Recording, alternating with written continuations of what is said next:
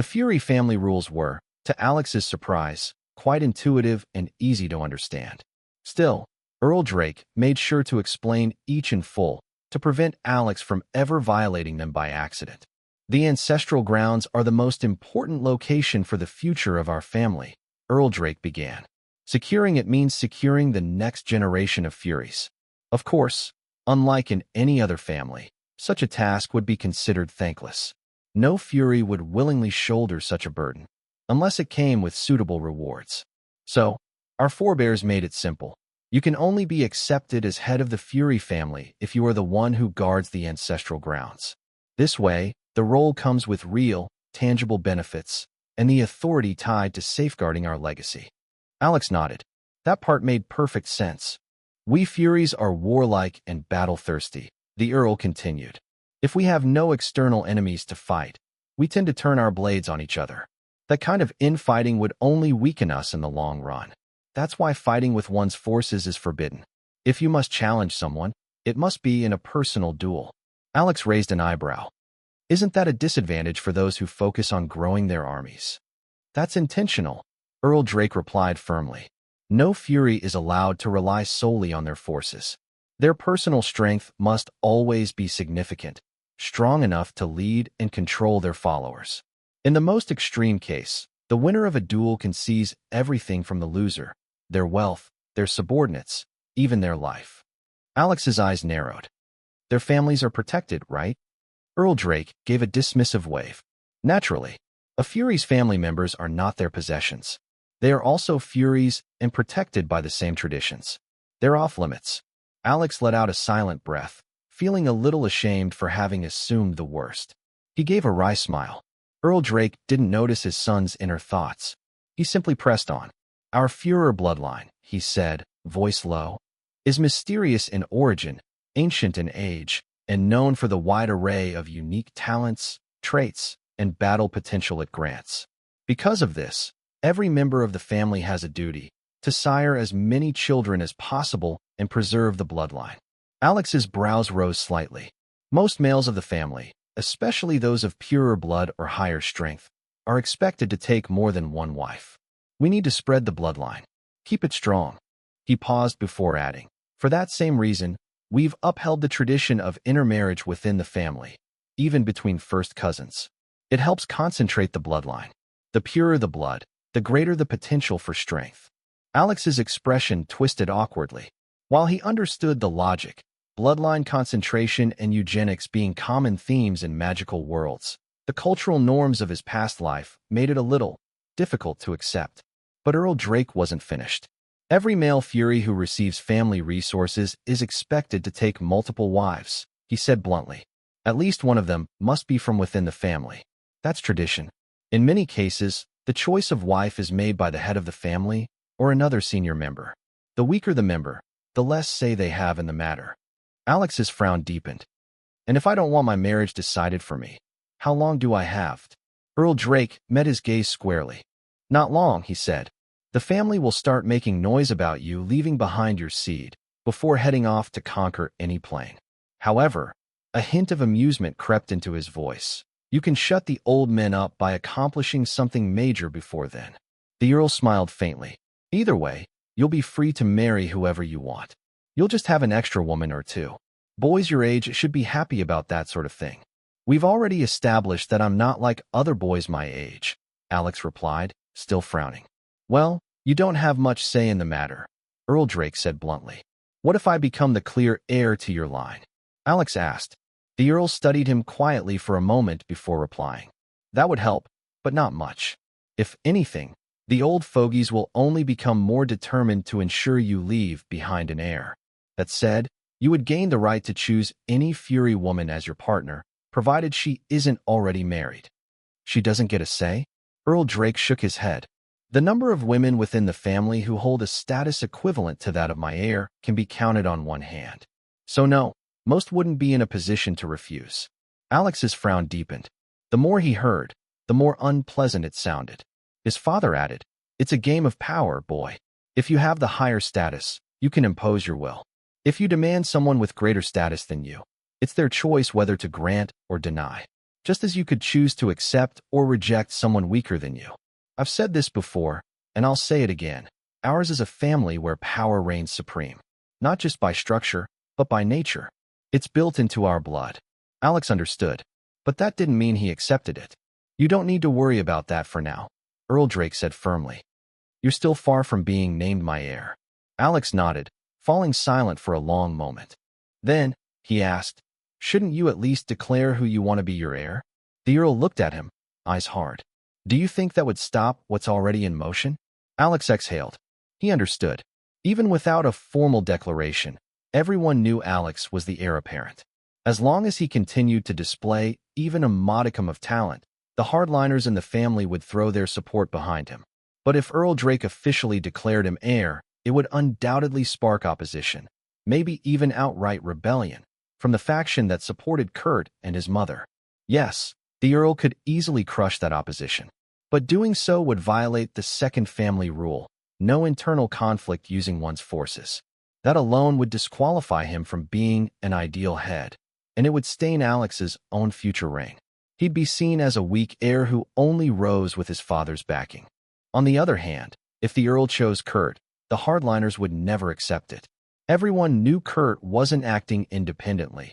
He was little more than a puppet of his mother, who in turn danced to the strings of her birth family. It was an old play, one of the oldest, infiltrating and overtaking a noble house through strategic marriage.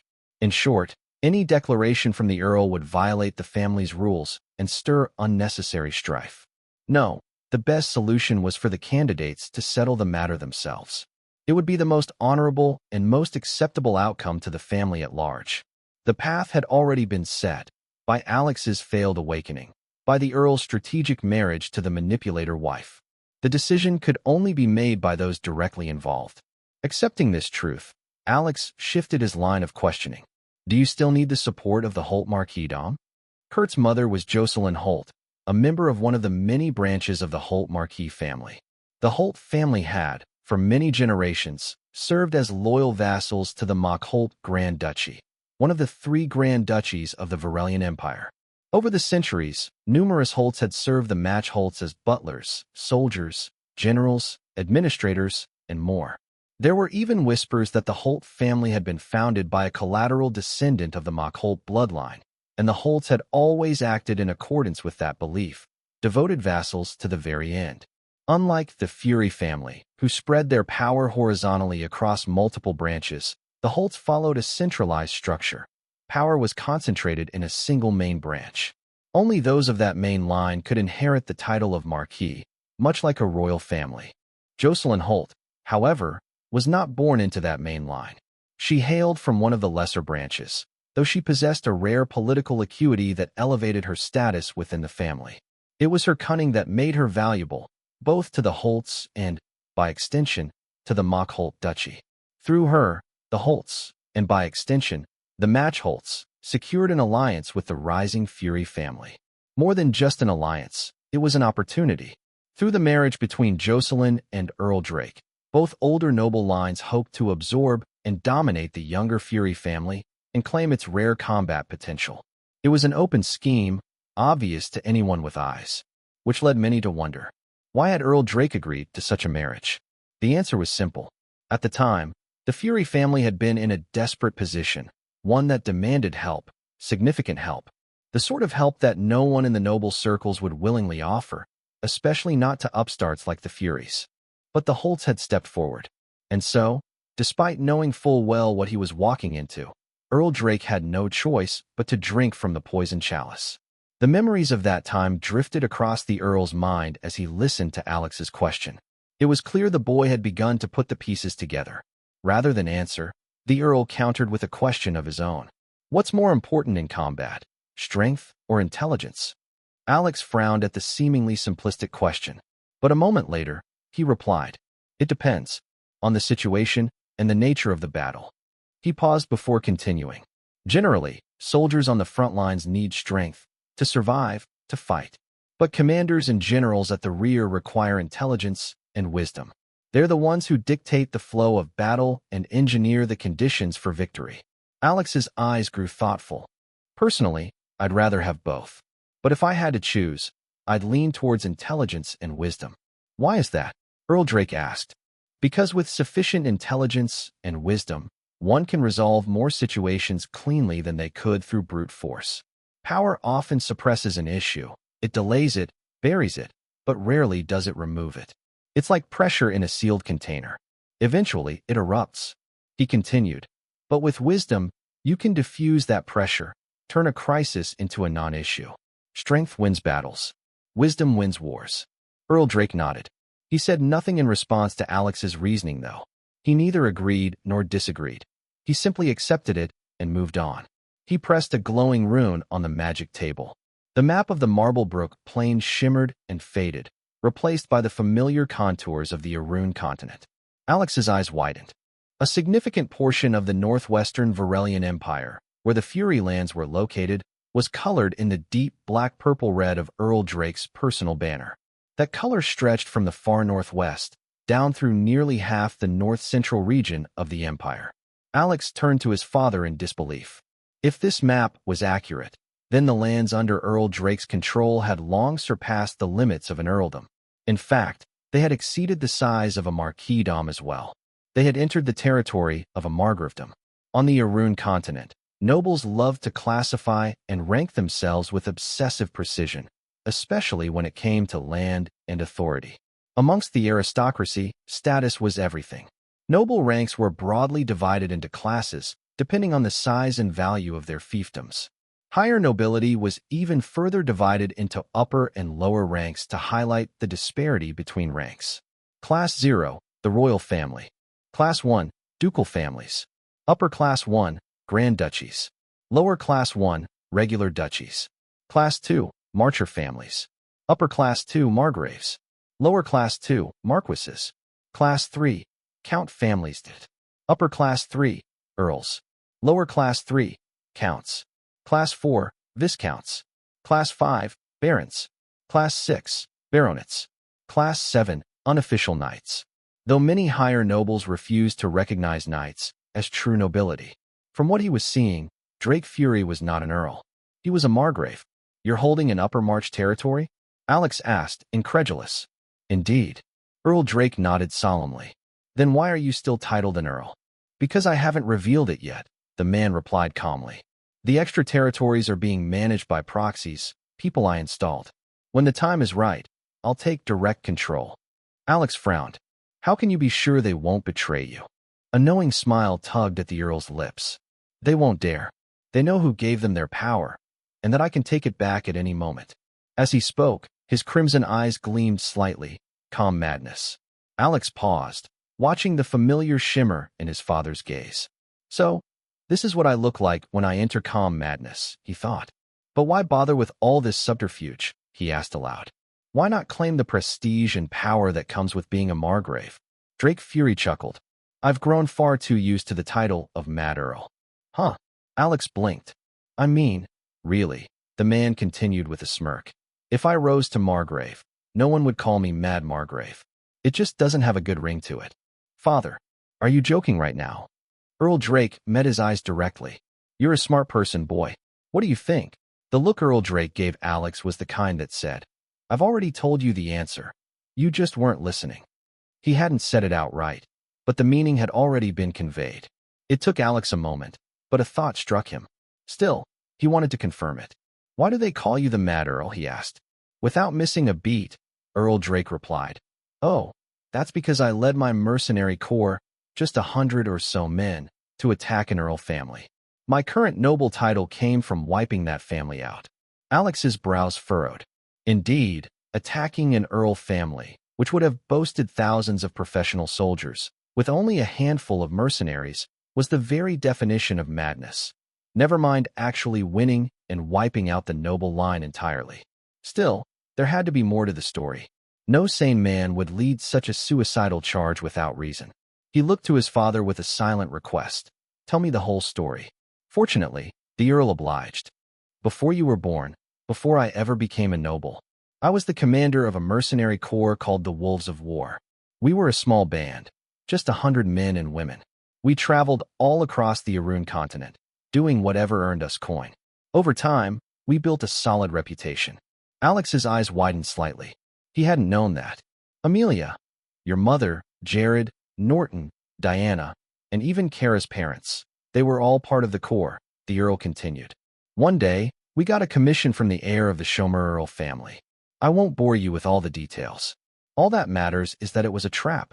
The Schomer heir used us as bait while he chased after his real objective. Thanks to him, our numbers dropped from 100 to 50. Alex clenched his fist. He already didn't like where this was going. When we went to request our rightful compensation, the Schomers spat in our faces. They invoked the prestige and protection of nobility, claiming they owed us nothing. Earl Drake's voice grew colder, more intense. I had two choices: swallow the insult or retaliate. He looked at Alex, eyes gleaming faintly crimson. You know how our Führer bloodline works. You already know the choice I made. Alex nodded silently. After letting the gravely injured leave, those of us who remained began a guerrilla campaign. We harassed the Schomer troops, targeting their supply lines, ambushing patrols, spreading chaos. We bled them, slowly but surely. His voice lowered, intense and solemn. We hurt them so badly that they had to recall their troops from outer plane campaigns just to deal with us. A crooked smile tugged at the corners of his lips. The wolves of war were small in number, yes, but we made up for it in strength. The weakest among us was a veteran warrior or great mage. Most were saint-ranked warriors and grand mages. Alex's eyes widened further. That level of power in a mercenary group. The Schomers refused all talks of ending the war. They believed their strength, especially their two legends, would be enough to destroy us. There was a strong gleam of madness in Earl Drake's smile now. Yes, legends are strong, but they forgot the one truth of the battlefield. If it bleeds, it can die. He leaned forward slightly, voice now barely above a whisper. I led a strike team of saint warriors and grand mages. We ambushed the weaker of the two legends and brought him down. In that battle, I pushed myself past the limit and broke through to the legendary realm myself. Alex's heart pounded in his chest. And using that momentum, Earl Drake continued. I challenged and killed the second legend. But I sustained grievous wounds. Wounds that should have killed me. His expression softened for the first time in the story. I only survived thanks to your mother. Your mother was our group's main healer, while I, being a berserker, was the one always getting injured. That brought us close. He stared off slightly, as if seeing someone far away. After stabilizing my condition, I claimed the Schomer fiefdom as my spoils. I couldn't let the sacrifices made to defeat them go to waste. Your mother, she overdrafted herself just to keep me alive. It caused great damage to her foundation. He sighed. And of the 50 or so wolves who survived the initial betrayal, only about 20 remained after the campaign, most of them seriously injured. The look on his face turned nostalgic. After killing two legends in one day, I became infamous. People started calling me the Mad Wolf. Then, once I claimed the fiefdom, the name changed. I became known as the Mad Earl. Alex paused for a long moment, processing the heavy tale his father had just shared. Then, a realization struck him. Did the Schomer family answer to a higher noble house? Is that why you needed the aid of the Holt Marquiate? He asked. Earl Drake smiled with open approval. Indeed, he said with a nod. The Schomers were related by marriage to the Reichert Duchy. Though the tie was to a collateral branch of the Reicherts, it gave the duchy the perfect excuse to extend its reach from their northeastern tributaries into the northwest, our territory. He leaned back slightly. At the time, the Fury family was barely at the level of an earldom. I had no strength left to both stabilize the fiefdom and face off against the duchy, especially not in my injured state. He paused. So, when the Holt Marquiate reached out with a marriage alliance, I accepted, not for myself, but for the sake of the family and the comrades who had bled for me. He looked at Alex with an even gaze. As you know, the Holts serve as the vanguard, the hands and legs, of the Mach-Holt Grand Duchy. Their involvement meant the Match-Holts were watching as well. And when that connection became apparent, the Reicherts pulled out. There was a long moment of silence. Your mother became my first wife, the Earl continued. Jocelyn Holt, my second. I had to make concessions for dragging the family into a near-extinction crisis, so I married two more women from within the family. But because I was a newly minted legendary and an Earl, I had my pick. He smiled faintly. And the rest, as they say, is history. Alex let his father's words settle in his mind. Slowly, piece by piece, the puzzle began to form. His original question had been simple: does Earl Drake still need the Holtz or the match Holtz? But rather than answer directly, his father had responded with a philosophical question: which is more important, strength or intelligence? Then he had shown Alex that his power had long surpassed that of a marquis. He was effectively a Margrave in all but name. When all the pieces clicked, the answer was clear. Earl Drake no longer needed the Holtz. And the Mockholt Grand Duchy? They were too far away, entangled with problems at the center of the large territory, which was the Varelian Empire. Even if they wanted to do something, they couldn't. Their rivals wouldn't let them. Alex's mind ran through the implications.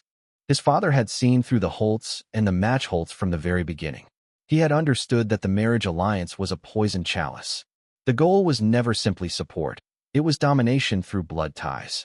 A slow but steady annexation of the Fury family through soft power and subtle control. They had hoped Earl Drake would lean on them. They had hoped Jocelyn would act as a subtle knife within the family. But they had made a critical mistake, a mistake many nobles made when dealing with the Fury family. They assumed that just because the Furies were a martial family, they were muscle-headed brutes who knew nothing of politics, nothing of subtlety, nothing of grand designs. Alex narrowed his eyes, a quiet flame kindling behind them. They couldn't have been more wrong. The Fury family was filled with cunning individuals, and Earl Drake Fury might well be the craftiest of them all. He had exploited the marriage alliance with the Holtz not for support, but as a temporary shield. It kept the Empire's external threats at bay long enough for him to consolidate strength within the Fury family. By absorbing the Wolves of War mercenary corps and their families as vassals, he ensured he had loyal and battle-hardened subordinates who owed their lives to him. With them, he had no real need for anything the Holtz or match Holtz might offer. As the conqueror of the Schomer family, Earl Drake clearly surpassed them in strength. He didn't stop there. He went deeper into the plains the Schomers had barely scratched, securing new territories, resources, and secrets to it. And with the unknown and hidden resources discovered in those distant plains, he had amassed a fortune, quietly. Of vast wealth and strength, hidden beneath the surface and kept from the prying eyes of those who believed they still had a leash around his neck. Only one vulnerability remained: Kurt, the boy born from his union with Jocelyn Holt. A child likely raised under his mother's influence, perhaps even indoctrinated. The signs were all there. Kurt flaunted his Titan bloodline, his maternal legacy, far more proudly than the Führer bloodline he inherited from his father. Earl Drake Fury isn't just a powerful man, a legendary warrior. He's also a masterful strategist. Alex came to this conclusion with quiet certainty. And yet, something still bothered him. Such a man would never let something so critical spiral out of control.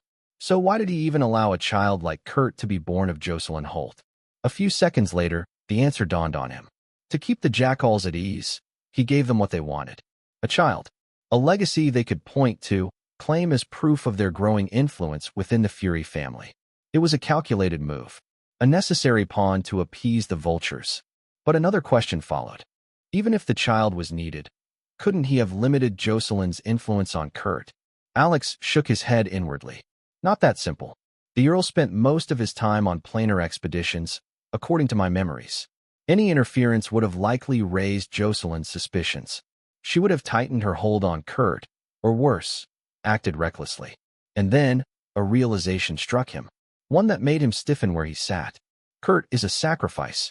The moment the boy leaned too far into his mother's heritage, the moment he stopped being a Fury in heart and spirit, Earl Drake gave up on him. Rather than fight a losing battle, he repurposed him as bait. Kurt's growing influence would lull the Holtz and match Holtz into a false sense of victory, making them believe their slow takeover was working. It would stay their hand, make them wait, make them complacent. And in that growing shadow, Alex Fury, the true heir, was given room to grow. He used Kurt to protect Alex, to protect me. The thought hit Alex hard. His gaze darkened with complication and awe.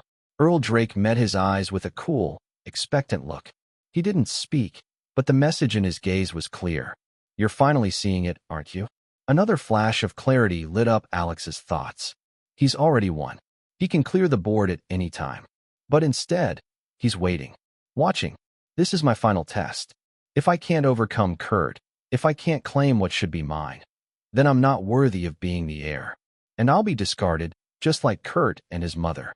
Alex realized there had been an error in his earlier deduction. Drake Fury was a self-made man. He had built his fiefdom from nothing. Much of the prestige and power the Fury family enjoyed today had originated from him. The foundation, origin, and support base of 3 of the family's other 4 Class 3 nobles, the Counts, could all be traced back to him. Even the 4th Class 3 noble, Edgar Fury, the oldest living Fury noble and a recently appointed earl, had received soft backing from Drake, whether he would admit it or not. Even without directly intervening, Earl Drake's presence alone opened doors. His existence made things easier for every Fury noble and their vassals. It went without saying, everyone knew who truly ruled the Fury family. The idea that these vassals, handpicked by the man himself, could be swayed by a mere noblewoman, an outsider like Jocelyn Holt, was laughable. The chance that Drake Fury couldn't act against it, if he truly wished to, even slimmer. That left only one conclusion. The growth of Jocelyn and Kurt's faction had been allowed, silently sanctioned by the very man they presumed to outmaneuver. And there could only be one reason for it. A test. A test for Alex Fury, the one being groomed to inherit everything. Alex's heart grew heavy. His thoughts conflicted. He didn't know how to feel about Drake Fury. There were moments where the man seemed like a good father, hard-handed, grim, and direct, but still driven by a desire to teach and protect. But then there were other moments like this, where he seemed cold and calculating. A leader who played games of war and succession with his children's futures as his pieces. Perhaps he is a good father, Alex mused. However, he is also a ruler. His decisions, even those involving his children, are tied to the greater web of his dominion and the countless lives under his care. With that in mind, it's impossible to separate the father from the leader. What you get is both. All of it. The man, the power, the madness, and the reason. It isn't perfect, but it is what it is. Looks like you've pieced something together. Good, Earl Drake said, interrupting Alex's thoughts. You don't need to tell me what it is. Act based on the assumption that you're right. If you ever hope to stand where I do, you'll have to make decisions based on your deductions and assumptions. Right or wrong, you'll have to live with the consequences. He paused, tapping his index finger along the border of the magic comet table, lost in thought. Then, without warning, he moved. All right, the lessons end here for now. Come. He headed towards the second door of his office, a door that led into an adjoining chamber. Alex followed, and upon stepping through, found himself in a training hall. Similar to the one back at the lodge, but larger, much larger, and better equipped. Before we begin your training, Earl Drake began, we must first determine what you're naturally inclined toward. He gestured to a long rack against the far wall, upon which lay a variety of basic weapons. These are the foundational archetypes used by warriors. From these, all other weapon variants evolve. Alex nodded slowly. And how will I know which one I'm best suited to? He asked. Earl Drake gave a small, knowing smile. Oh, you'll know. Just pick one. Alex exhaled, then walked forward toward the rack. His hand reached out toward the first weapon. The first weapon Alex reached for was a knife. As a self-proclaimed member of the Brotherhood, it only made sense to go for the most concealable weapon on the rack. And what better choice than the most universal tool found in nearly every culture in existence? Grasping the knife, it felt right. Almost like it had been born to rest in his hand. Intuitively, he knew how to move with it, how to make it respond to his whims. Stab, slash, cut. Alex executed the basic movements fluidly. The more he moved, the more familiar the weapon became. Then he understood why. Battle intuition. The trait born from his Velker true name, granting him instinctive familiarity with any weapon he picked up. At the very least, he could wield it beyond the level of a novice, well enough not to injure himself and to actually do some damage. How do you feel? Earl Drake asked. I think I understand what you meant when you said I'd know when I held the right weapon, Alex replied. The Earl nodded. Do you want to test out other weapons, or are you satisfied with wielding a dagger? Alex shook his head. I'll test the others first. It only made sense.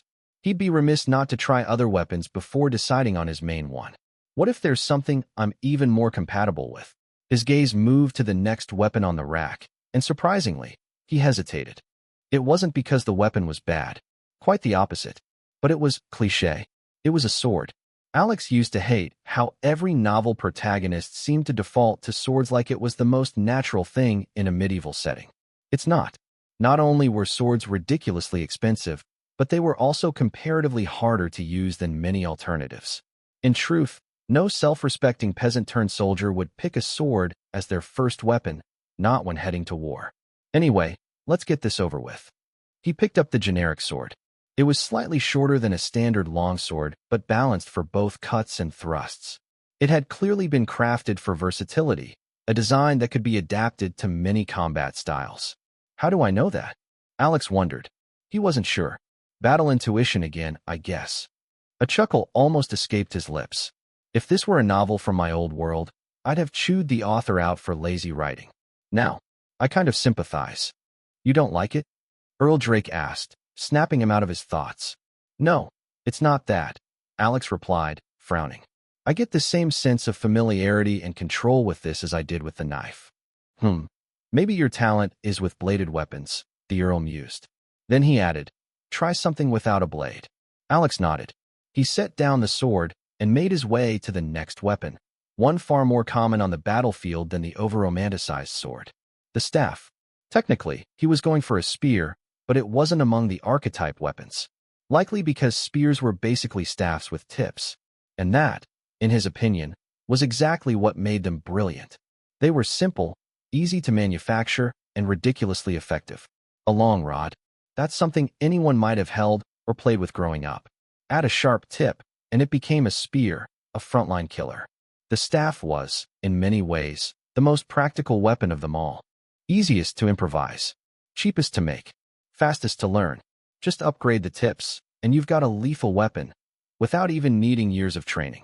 That was just how easy staff-type weapons were to wield compared to swords, at least at the beginning. It was no wonder the staff had given birth to many of mankind's most important weapons, spears, halberds, glaives, and so on. If one wished to push the envelope, it could even be argued that maces and warhammers were born from the staff as well. At least, in True_Sage's humble opinion. Once again, Alex moved the weapon with fluidity and precision. His proficiency with the staff easily matched that of the knife, and therefore, also the sword. However, not wanting to give the sword any sense of superiority, he quietly ranked the blade and spear above it in his mind. Without waiting for Earl Drake's prompting, Alex moved on to the next weapon, a type that had helped mankind both in times of peace and of war, possibly dating back to humanity's very origin.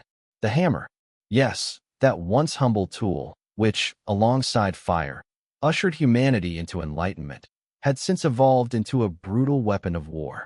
As a tool, it was the mother of all weapons, in the sense that without a smith's hammer, no weapon could be forged.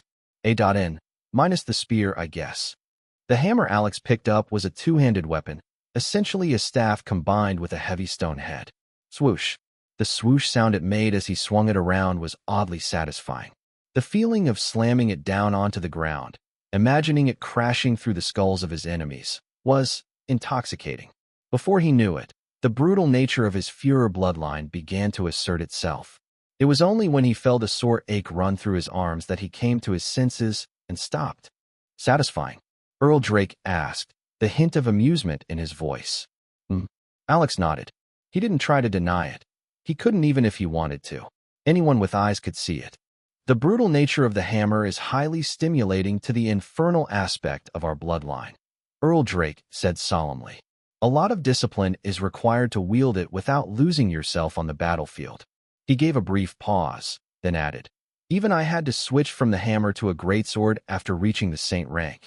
A fury berserker wielding a warhammer. It's not a good combination. And I say that from experience. Alex nodded in understanding. Losing one's sense of reason on the battlefield was a quick way to get oneself killed. Aside from its intoxicating effect, my proficiency with it is about the same as the others, Alex admitted. Next up, Alex tried a one-handed axe. It was similar to the hammer in handling, but the focus shifted from blunt impact to cleaving and chopping. As before, his proficiency remained consistent. Then came the bow and arrow. Technically, his proficiency was the same again. However, there was a slight boost in effectiveness, likely due to his experience with accurate spell targeting. So, archery and spellcasting are more compatible than I thought, he mused. Well, I guess that should be obvious. Both are ranged attacks, after all. After that, he tested the chain and rope, followed by the shield. As expected, he wielded both instinctively, with a degree of competence, despite never having touched them in his life. What does this mean, Father? He finally asked. That you have the talent of a weapon master, Rune-Tech said, stroking his bearded chin. He examined Alex from head to toe with a thoughtful gaze. You've awakened a true name for your Führer bloodline? You've awakened a true name for your Führer bloodline? Though phrased like a question, Alex immediately caught the underlying tone. It wasn't really a question. It was a statement. How did you know? Alex asked, genuinely curious. Awakening the Führer bloodline does grant a certain fighting sense and some affinity towards a weapon. But what you're showing, it's beyond that. You're displaying holistic combat instincts. That's not something ordinary bloodline awakening provides. The only explanation is a true name, Rune-Tech said calmly. Alex nodded in understanding. With a thoughtful look, he asked, does that mean it'll be obvious to anyone familiar with the Führer bloodline? Somewhat. As long as you put everything on display like you just did, someone's bound to figure it out like I did. So, it'd be fine. As long as I don't show them enough for them to connect the dots? Rune-Tech nodded. Then he added, even if someone realizes you've manifested a true name, it doesn't matter much unless you actually reveal the name itself. As long as you don't do that, whether they know or not is of little consequence. But they'll be more guarded if they know than if they don't, Alex countered. What does it matter whether your prey is guarded or not? It matters because I'm still weak, Alex said bluntly. And I'm not stupid enough to ignore that. I'd rather fight an opponent with their guard down than one fully prepared. Suit yourself, Rune-Tech said, turning his attention to something else. A weapon master's talent, huh? He turned back to Alex, a sharp look in his eyes. It's not easy to train a proper weapon master. Huh? Why not? Don't I just need to realize my potential and train with multiple weapons? Alex asked. Rune-Tech scoffed and gave him a disdainful glare. Spoken like a true novice brat. If you go about it like that, you'll waste your talent. You'll become the proverbial jack of all trades, master of none. It takes time, a lot of time, to master even a single weapon. Never mind multiple. Even I can't claim to have mastered the sword, and look at my age and standing. You think you'll have the time to master them all before reaching my level? You're talented, kid. But that's all you are right now, talented. Don't get ahead of yourself. Jab after jab, Rune-Tech made sure to crush any arrogance that might have been taking root in his son. He had no intentions of raising a cocky fool. Only once he was sure that the lesson had sunk in, did he finally reveal something deeper. It takes a special kind of mindset to become a true weapon master. From what I've heard, weapon masters don't master weapons, they master themselves. They see themselves as the platform, and weapons are merely extensions of that platform. With this mindset, no matter what weapon they wield, it's all the same to them. So a weapon master isn't a jack of all trades, master of none. They're a master specializing in one thing, themselves. Alex frowned. He felt like his mind had caught hold of something, but whatever it was, it slipped away. Fleeting, elusive, just out of reach. Rune-Tech continued, his voice low and direct. I'll be honest with you, kid. The number of true weapon masters in recorded history is very small. The number of living ones?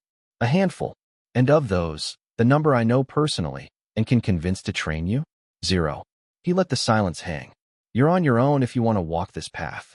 But to his surprise, Alex didn't grimace. Didn't sulk. The boy, no. The young man smiled. It's nothing new. Alex shrugged. My path of magic is already something untested. Untouched. Unique. No one's ever walked it before. Spells, bloodlines, true names, weapons, battle techniques, even power, they're all just tools. His gaze became steady. Tools for me to forge and cultivate my own path. Whether this new element becomes a side path I nurture, or another brick to pave the road I've already chosen, it changes nothing. And what is that? Rune-Tech asked, eyes narrowed. To see how far I can walk on the path of power, Alex replied. a somber smile on his face. Before destiny, fate, or death claims me. Earl Drake shook his head.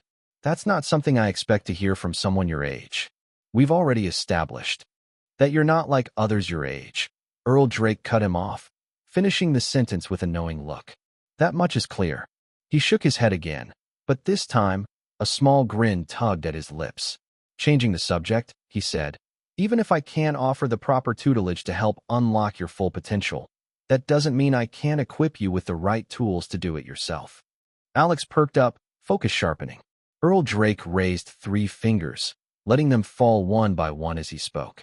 The warrior path, at its core, is divided into 3 pillars: attack, defense, and mobility. As a weapon master, your primary mode of attack will be your weapon. Like I said, I can't teach you the intricacies of weapon mastery, but I can show you something close. There are warrior paths that use multiple weapons, similar to weapon masters, though not on the same level of mastery. One such path is the knight. A small smile broke across his lips. Jared uses multiple weapons in battle. A lance when leading a cavalry charge. A sword when fighting not mounted on terror. And when all else fails, he can still fight unarmed to a surprising degree. But Earl Drake paused. His primary weapon is the sword. In terms of pure swordsmanship, one could even argue Jared's better than I am. Alex immediately picked up on what the Earl was suggesting. You're thinking of asking Jared to train me in versatile weapon usage. Something like that, the Earl nodded. He continued, as for defense, I believe you already have that covered. It was the whole point of sending you to the Dragonhold Enclave. Huh? What does the Enclave have to do with defense? Earl Drake raised a brow. Mages from your Enclave are experts in defensive combat and self-preservation. While most mages are glass cannons, capable of unleashing devastating spells but collapsing at a single hit, your Enclave's mages are iron cannons. They hit hard and can take hits just as well. He smirked. If not for that unique trait, why do you think I'd have spent such a crippling amount sending you there, when I could have chosen much cheaper mage towers? I thought it was because Master Merlin was a legendary mage, and training under him was prestigious, Alex admitted. Huh, Earl Drake laughed. Of course not. Our empire has more than a few dozen mage legends who train the younger generation. Merlin is the most expensive of the lot, which is exactly why few go to him. He leaned forward slightly. However, it's well known that mages from his enclave might as well be tanks among their peers. And judging from your body, his gaze swept over Alex critically. Merlin invested a lot into crafting you a sturdy physical form. I'd wager it's no weaker than a warrior's at this stage. I'd say that was money well spent. Alex blinked. Now that he thought about it, he hadn't seen many mages from outside the Enclave fight. But even before the dragon blood essence and dragon heart tempering, the meals and elixirs given to him had steadily improved his physical body and constitution. Apparently, it was a secret dietary regimen of the Enclave. Alex could now see the clear distinction between their methods and what others likely went through. Don't worry, Earl Drake chuckled. By the time you encounter mages from other factions, you'll see for yourself just how right your old man was. He raised a finger. That leaves us with the final piece, mobility. Mobility and footwork techniques are essential in battle, the Earl said firmly. They can be the difference between victory and defeat, escape and capture, life and death. There are many techniques I could teach you. He trailed off, his voice dipping into a moment of contemplation before he spoke again, this time more solemnly. But most wouldn't do justice to your bloodline, or the advantages you currently hold. His eyes locked onto Alex's. Fortunately, there is one technique that will prove useful. He folded his arms and took a deep breath. This is a technique that originated from our founder, but it stopped being passed down generations ago because no one could use it well anymore. Alex straightened, now fully attentive. The technique requires a pure enough bloodline to awaken and wield the Netherspark affinity, the rare elemental affinity of the Infernals. Without it, the footwork loses its essence. Earl Drake's expression turned steely. The name of the mobility technique is Abyssal Conqueror's Steps. The Abyssal Conqueror's Steps is a mobility technique that relies on our bloodline as its foundation. The purer the bloodline, the stronger the affinity with the elements required to perform it, and the easier it is to execute, Earl Drake explained. It's a technique that grows with its user. It evolves to accommodate the user's preferences, laws, and concepts. With sufficient bloodline purity, it can be used throughout one's entire journey on, as you put it, the path of power. Even mages should be able to use it. Alex raised a brow. It sounds like a technique that should be widely used. Even if bloodline purity is a hurdle, shouldn't hard work or unique variants help overcome that? Why isn't anyone using it? 2 reasons, Earl Drake replied. First, it requires a strong mid-purity bloodline just to begin using it. That alone disqualifies much of our family. Most only have a weak mid-purity bloodline at best. That's why the Elder Council began pushing aggressively for intra-family marriages. Alex grimaced at that revelation. Second, not everyone has the talent to create their own technique. It's hard enough just to comprehend an existing one, let alone modify it. The effort to make a variant isn't always worth it. In most cases, it's more efficient to just use another pre-established technique. He gestured for Alex to follow him to the center of the training hall. Although I have high bloodline purity, I do not possess the Netherspark affinity. What I have is lightning affinity, which I use to forcefully perform the technique. You'll have to replace the lightning in my demonstration with your own Netherspark element. Is that easy or difficult?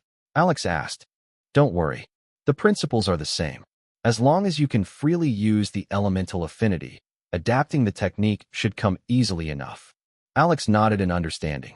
Earl Drake shifted his posture. His presence changed subtly, focused, coiled, dangerous. The Abyssal Conqueror's steps has 4 steps, each with its own purpose.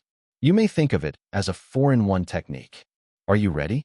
Alex activated his eidetic memory, eyes sharp, mind focused. I'm ready. The first step. Without warning, Earl Drake vanished. Alex blinked. His father had taken only a single step forward, yet he was gone. The next time he sensed him, it was from the very corner of his eye. But when he turned, the Earl was already shifting again, just beyond his angle of sight. Step by step, the man continued disappearing and reappearing, each movement evading direct perception until, eventually, he appeared beside Alex and tapped his shoulder. What the? Alex turned, stunned. First step. Ghost step, Earl Drake said calmly. It's the simplest of the 4. The core principle is basic. Use feints and misdirection as you move to slip into and stay within your opponent's blind spots while attacking. It's so straightforward, in fact, that you don't even need mana or elemental affinity to perform it. It's more of a foundational footwork principle than a battle technique. He paused, then continued. However, with the right elemental affinity, it becomes much easier to use. Lightning affinity boosts speed and manipulates optics, making it easier to evade sight lines.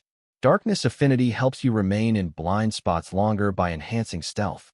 I see.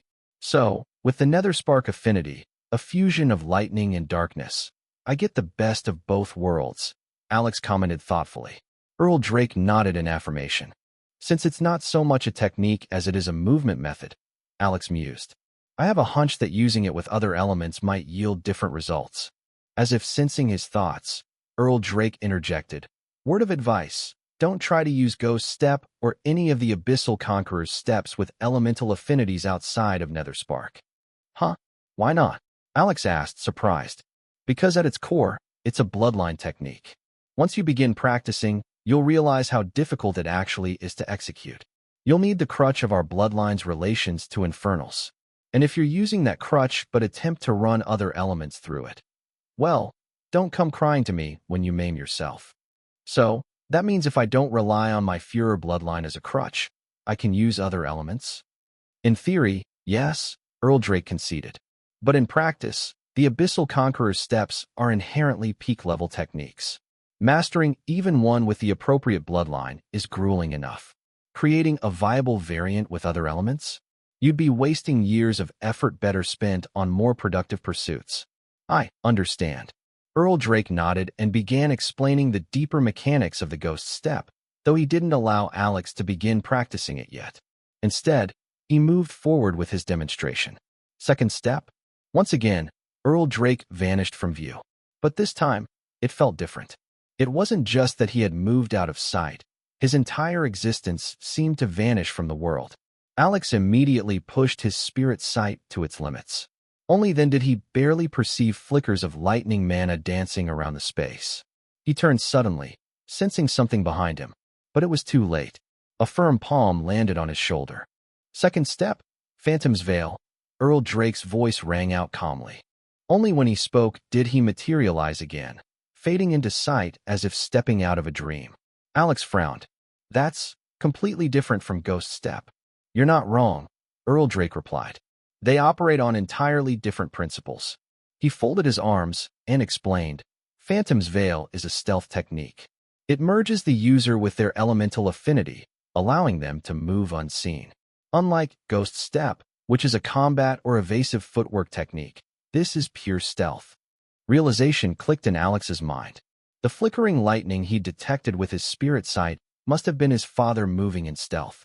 Despite his ocular power, Alex had been fooled, not just once, but twice. He thought back to the assassin ambush, how he failed to detect the enemy hiding in the shadow of the lamppost. That moment returned with sharp clarity, and it struck him just how much he'd begun to over-rely on his spirit sight. Even my most trusted tool can fail me. Like Ghost Step, each component of the Netherspark affinity plays a different role in enhancing Phantom's Veil. Earl Drake continued. Lightning provides speed to execute the movements. Darkness enhances the stealth, obviously. He offered a wry smile. Since I only possess lightning affinity, I compensate by relying purely on raw speed to remain hidden.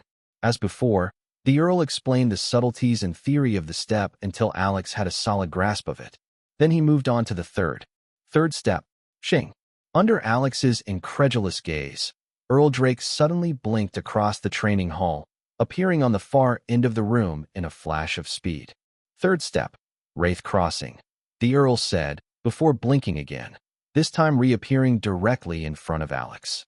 As you can tell, it's a high-speed movement technique. Primarily, it's used for rapid traversal, but it can also be employed in combat to close large distances swiftly. Just be warned, it requires a massive mana capacity to sustain. He gave Alex a meaningful look. In fact, both the third and fourth steps are inadvisable in battle unless you've reached at least the veteran rank. Even then, most veterans can barely afford to use it. Earl Drake's warning was clearly well-intentioned, but it had the opposite effect. Internally, Alex was beaming. If only he knew. Thanks to his extreme mana capacity, talent, Alex could, in theory, use Wraith Crossing in combat even before reaching the veteran rank, albeit not for prolonged periods. Outwardly, however, he wore the face of a model student, calm, attentive, and slightly awed. Earl Drake continued, unaware of the hidden smile behind Alex's eyes. Because it's a high-speed movement technique, Wraith Crossing is naturally well-suited to my lightning affinity. Thus, it's the technique I use the most. However, don't underestimate the role of the darkness affinity. It allows one to merge with shadows and shift between them, drastically altering the range and direction of movement. He raised a brow and added, in the right environment, using darkness may even result in faster travel time than lightning. And if one uses Netherspark, Alex interjected, they can utilize both the raw speed of lightning and the shadow-shifting speed of darkness. Exactly, Earl Drake smiled approvingly. As always, once the underlying principles and risks were explained, the Earl moved on to the final technique. He created a modest distance between himself and Alex. Fourth step. This time, he didn't vanish, blink, or surge forward. Instead, Earl Drake simply walked. But Alex immediately knew something was off. Each step the Earl took forward wasn't ordinary. There was weight behind them. Power. With every step, a formless pressure bore down on Alex. By the fifth step, his back was already arching under the oppressive force. Breathing grew difficult, shallow, labored. One more step, and he might be forced to his knees. Fortunately, the distance closed before it got that far. Fourth step, Tyrant's Descent, Earl Drake intoned, his voice layered with authority. Then, with a long, steady exhale, the aura vanished. His demeanor returned to that of the fatherly instructor from moments ago. Tyrant's Descent is both an attack and a control technique. With each advancing step, the user imposes a gravitational force onto their target, locking them in place and pressing down upon them. Its pressure increases with proximity, culminating in complete suppression. Alex straightened his back, catching his breath. The technique relies heavily on spiritual force. It determines the effective range at which you can lock onto a target and the number of steps you can take before the effect caps off. It also affects how many targets you can suppress at once. That's why it's more advantageous for warlocks, who naturally possess powerful and resilient spiritual force. Earl Drake didn't realize it, but his well-meaning caution had, once again, failed to discourage Alex. If anything, it convinced the young man even further that the Abyssal Conqueror's steps were practically made for him. Well, other than warlocks, the Earl added, mages can also make better use of the technique, since they generally develop strong spiritual force as well. As for us warriors, we don't need it. We have our own ways of imposing suppression. Alex almost rolled his eyes.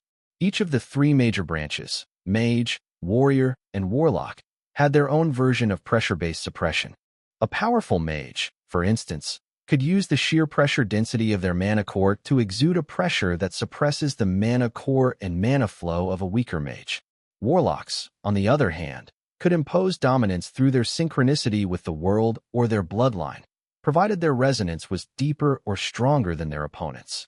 Warriors tended to make a bigger deal out of their version, mostly because unlike mages and warlocks, whose suppression was largely internal to their own branch, a warrior's internal energy could pressurize anyone, regardless of affiliation, so long as their energy density was higher.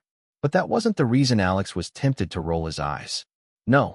What annoyed him was how his father seemed to be downplaying the tyrant's descent, treating it like just another flexing technique used to intimidate weaker opponents.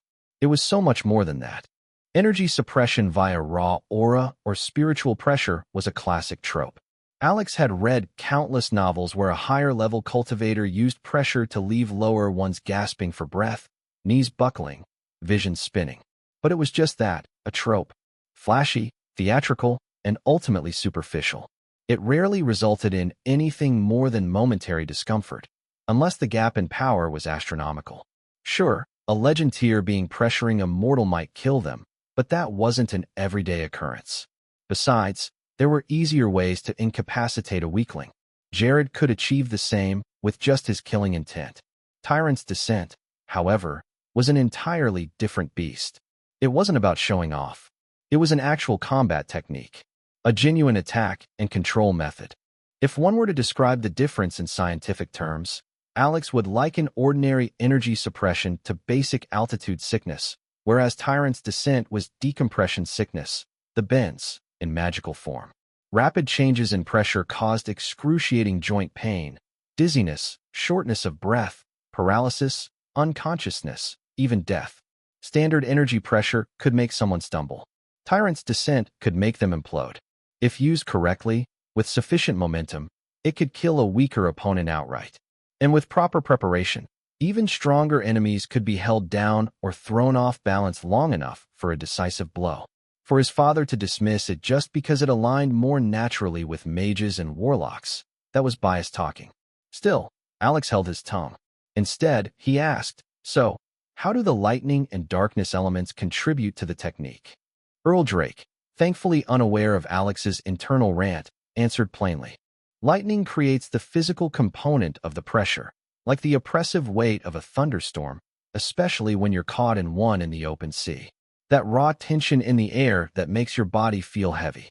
He paused before continuing.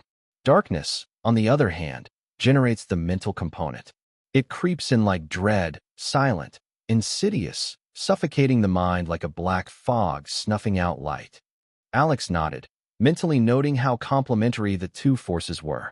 Once Earl Drake finished explaining the final nuances and shared the training methods for each of the four techniques, Alex replayed everything in his mind. Thanks to his eidetic memory, every moment of his father's demonstration was locked in vivid, high-definition detail. Abyssal Conqueror's steps. First step, Ghost Step. Second step, Phantom's Veil. Third step, Wraith Crossing. Fourth step, Tyrant's Descent. Taking a deep breath, Alex moved to the center of the hall and, following his father's instructions, attempted his first execution of the Ghost Step. It was a complete flop. He stumbled. His timing was off. His flow was stiff. There was no grace, no vanishing act, only an awkward shuffle. So much for perfect memory equaling perfect results. Even with the visual clarity of a flawless mental replay, replicating a seasoned warrior's technique as a mage was another story entirely. This is going to take a while, Alex realized glumly. Grown. Alex was dead tired by the time he finally returned to his lodging nestled in the back mountain of Ashen Castle. His entire body ached, muscles sore from moving in ways they'd never been forced to move before. Every step he took felt like he was dragging a body double behind him.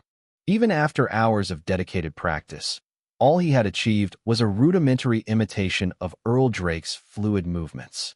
As it turned out, having perfect recall of how someone moved didn't mean your body would automatically follow suit. Still, he had an advantage. Thanks to his battle instinct, Alex had at least managed to scrape together a basic approximation of the Abyssal Conqueror's steps.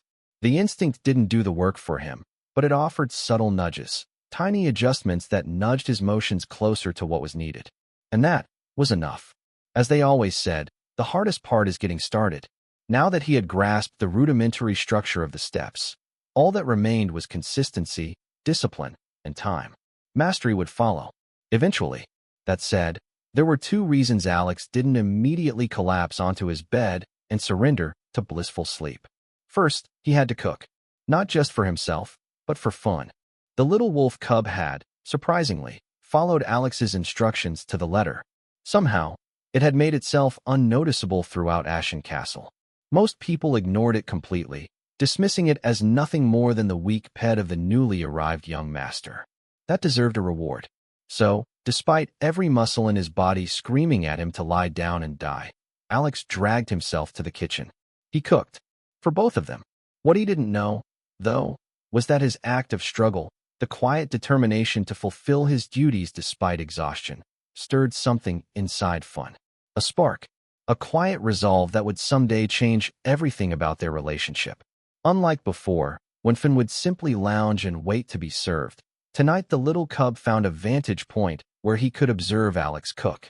Silent, still watchful. And from that moment on, the wolf cub made a silent promise. It would begin spying on the chefs and kitchen staff of Ashen Castle in the coming days. Finn had decided it would learn to cook too, not just to help, but to grow strong enough to protect Alex in its own way. Once the food was prepared and the two of them ate, Finn didn't linger. He quietly padded off to sleep. After all, time waits for no one. And if the cub truly intended to catch up to Alex, it would need to train tirelessly. Meanwhile, Alex stepped into his sanctuary workspace. This was the second reason he hadn't fallen straight into bed. He had work to do.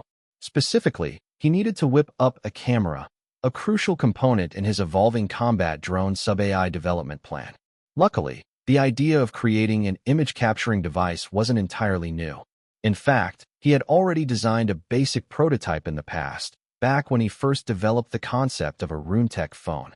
It had just been buried somewhere near the bottom of his ridiculously long to-do list. Now, though, it had rocketed to the top. And this time, it wouldn't just be a still image camera. It had to capture video. Alex rummaged through the storage area of his sealed private spatial space, scanning various labeled compartments, piles of artifact scraps, and salvaged components. After several minutes of digging, he finally found what he was looking for. A clear, mana-conducting glass lens. Perfect for crafting light-sensitive, lens-based artifacts. And exactly what he needed to begin. Grade 4, Detection. Alex ran the glass lens through the highest grade detection spell he could currently muster. The spell allowed him to scan the material down to the micro level, mapping its structural dimensions with stunning accuracy and mentally digitizing them as reference data.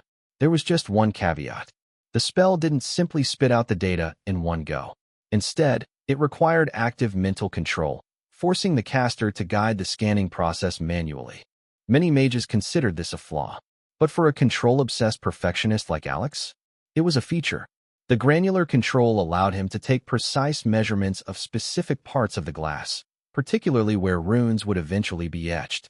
This meant he could tailor his rune layout with mathematical precision, which greatly improved efficiency and stability. Of course, the spell had a mana cost over time, another reason it wasn't popular.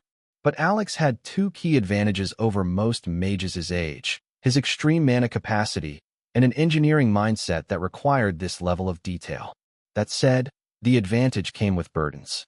Every phase of Rune-Tech consumed mana, from concept design to drafting schematics, to etching or binding the rune onto a physical host or medium. There was never such a thing as too much mana. By the time Alex finished his scan, 15 solid minutes of meticulous work, it had cost him half his mana pool. Still, the dimensions of the lens were now mapped out to the smallest tolerable unit. Cautious as always, Alex waited another hour to fully replenish his mana before beginning actual work on the camera rune. He sat at his desk, pulling out a small parchment and pen. Let's keep things simple, he thought, nodding to himself. Like I did with the phone. No need for anything too fancy. Just a basic image capture rune that records images at high frequency. Play those images back in rapid sequence, and voila, we have video. He scribbled a short note. Image capture plus sequential playback equals video. One problem solved. Next, should I include audio? He paused. Will the AI really need sound? Another pause. Yes, it could be important for battlefield intelligence. Instructions shouted during formations, drum rhythms, war cries. They all add context to the visuals. Better to include it. His eyes lit up. I already developed the sound capture component for the phone. All I have to do is repurpose that segment of the phone rune for the camera. Check. Another problem solved. He jotted it down on the parchment. Next, storage and linkage. Alex leaned back in thought, tapping his pen against his cheek. I don't want to store data directly on the device. Too risky.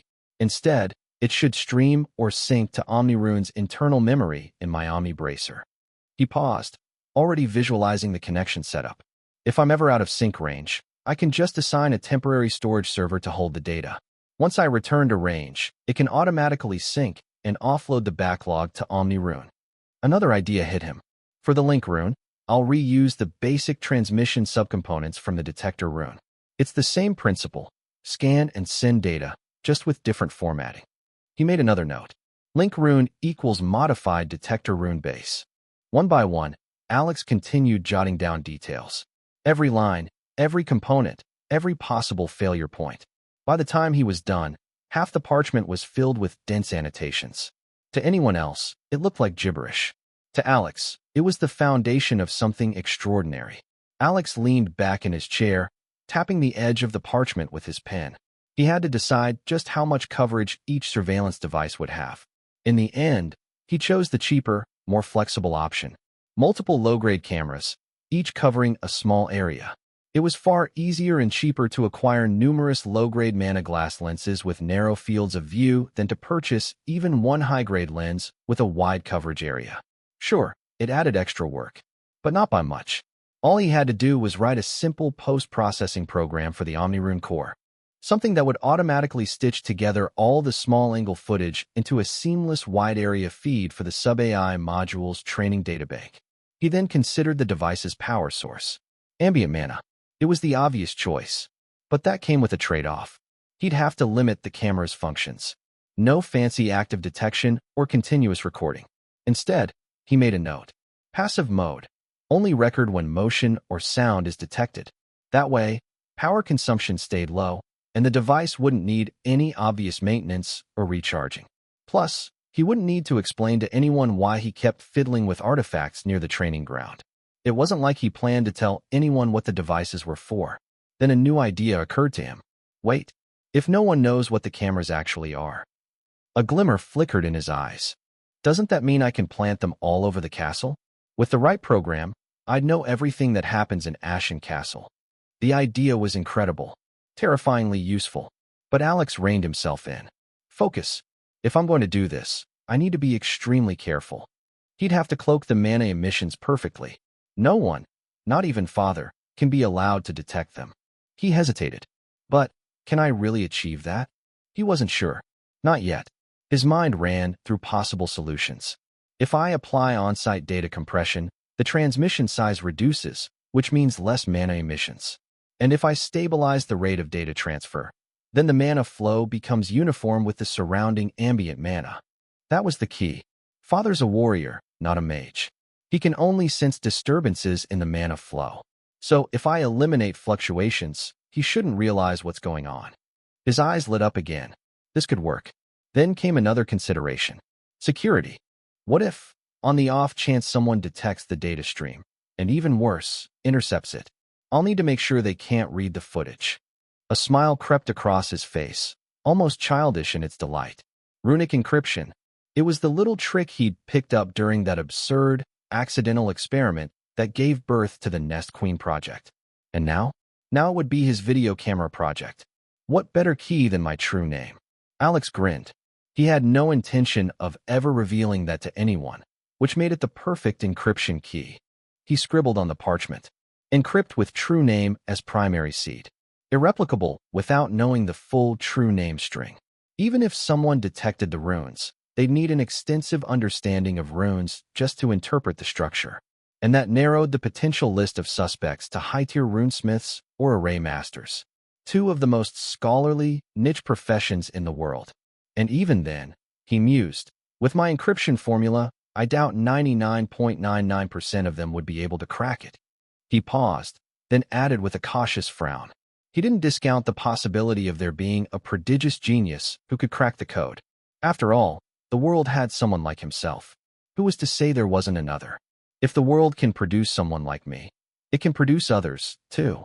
Speaking of the creature that had inadvertently helped Alex discover the concept of runic encryption, Alex heard the humming of insect wings nearby. The Nest Queen was still undergoing her ongoing control and conditioning regimen. The Pavlovian training was going perfectly. Alex didn't even need to personally oversee the process. Everything was handled by the Rune AI, following the protocols he'd designed. Alex's system was built around coded reinforcement protocols. On the surface, they were nothing but gibberish code, utterly meaningless. But thanks to a bit of rune-induced neural manipulation, the Nest Queen's biology had been conditioned to interpret them differently. He'd rigged it so the transmission of a positive reinforcement protocol would trigger the release of a dopamine-like reaction, flooding her with a pleasant high. Meanwhile, the negative reinforcement protocol was wired to stimulate her pain receptors, inflicting sharp, body-wide agony through her neural pathways. So now, the Nest Queen believed those otherwise useless code packets were literal commands of life and death. If she obeyed, she got bliss. If she disobeyed, she got suffering. Through Pavlovian conditioning, and let's be honest, a fair dose of learned helplessness, Alex was well on his way to creating a loyal, obedient, and utterly submissive brood queen. With the last of his camera design notes scrawled down, Alex finally had a full project outline to follow. Now he could move ahead with execution, no distractions, no design delays. Thanks to the projector screen built into his Omni Bracer, he summoned the OmniRune Core's simulation mode outside of Mindspace. The holographic interface flared to life. He couldn't help but smirk. For a brief moment, he felt like a sci-fi scientist working on cutting-edge tech, the kind that would have made his coworkers in his previous life turn green with envy. Of course, the novelty wore off quickly. As always, Alex shoved aside the excitement and locked in. Just because he knew what he wanted to build didn't mean it was going to be fast. Rune design, or runic programming, was a time-consuming, detail-heavy nightmare. He worked on it for a full week. He might have completed it sooner if he were still at the Enclave, where he could bury himself in his work without interruption. But no, not here. Here, at Ashen Castle, his days were consumed with endless training. By the third day, Alex had fully grasped the foundation of each of the 4 Abyssal Conqueror's steps. At that point, there was nothing left for Earl Drake to teach. The rest of the path was Alex's to walk alone. Naturally, being the pragmatic warlord he was, the Earl immediately called in Jared to immediately begin Alex's multi-weapon combat training. Alex had expected the training to begin with swordsmanship. Instead, the stoic Dark Knight handed him a plain training rod and said, "All weapons can be traced back to a humble wooden stick. Swords, spears, clubs, axes. Learn to wield a stick, and you'll learn the basics of them all." There was something in Jared's voice, some quiet, iron-bound authority, that made it hard to argue. Alex simply nodded, accepting the rod. Unfortunately, Jared was a drill sergeant from hell. It was like the man had a sixth sense for Alex's physical and mental limits, and made it his mission to smash through them, again and again.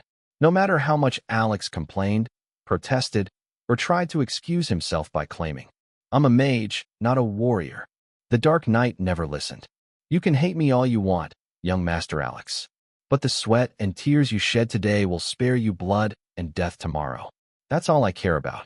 It was such a Dark Knight thing to say that Alex couldn't even muster a comeback. He just gritted his teeth and kept going. There were days when fun had to literally carry him home on his back. Yet even then, Alex, the workaholic that he was, still dragged himself into the sanctuary at night, just to chip away at the video camera Rune-Tech project. And that was the only reason he managed to finish it within a week, despite the hellish, Spartan schedule. As luck would have it, in the second week since Alex's return home, Earl Drake had him appear at the training ground to be seen by the soldiers.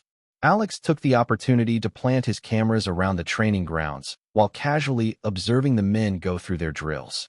He didn't know much about warrior training beyond the weightlifting routines they were performing, surprisingly similar to modern regiments he was familiar with. But the mage training? Now that was different, and Alex immediately saw his opening.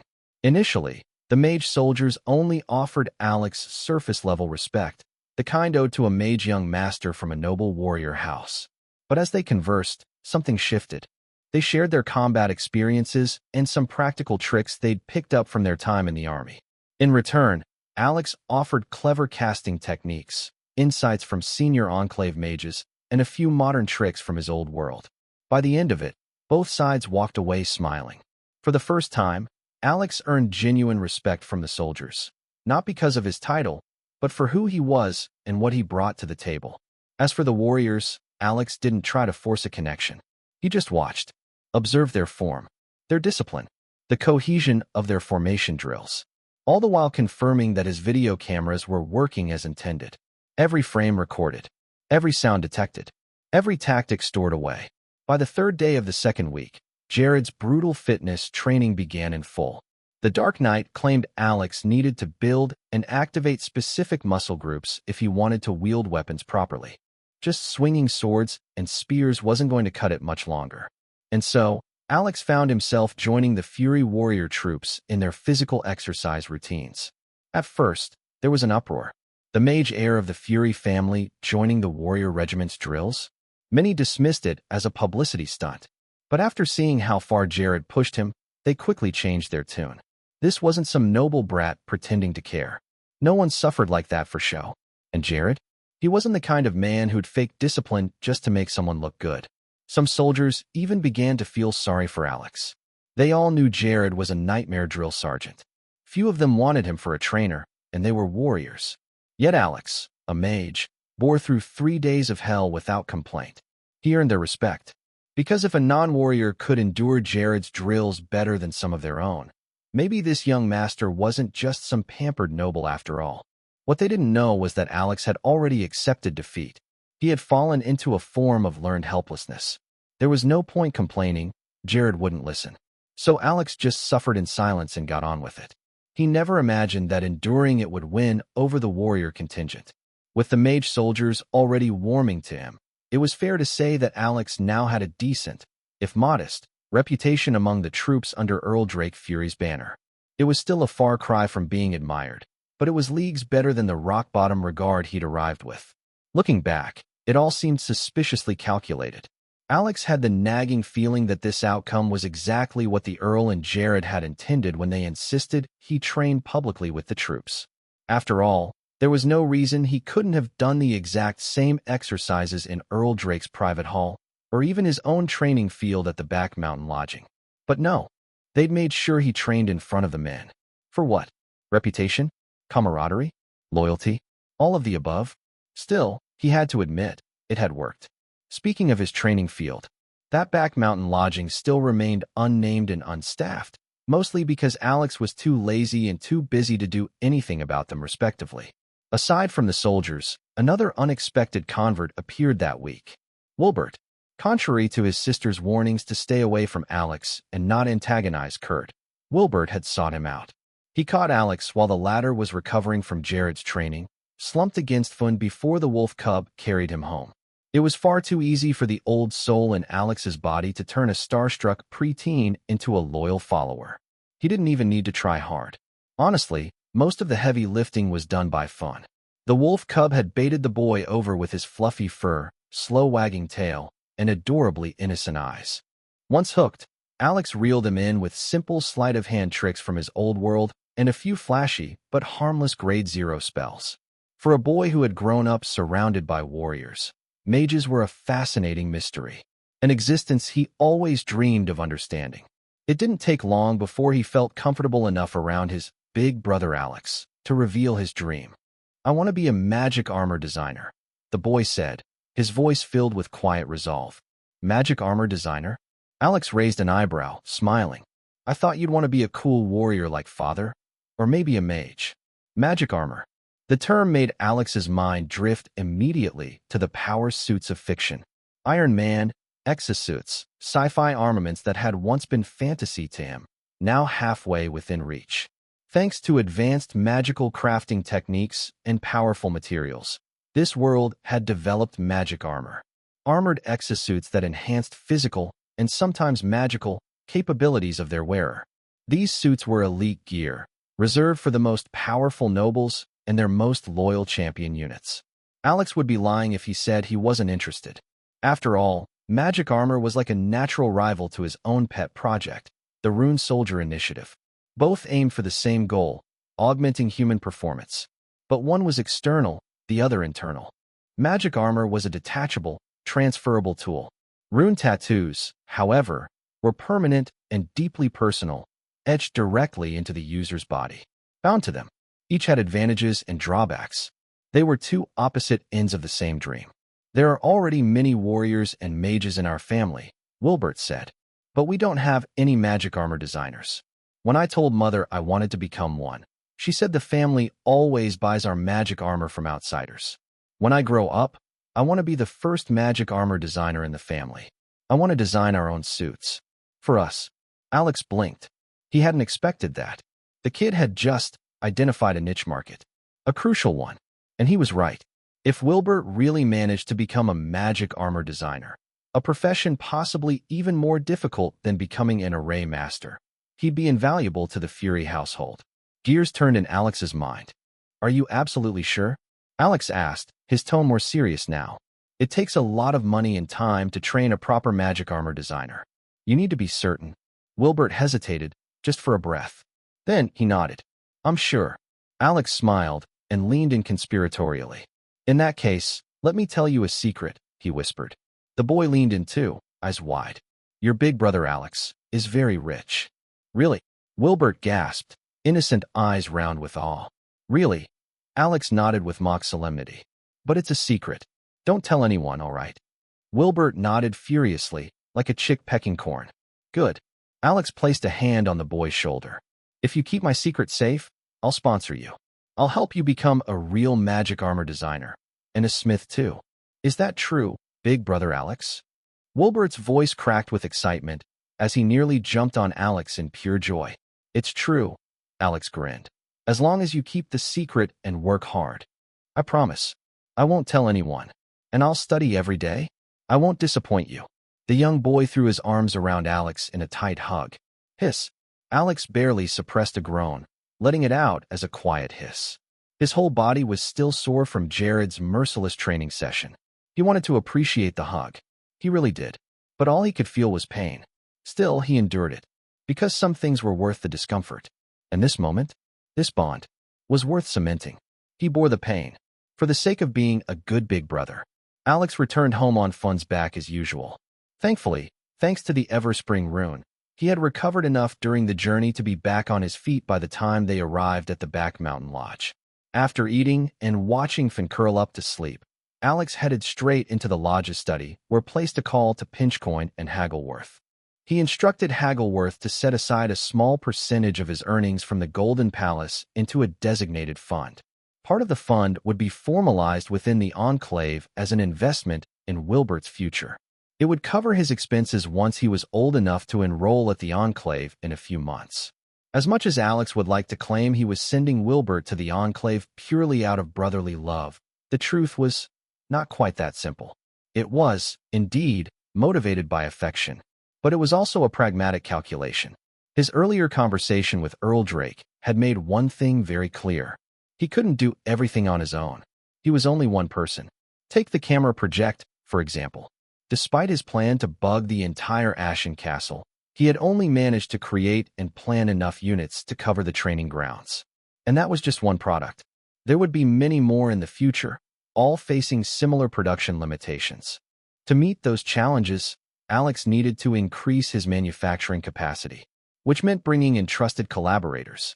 The Golden Palace, his business partnership with the Enclave's financial department, could handle commercial production.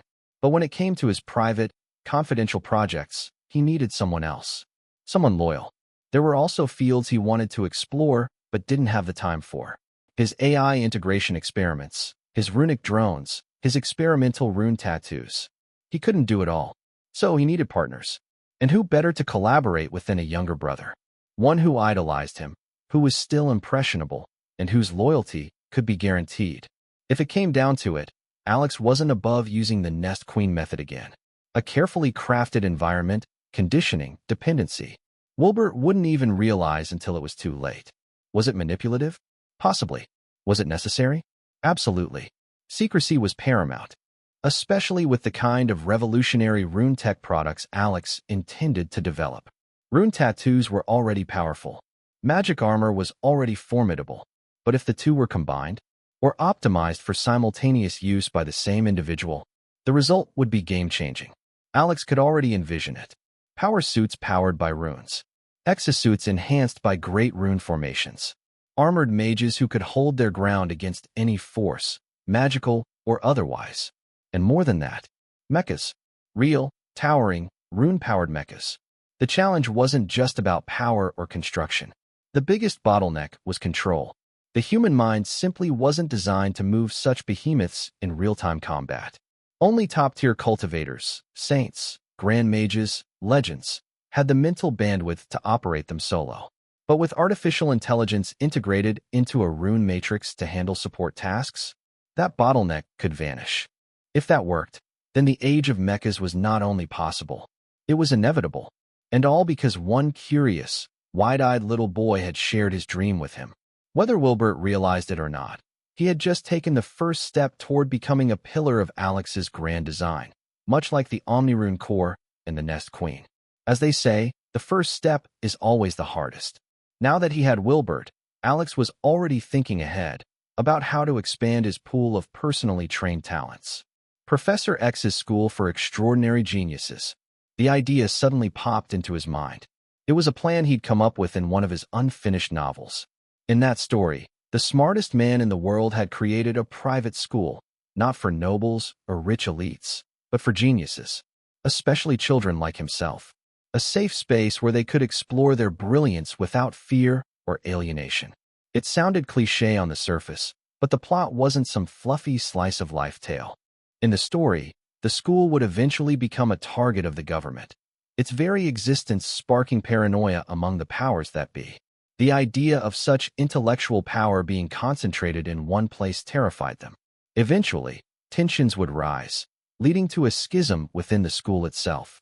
One faction would favor retaliation, the other, coexistence. A classic ideological divide. But Alex, well, True_Sage, as he was known when he wrote it, had planned the story to be more than just action or political drama. It was meant to be a psychological thriller, layered with sci-fi inventions, philosophical debates, and twisted moral dilemmas. It had plot twists upon plot twists, and a quiet, seething horror that didn't rely on monsters, but the minds of men. He had started writing it after meeting someone who changed his view of intelligence forever. Undoubtedly, the most intelligent person True_Sage had ever met. And for a man working in a multinational tech company, surrounded by top-tier global hires, that meant something. To this man, his intellect was both a gift and a curse. He was a genius in the truest sense. A polymath, a mind that could absorb, dissect, and master any topic, ranging from quantum mechanics to human genetics, from philosophy to theoretical AI. But his brilliance left him isolated. Even his wife, the woman he loved, couldn't keep up with him. She'd still be formulating a single point when he had already thought through hundreds of counterpoints, counterexamples, and refinements. It wasn't her fault. It wasn't anyone's fault. He was simply too far ahead. Eventually, In an act of desperation, the man began taking cognitive suppressants. He drugged himself into mediocrity, just so he could connect with the people he loved. So he could just hold a conversation with his wife. And it worked for a while. Their relationship improved. They communicated better. She smiled more. But it came at a cost. The drugs took a toll on his health. His body couldn't take it. By the time True_Sage, Alex, met him, the man was dying of terminal cancer. His physicians had flushed the medication from his system in his final weeks, and he had returned to his brilliant, terrifying self. Even True_Sage could barely keep up. He watched the man speak, breaking down the most complex ideas across all scientific fields. He spoke not just with understanding, but with innovation. Like he could have rewritten the textbooks if given a week. It was then that Alex decided. He would write a story for him. A tribute. A legacy. That story became the foundation of the Professor X school idea. But the book had been rejected. Like many of True_Sage's works, it never made it past the platform's content editors. Still, it had never left his mind.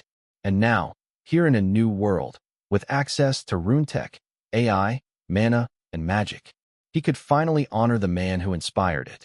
On the call with Pinchcoin, Alex said plainly, "Master Pinchcoin, I need your help with something. It's going to be a little tedious." "Not a problem, Master Alex. I'll be happy to help. I want you to help me create an organization to gather the best scholars you can find. They don't have to be talented, just very sharp minds with a strong interest in research. The younger, the better. I don't mind sponsoring their training at the Enclave if I have to." There was a short pause before the man replied, "Master Alex, your requirements are a little difficult and vague. Intelligence isn't something that can be tested in a short amount of time." Realization lit up Alex's eyes. He smiled. Actually, there is a way to reasonably measure intelligence. And thus, in that casual moment, the first IQ test in this world was born. After setting up the Rune AI with the necessary tools to process the audiovisual data from the surveillance cameras, Alex had it begin compiling the first training modules for the combat sub-AIs, while it simultaneously worked on developing the IQ test structure based on its database, which was a copy of the Enclave's digital library. With that sorted, he returned to his daily grind, splitting his time between warrior training and mingling with the troops. But then, about 3 weeks after returning home from the Enclave, his busy schedule was interrupted. A meeting of the Fury family's upper echelon had been summoned. For reasons yet unclear, Alex was invited to attend. On the day of the meeting, he dressed appropriately, in a custom Fury garb of black and purple, plus crimson accents denoting Earl Drake Fury's household. He rode out on a fine steed toward the Ashen Castle with Fun in arms. He was just about to pass the final bend before the lodge when 2 cloaked individuals stepped into his path. Alex tensed. His first instinct was assassination attempt, but almost immediately he ruled it out. Neither figure radiated killing intent. A quick glance with his spirit sight LV.2 showed no negative emotions aimed at him. That said, Alex kept up his guard anyway, even if just for appearance's sake. "Good. Looks like the crybaby grew into a proper man," the leading figure said with appreciation indicative in their tone. Alex frowned. That voice. It was familiar, strangely so, but he couldn't place it. Not from his own memories, at least. Must be someone the original Alex knew. He deduced quickly. Still, he couldn't identify her. He could tell she was female from her voice, but nothing more. Thankfully, the pair didn't keep him guessing for long. At a nod from the lead figure, both individuals lowered their hoods, revealing 2 very different, but undeniably striking women. The one standing slightly behind had a large, almost intimidating presence, tall, well-built, and dark-skinned in a way that seemed otherworldly. She gave off the impression of strength, perhaps even savagery. An Amazon? A drow? A hybrid? Is that even possible? Alex wondered. Then his eyes drifted to the woman in front. She had the trademark red eyes and silver-gray hair of the Fury bloodline. And suddenly, like a dam had burst, memories surged through him, crashing into his mind with overwhelming force. His eyes glazed over unconsciously as buried memories resurfaced. Warm ones, confusing ones. Memories the original Alex cherished deeply. The woman before him looked just like the head maid, the one who'd bathed him like a ragdoll the day he awoke in this world. But this woman was younger. Much younger. no older than her mid-20s. And she bore the Fury name. Thanks to the flood of inherited memory, Alex knew immediately why she looked familiar and why she stirred something within him. She wasn't the headmaid. She was the headmaid's daughter. His third cousin, yes, but more importantly, she was Alex Fury's first crush. Megan Fury. The original Alex Fury had grown up at the Back Mountain Lodge, almost as if he were living in exile. He had very little contact with others his own age. The closest person to his age he encountered back then was Megan, the daughter of the lodge's headmaid. Alex had grown attached to her, always sticking close whenever she visited her mother. She was, in a way, the closest thing to a familial connection he had back then. And as he grew older, she became the model for what he imagined a wife would be like. Hence why True_Sage thought of her as the original Alex's first crush, though the boy himself wouldn't have recognized it as such at the time. Big sis Megan. We don't have much time. We still have to attend that annoying family meeting, Megan Fury said, her beautiful face contorting into a mildly annoyed scowl. She gestured to the tall woman behind her. I'm delivering her to you. She's to be your shadow guard. Shadow guard. Alex blinked, visibly surprised. A shadow guard was a secret protector, an elite bodyguard trained to serve from the shadows, usually assigned to the most important members of noble families. These guards were hand-selected and rigorously trained, chosen not only for talent and potential but above all else, loyalty. However, shadow guards were usually chosen directly by the one they served to foster trust from the very beginning. In the worst-case scenario, the guard was selected by the master's guardian, but even then, the master and guard were introduced early to build familiarity, which made the current situation highly unconventional, to say the least. As if reading his thoughts, Megan added, she was selected and trained by your father personally. He handed her over to me so she could follow me into real battles and gain hands-on experience. Oh, Alex nodded slowly, eyes narrowing slightly. He turned to size up the mysterious woman. She looked young, perhaps in her late teens or early 20s. Surprisingly tall, almost reaching Alex's 190 centimeters height. Muscular and bulky, yet lithe in a deadly feminine way. Even while standing still, she radiated a strong, wild aura, her primal warrior-like braids only adding to the impression. Her traits were unmistakably Amazonian, but her ink-dark skin, sharp, drop-dead gorgeous features, and elongated ears clearly marked her as having drow, night elf, ancestry. She wasn't just an Amazon, nor just a drow. Something else flowed through her blood, something more inherent. There was a distinct, seductive air about her. And no, it wasn't just because her clothing was form-fitting, leaving her toned midriff and muscular legs exposed, nor the modest but tempting bosom, nor even the thighs that looked like they could strangle a man mid-battle and mid-kiss. No, it wasn't just the appearance. It was her nature. Speaking of which, Alex could feel something different. The woman gave off an unusual connection to nature, almost as if she could blend into the surrounding flora at will.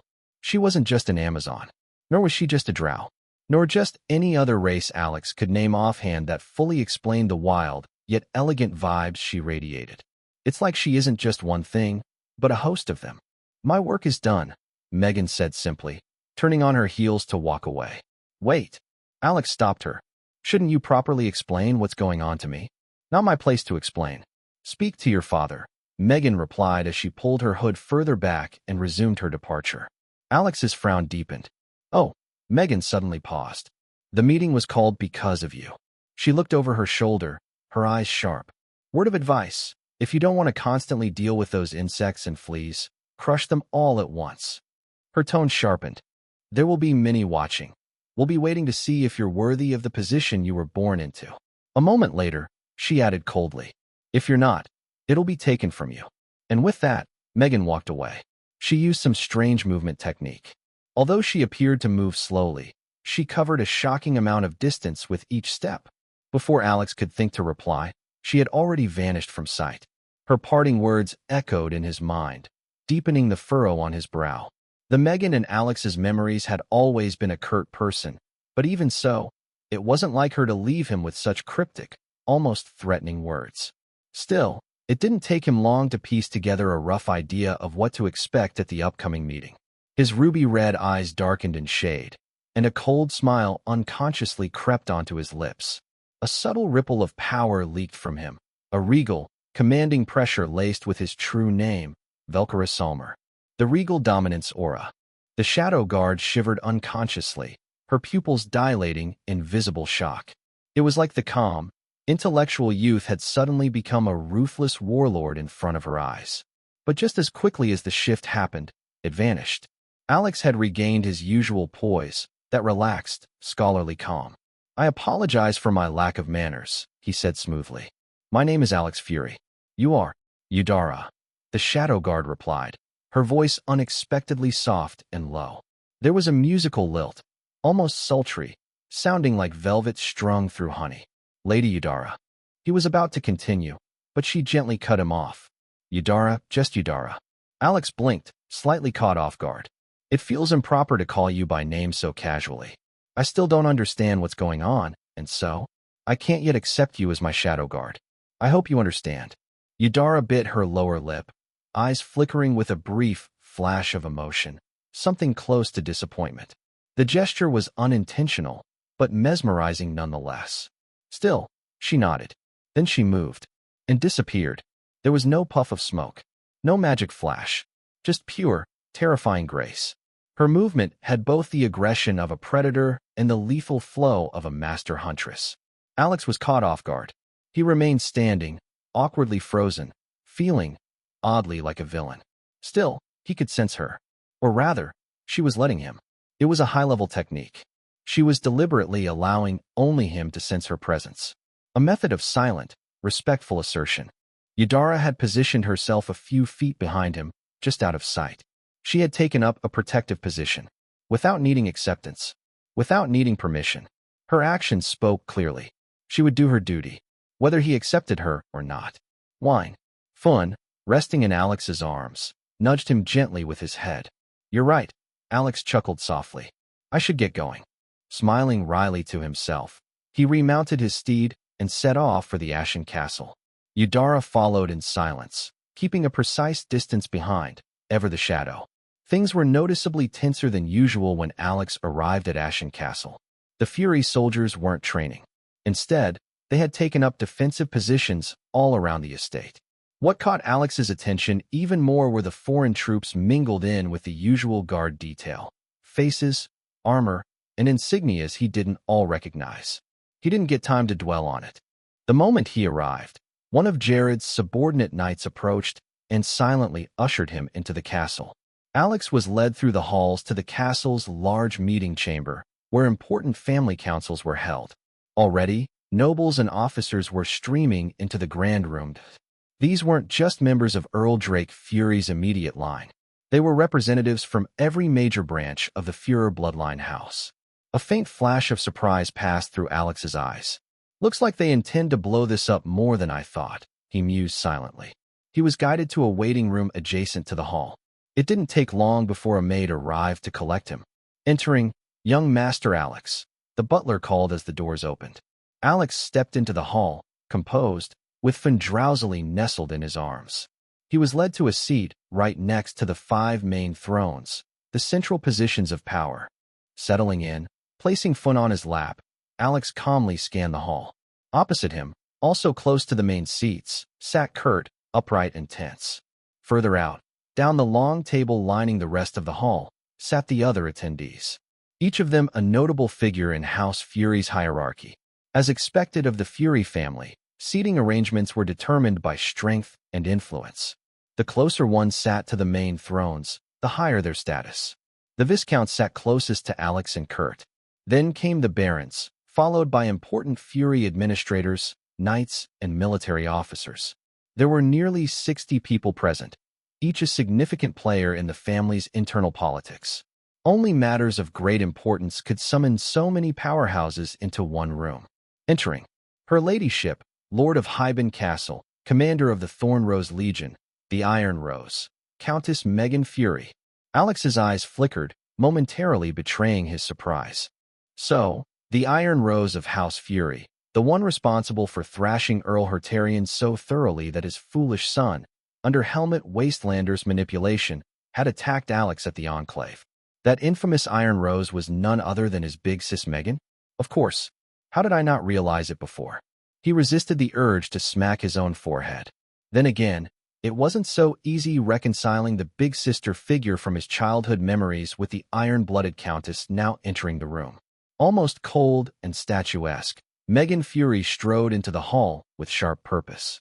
She took her place amongst the 5 high thrones without hesitation. She was the very embodiment of her nickname, a steel-willed beauty, unmoved and unbending. Not long after she was seated, the butler's voice rang out again. Entering, his lordship, Lord of Barkener Castle, commander of the Umbra Claw Legion, the Reaper, Count Vincent Fury. This time, a lean man entered. He walked with a quiet, controlled grace, and his very presence carried with it a heavy gloom. The air shifted. The entire hall fell silent, unnaturally so, as though sound itself feared the man. Alex narrowed his eyes. Was this deliberate? A show of power?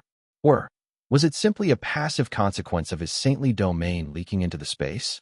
Either way, Vincent Fury's arrival had changed the atmosphere entirely. Ha! A booming laughter shattered the hall's oppressive silence like a boulder through glass.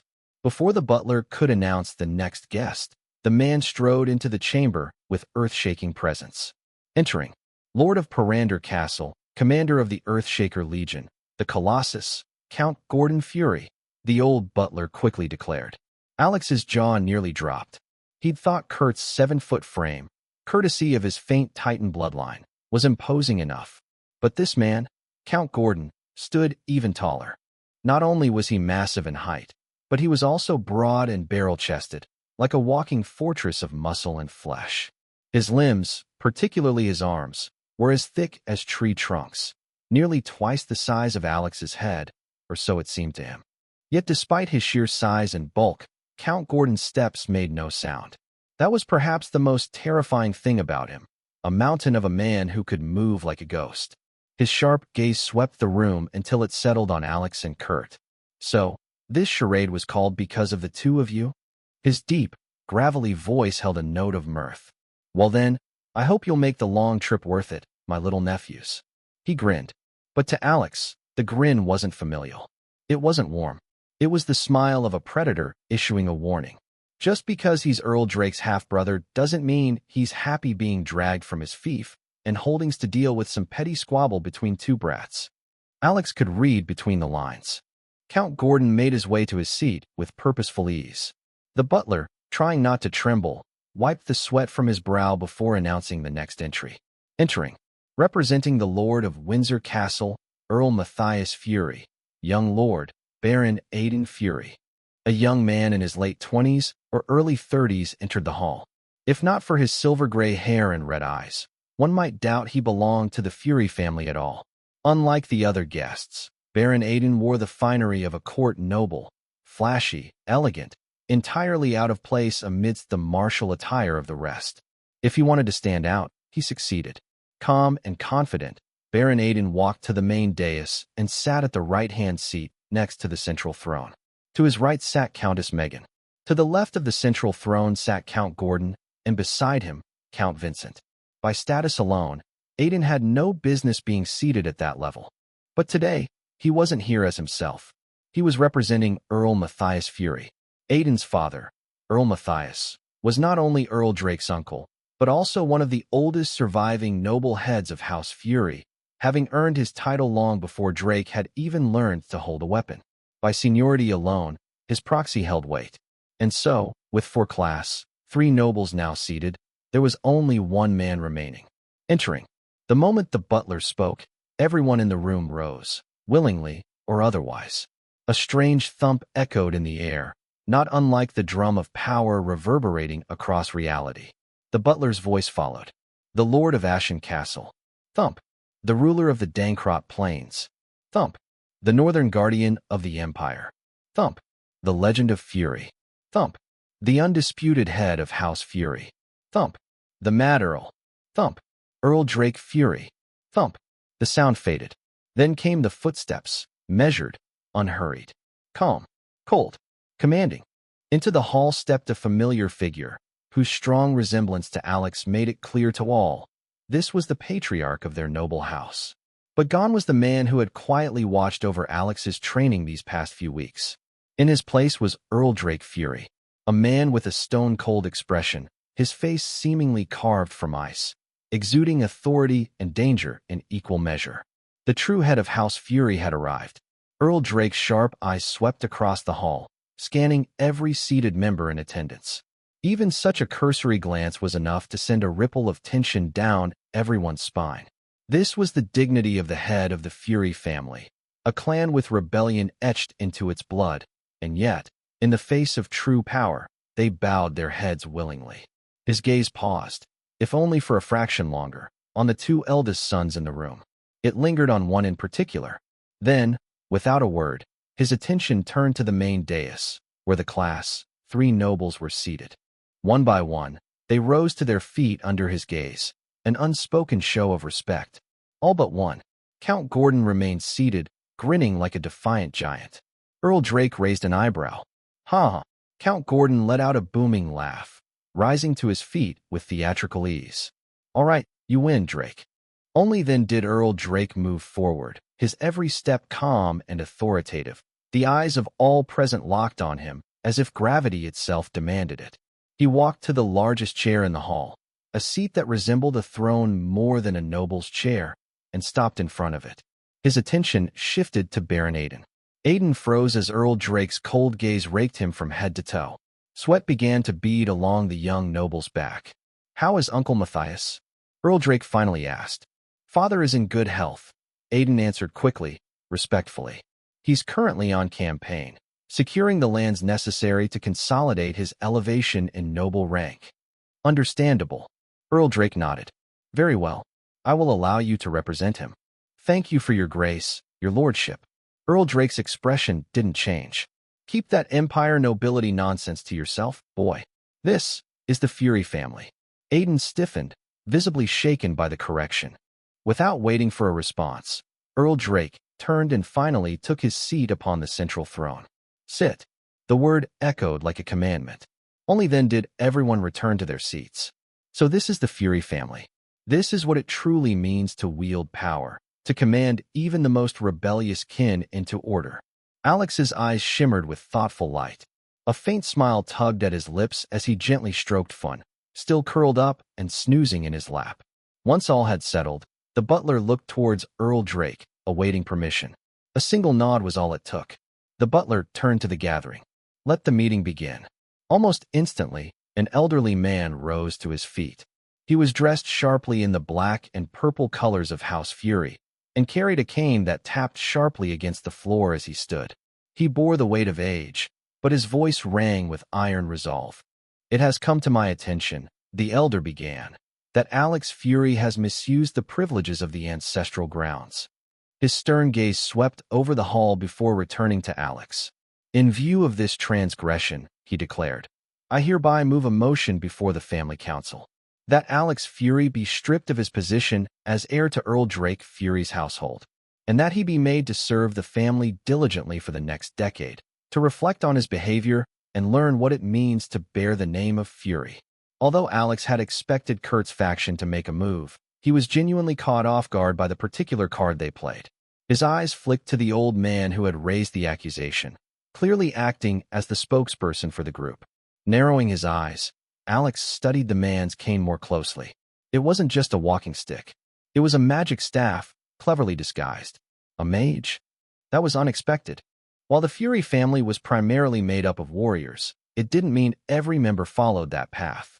A fair number had become warlocks, and a rare few were mages. Mages, however, were scarce, particularly among the pure-blood Fury lineage. Even when a mage was born into the family, the innate magic talent was usually poor or average at best. That was precisely why mages were often looked down upon in the Fury household. It wasn't just blind martial arrogance, but a practical judgment rooted in generations of underwhelming results. This old man was one of those rare mage members. But unlike Alex, he lacked the second bloodline that bolstered magical talent. His magic talent must have been unimpressive. "I agree. I concur. So do I." One by one, voices rang out, supporting the old man's motion. Alex took a slow breath, casting his gaze over each person who raised their voice. He memorized every face. Unsurprisingly, the support for the motion snowballed. Once Kurt's faction took the lead, others began to hesitantly join in. It was difficult to tell whether they were simply succumbing to peer pressure or if they were trying to avoid attracting too much attention from Earl Drake while aligning with the majority. Within minutes, nearly a third of the attendees had seconded the motion, including half of the family's barons and viscounts. It was absurd. Alex couldn't fathom what these men had been fed to make them think they could challenge the decisions of a man like Earl Drake, an attempt to use that as grounds to punish his heir apparent. Then his gaze turned to Kurt, who now wore a smug, contented smile. Clearly, he was enjoying the moments. Alex's eyes shifted once again to his father. Earl Drake's face was as stoic and impassive as ever. But deep within those eyes, Alex caught it. Amusement. And it wasn't just Earl Drake. Both Count Gordon and Countess Megan had turned their heads to look directly at him. Alex schooled his expression at once, adopting the calm, indifferent look he'd mastered over time. But inside, his mind raced. He sifted through layers of possibilities. The ringleaders are the family's lower nobles. They can't possibly think they'll succeed in opposing my father's will outright. Unless... His eyes narrowed. Unless that's exactly what they want. Rapid-fire thoughts coursed through Alex's mind. Drawing from both the analytical instincts of a former systems engineer and the experience of reading political drama in his past life, True_Sage kicked into high gear. Too many variables. I need to start narrowing things down. He began to mentally outline the conditions. First, the Fury family isn't like other noble houses. It functions more like a military warband than a structured aristocracy. Second, from what Alex had observed so far, these nobles were cunning, yes, but the fact that they had allowed an outsider, a woman, to influence them so deeply in such a patriarchal, militant structure showed they weren't particularly smart. Third, their assessment of him must still be based on the original Alex Fury, the boy who was a known failure. Which meant only one thing. They underestimate me. A subtle, almost imperceptible twitch of his lips betrayed the faintest flicker of a smile. They think I'm the weak link. That's why I'm the linchpin of their entire scheme. Like feeding parameters into a complex algorithm, Alex plugged these three insights into his mental matrix. And just like that, the sea of vague possibilities narrowed into a focused list. Then, his eyes landed on Kurt's necklace, a curious, enchanted piece he hadn't paid attention to before. Everything clicked. He got it. Suddenly, the calm indifference Alex had only been faking until now became genuine. So subtle, yet so complete that even Earl Drake, who had come to understand Alex through weeks of close observation, noticed the shift instantly. Alex, Earl Drake spoke, his voice cutting through the growing murmurs in the hall like a blade. Silence fell immediately. You have heard the charge levied against you, and the proposed punishment. What do you have to say for yourself? Alex gave a lazy shrug. With all due respect, I've got nothing to say. It was an interesting show, I suppose. The acting could use some work, though. Bit too stiff for my taste. I've seen better. Gasps. Snickers. Outrage. The room reacted in all directions. Faces flushed with anger. Those aligned with Kurt and his faction looked ready to explode. Meanwhile, others, either neutral or quietly opposed, couldn't help but smirk discreetly. Alex Fury, Viscount Lars thundered, slamming his cane onto the floor. Even if you are the son of the family head, that gives you no right to mock the family council. Oh, Viscount Lars. Alex looked genuinely surprised. Wait, you were serious? Check. Count Gordon roared with laughter, slapping his seat's armrest with glee. Even Countess Megan's lips twitched faintly. Kurt cut in before his faction could spiral further. This is no joke, brother. The entire upper echelon of the Fury family wouldn't have gathered over something trivial. His words reignited hope in his camp. Faces lit up, chests puffed with pride. Finally, someone with authority was asserting order in their favor. Alex tilted his head slightly, expression thoughtful. Oh, I see. Then his eyes turned cold. You say I have no right to dismiss your words? Fine. I won't dismiss them. He leaned forward ever so slightly. I'll return them to you. With interest. The temperature in the room seemed to drop. What right do you have to say those words to me? Before anyone could respond, Alex smoothly turned his gaze to the five seated at the high table. The last I checked, Only the family head and the elders have judicial or administrative power in this family. Am I wrong? He spoke clearly, his voice carrying weight. Family head. Elders. Has that changed? Before any of the main seat members could reply, Kurt jumped in again. The family council is a concerned body of House Fury. They are simply echoing the dissatisfaction of our members, he said coolly. Alex gave another slow, mocking nod of false understanding. And then, he dropped the hammer. Who asked you? Kurt blinked, caught completely off guard. Since when were you an elder of the family? Alex continued, tone frigid. Or better yet, when did you become family head? The younger nobles gasped. A few tried to hide it. Others stared, wide-eyed. Alex stood from his seat, his voice a sharp whip. It seems the lesson I gave you last time didn't quite sink into your thick skull. He paused. No. Your place, brat. Kurt's face twisted with rage and humiliation. Alex had used no magic, no aura, no compulsion this time. But those words, they landed harder than any blow. And this time, they slapped not just Kurt, but every one of his supporters across the face. You. Veins bulged on Kurt's neck, his face twisted in rage. His hand clenched the armrest of his seat so tightly that the wood creaked, nearly splintering under the pressure. But Alex didn't even spare him a glance. He ignored the still-standing and fuming Viscount Lars as well, focusing entirely on the 5 seated at the high table. He was waiting for their response, not from fools puffed up by borrowed courage. A flicker of something passed through Countess Megan's eyes. He's definitely not the same boy from 8 years ago, she thought silently, eyes narrowing. What an interesting brat you've raised, Drake, Count Gordon mused, the corner of his lips twitching in amusement. Count Vincent's thoughts remained as unreadable as the shroud of gloom that seemed to constantly surround him. Baron Aiden, however, had a very visible frown creasing his brow.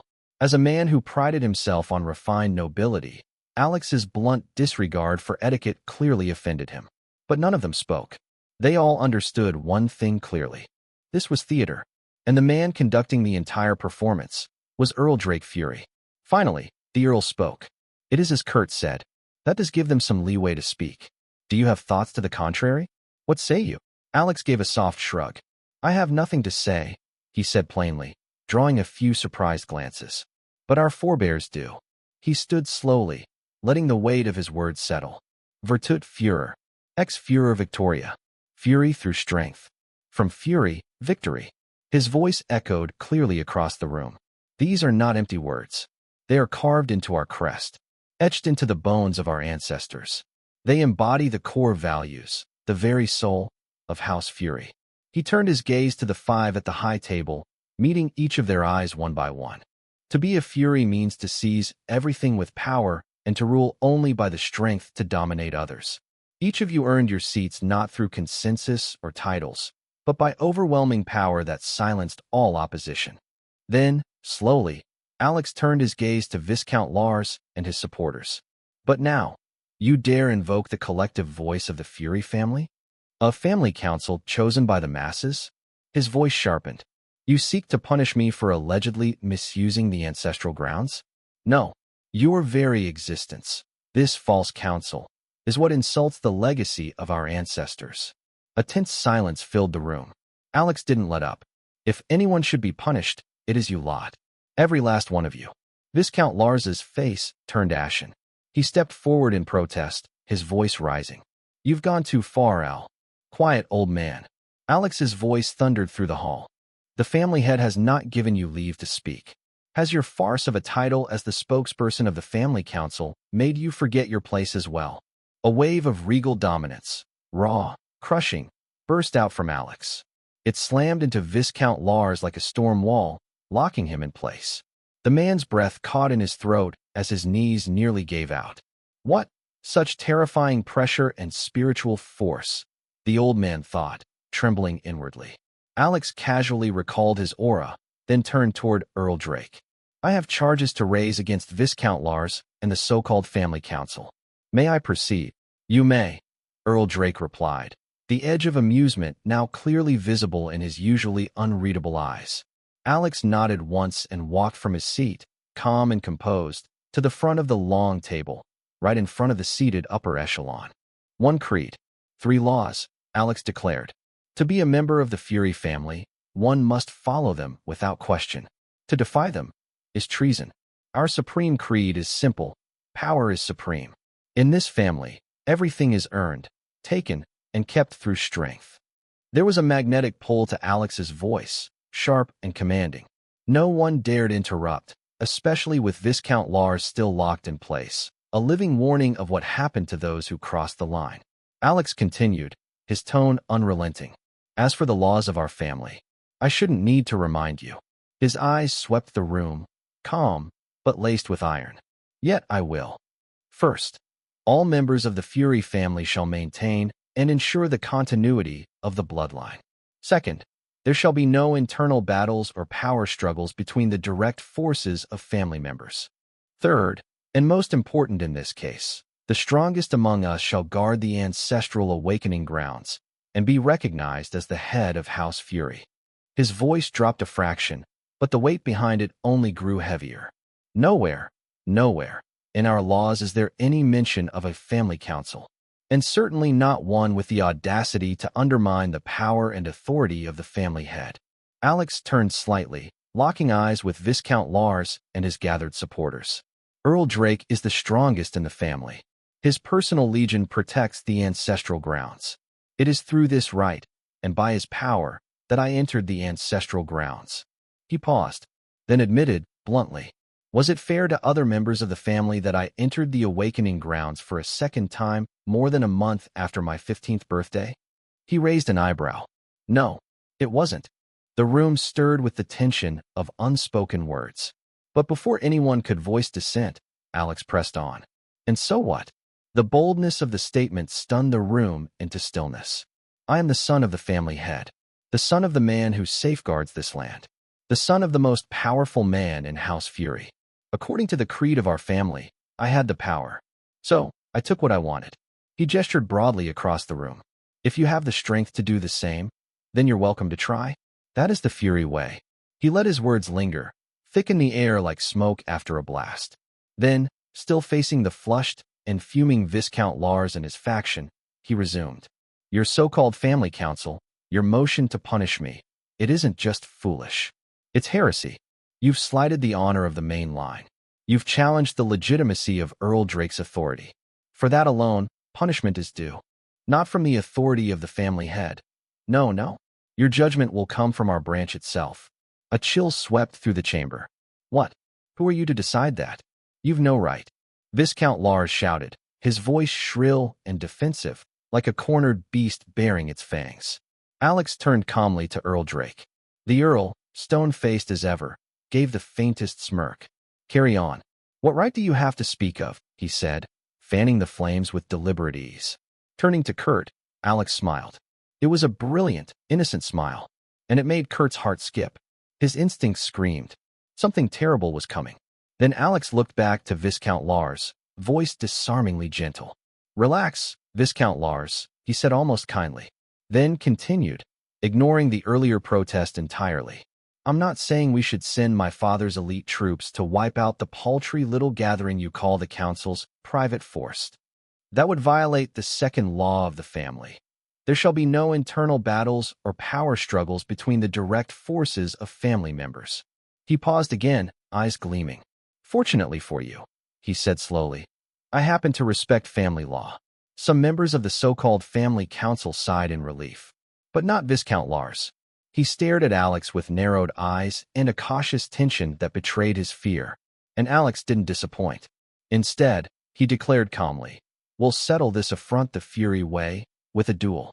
Murmurs swept the hall. Several faces instantly paled. A duel? They knew what that meant. According to Fury tradition, a duel within the bloodline was decided by each line's representative. And for Alex's line, that meant none other than Earl Drake Fury. The blood drained from several faces. They knew they weren't ready for a clash against that man. Alex frowned deeply, feigning disappointment as he took in their shaken expressions. You call yourselves Furies, yet you flinch before the duel has even begun. He snorted. But don't worry, he added with deliberate nonchalance.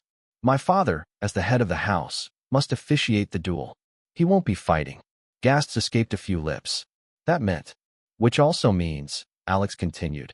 Your line's heads won't be fighting either. This will be a duel between heirs. Your heirs, against the heir of Earl Drake Fury's line. Murmurs erupted in the hall once more. And as if expecting protest, Alex raised a hand and spoke again, firm and final. This is the only way allowed by the laws of our family. And just like that, he closed off all paths of retreat. The only one with the authority to stop this now was Earl Drake himself. All eyes turned to the Mad Earl. Earl Drake leaned forward slightly on his throne-like seat, the weight of his presence falling on everyone. The boy is right, he said with his usual stoic calm. This is our way, the Fury way. But then he added, with a glint in his eye, but you have one problem, boy. I haven't yet to name my official heir. His words cut through the room like a blade. So, there's no one to represent my line. And by your own logic, this entire matter becomes a non-issue. Instantly, the expressions of Viscount Lars and his cohort shifted. Realization struck. That damned brat. He tricked us. So this was his aim all along, to get the issue dismissed. Even the others in the room, including many on the upper seats, reached a similar conclusion. Clever. Slippery as expected from a mage, thought Count Vincent, the gloom behind his gaze deepening. Always been a bright one, that lad, mused Countess Megan. Not quite the ending I had in mind. Count Gordon chuckled to himself, but it was entertaining enough. A glib tongue on one from the Drake line. This is dangerous, thought Baron Aiden, his frown deepening. But then, Alex spoke again, and shattered their assumptions. Oh, that's not a problem, family head, he said casually. The duel between our lines will happen. We just need to resolve one thing first. He turned, his gaze settling on Kurt. The matter of the heir position. Kurt stood suddenly. What are you talking about? Alex smiled. Oh, nothing much, little brother of mine. Since you've been eyeing what should rightfully be mine, we might as well settle it. He stepped forward, voice rising, measured and sharp like the edge of a blade. A fury duel to decide the heir. Winner takes all. And the loser. He paused, letting his words hang like a guillotine above the room. Loses everything. Alex calmly returned to the back mountain lodging with Fun nestled in his arms. Though outwardly composed, his mind was a storm of thoughts and contingency plans. Earl Drake Fury had allowed his challenge, but the opposition had successfully slipped in an annoying clause. Both duels had to be held on the same day. Yes, Alex would be fighting two duels. The first would be a one-on-one match against Kurt, a direct duel to determine the heir to Earl Drake's branch once and for all. The outcome of that match would determine whether the second duel happened at all. If Kurt won, that would be the end of it. But if Alex emerged victorious, he would face a second duel immediately afterwards, against the heirs of the family council's faction. That, however, came with another caveat. Because Alex had publicly denounced the family council as a collective, the duel would not be a series of one-on-one fights. Instead, it would be a handicap match. Alex versus the heirs of all the nobles he had offended, and Earl Drake had agreed to it. Alex found that unsurprising. His father had already been as biased in his favor as possible. Any further concessions would only appear as blatant favoritism, and that could damage Alex's credibility and future authority. On paper, life was more valuable than reputation. In reality, it was far more complicated. After eating and watching Finn curl up and drift to sleep, something that oddly had a therapeutic effect on his restless mind, Alex sat cross-legged on the bed and began to meditate. He didn't cultivate. Instead, he quietly replayed the events of the day. To be honest, he would have preferred to avoid escalating things to this point. But his instincts, and the accumulated wisdom of 2 lifetimes, were warning him not to let Kurt roam free any longer.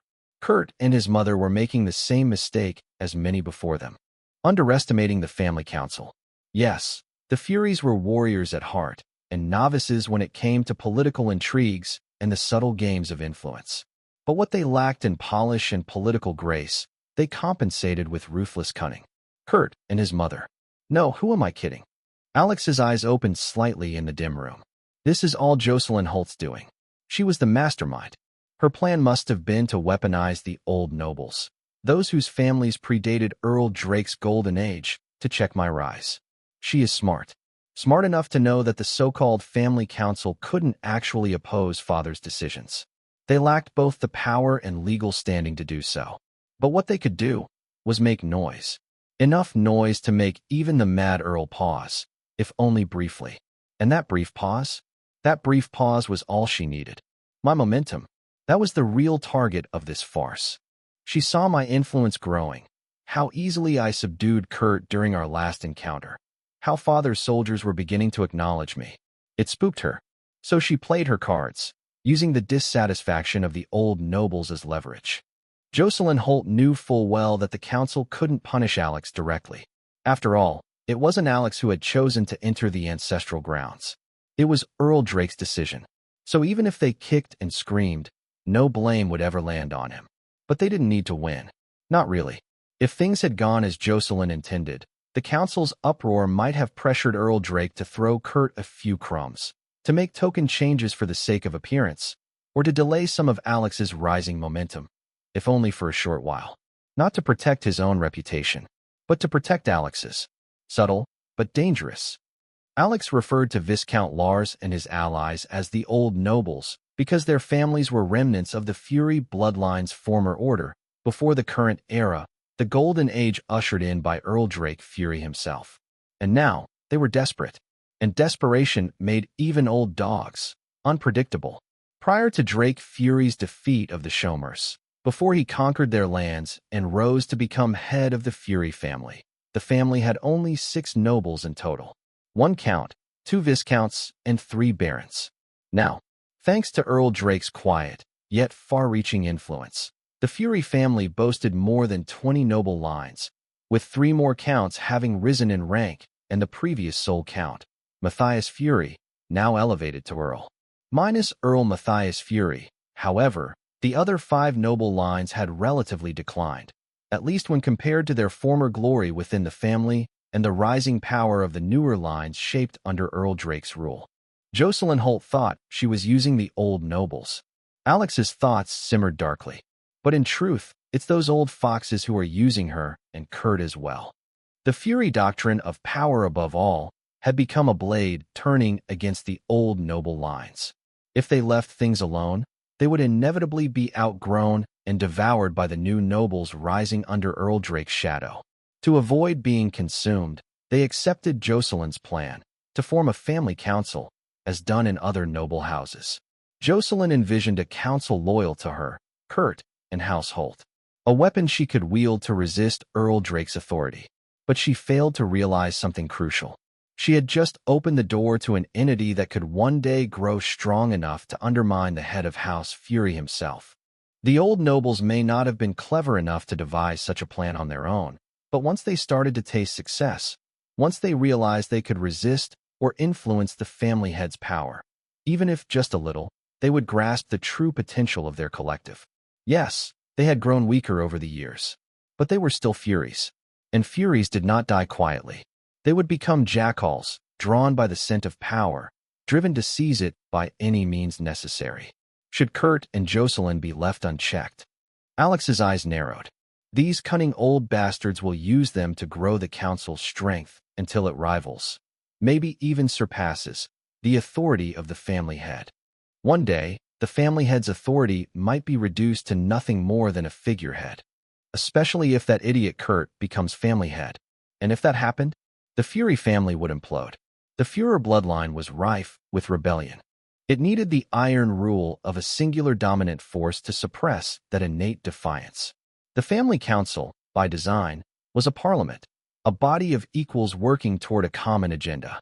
And yes, united, the council could indeed become the supreme force to hold the family together. But therein lay the fatal flaw. The very trait that the council needed to suppress, rebellion, was embedded in the blood of every one of its members. Yes, while the council was still growing, its members might seem united. But this unity wasn't born of harmony or shared ideals. It was born of collective rebellion, a temporary alliance against a common figure of authority. In truth, the family council could only ever unite to rebel. Once the family head is toppled, that unity ends. They will turn on each other. A few will vie to hold supreme power over the council. The rest will rebel against them. And so the cycle of chaos will begin. How ironic. Alex exhaled slowly. The council exists to undermine the head's authority. but it is that very authority which holds their fragile unity together. The moment that authority is broken, the council will crumble with it. And the Fury family, as we know it, will fall. The Fury bloodline was one steeped in ambition and rebellion. It coursed through their veins, untamed, relentless, and hungry for power. If ever the authority of the family had weakened, or worse, vanished, and if ever the family council fractured or ceased to exist entirely, those latent traits would always awaken. First, discontent, then ambition, and soon after, rebellion and blood. In time, the family would either return to its primal, united state, warring branches held together under a single supreme power alone, or it would collapse altogether, left in ruins by its own internal strife. There's a reason the progenitor and the forebears chose this system of governance, Alex thought grimly. It wasn't haphazard. It was deliberate, well thought through. A delicate balance of power forged through centuries of hard lessons. And it was this grim future he saw, that unavoidable spiral into chaos, which forced Alex to escalate the situation far beyond what was necessary. He could have stopped with the failure of the family council's motion. The moment Earl Drake had to dismiss their charge, Alex would have already won. He would have been seen as the tiger cub hiding behind his parents' imposing shadow, sure, but a tiger nonetheless. His reputation would have remained intact, or even grown, while the family council's credibility would have taken a blow, and everyone would have assumed he'd been clever for not overplaying his hand. But Alex didn't stop. He chose to challenge them. He asked for the duels, despite the odds clearly not being in his favor. Why? Because he understood something the others didn't. Or perhaps, refused to. I may be the only one who sees it, he mused, his expression unreadable as he looked out into the distance. The cracks in our foundation. The slow unraveling of what holds the Fury family together. And if no one acts, if I don't act, then we will only be a few steps away from watching this house crumble. A drastic move was necessary. A statement. A line drawn in the sand. And yet, a thought gave him pause. Perhaps, I'm not the only one who sees it. He frowned slightly. Jocelyn Holt. That woman is too well-versed in politics, too cunning. She plays long games with short pieces. Can I really afford to believe she's blind to all this? He exhaled. No, that would be foolish. Never underestimate someone like her. If that was the case, then there were only two possible reasons for her continued push in this direction. Either she was confident she could control the family council once Kurt became family head, or, worse still, she wanted the Fury family to implode. A cold shiver ran down Alex's spine. The Fury bloodline was a wildfire. No matter how tightly the Holts, or the Match Holts, tried to contain it, someone would rebel. It was inevitable, and once one rebelled, others would follow. That was their bloodline's nature. This was who they were. A fragmented Fury family is far more useful to the Match Holts than a united one. He didn't know if he was starting to spiral into conspiracy, chasing shadows where none existed. But Alex would rather be paranoid and prepared than blind and dead. Because in every possible future where Kurt, the family council, or the Holts came out on top, he lost. And in those futures, his life was forfeit.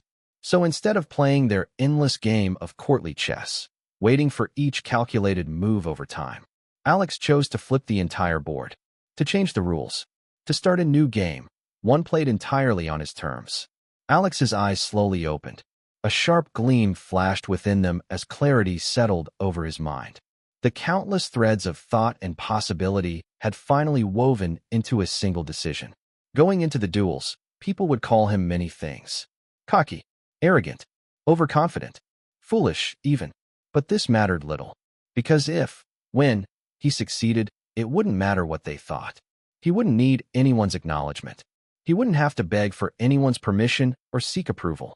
He directly would take the title of heir to Earl Drake Fury, by extension, the young lord of House Fury, and no one would be able to stop him. The Fury way, with his own power. Alex would not walk the path of validation, the path where others decided if he was worthy. This was not him. His true name had revealed his nature. His path wasn't one of mere survival. It was a path of subjugation, a path of dominance, a path of dominion. Quietly, he slid out of bed, doing his best not to disturb Fawn, whose tiny, rhythmic breathing served as a strange balm for his stormy thoughts. Once outside the bedroom, He made his way to the training hall. He stood at the center of the room. Still. Then, an idea struck. Drawing upon his eidetic memory, Alex simulated the sparring sessions he had observed between the soldiers during his rest periods under instructor Jared. He picked out one particular soldier, one with tight footwork, efficient strikes, and sharp instincts. Closing his eyes, he began to visualize. No, experience, the fight. His body moved in response to his imagined opponent. A sparring method with no partner, only memory. His own shadow fighting technique. The soldier was fast, cunning. He exploited every opening and closed in without hesitation. Alex recognized the rhythm, its brutality. The soldier's fighting style was not a direct match to any he knew. However, it was similar enough. Krav Maga, a popular fighting style from his previous life. They fought, step for step, strike for strike. For nearly 2 minutes, the imagined battle raged in the chamber of his mind and the sway of his body. Then, finally, Alex saw it. The opening. The shadow opponent threw a powerful hook, seemingly leaving himself exposed. Alex shifted to dodge, but it was a feint. The real strike came from the elbow, crashing inward, aimed at punishing the evasive movement and crushing into his face. It would have worked if Alex hadn't anticipated the feint. Instead of fully committing to the dodge, Alex feinted in return, halting his movement at the last possible second. The elbow whizzed past, missing him by millimeters. And in that precise instant, liver punch, direct, brutal, final. His imagined opponent crumpled in his mind. Alex exhaled slowly, lowering his stance. But the satisfaction didn't come. It's not enough, he thought. I'm using perfect recall of his movements. So, I already know what's coming. This isn't a spar. It's just repetition. He frowned slightly. He needed more. Uncertainty. Improvisation. Pressure. Then, a voice slid into the chamber, smooth as silk and twice as dangerous. You look unsatisfied. It sounded a bit sultry, playful even, but strong, like a knife wrapped in velvet. Alex turned toward the entrance of the training hall, and there she stood, Eudora, the woman Countess Megan had declared as his shadow guard. How about I spar with you? She offered casually, a glint in her eyes. Lady Eudora. Alex frowned, though not entirely because of her words. The truth was, he'd forgotten she was there, which shouldn't have been possible. Her aura had never left his senses, she hadn't been hiding it. And yet, somehow, his brain had tuned her out. Like ambient noise, a scent you stop smelling after a while. It didn't make sense. They'd only met a few hours ago, and yet, it already felt like she had always been there. With everything that had gone on at the meeting hall, Alex hadn't gotten the chance to speak with Earl Drake about Eudora. Her stealth ability makes sense if she's a drow, he thought, but not to the extent that I would forget her existence, even when I can actively sense her presence. Being an Amazon doesn't explain it either. There was something else, her voice. There were undertones in her tone, subtle notes that tugged at the ear and mind in ways that weren't natural. And yet, Alex was certain she wasn't trying to be seductive. Is that a natural component of her voice? He wondered. That's not a trait of an Amazon, nor a drow. That's more like. His thoughts drifted for a moment, half-formed conclusions hovering at the edge of recall. Young Master Alex? Eudora's voice pulled him back. He blinked and refocused, shaking his head gently. Please, just call me Alex. I'm not used to being called Young Master. Without hesitation, Eudora replied. Then you should also call me Eudora. It was said swiftly, like she'd been waiting for him to say those exact words. Alex frowned. Like I said before, it's improper for me to. It is even more improper for a shadow guard to refer to her master by name. She interrupted calmly. Calling you Young Master is already the lowest I can go. He stared at her, really stared. She didn't flinch. There was no malice in her gaze, no arrogance, but there was conviction, a fierce, unwavering determination, and something else, something quieter, almost a silent plea, a desire for acceptance. Their gazes locked, and time seemed to still. The tension wasn't violent, but intense nonetheless. Flickers of energy sparked between them, his will against hers. Alex's body tensed as his intuition issued a sharp warning. If this continued even a moment longer, his true name, his concepts of dominion and domination, might awaken and escalate the moment into something unintended. He quickly took a step back, diffusing the tension before it turned into a contest of power. "Very well," he said, exhaling softly. "How about this? When we're alone, you'll call me Alex and I'll call you Udara. In public, we'll stick to formal etiquette." A compromise. One that kept the peace. One that he realized too late that it essentially meant he'd just accepted her as his shadow guard. "Doesn't matter," Alex told himself. "I'll get to the bottom of this soon enough." Right now, he had far more pressing matters. Besides, since Megan Fury, not the Countess, but the big sister he knew, had brought her over like this, then it was unlikely Udara meant him harm. "Understood, Alex." Udara responded with the seriousness of a soldier receiving an order. Alex nodded once. "Then, shall we begin?" Without a word, Udara moved to the center of the training hall. Alex followed, taking up his stance across from her. "Ladies first," he said with a small smirk. And the moment the words left his mouth, he regretted it. Udara's presence shifted in an instant, from that of a hidden blade to a full-blown predator. She darted forward, stepping into Alex's zone with such precision and speed that he barely had time to react. Her fist shot out, laced with fatal intent. Alex barely managed to raise his guard in time, deflecting the punch by a hair's breadth. But she didn't stop. The momentum of her punch flowed seamlessly into a close-quarters grapple. Before Alex could blink, his feet were off the ground. Thud! He hit the mat hard. He lay there for a second, blinking up at the ceiling. Mesmerized. Her fighting style, it's beautiful.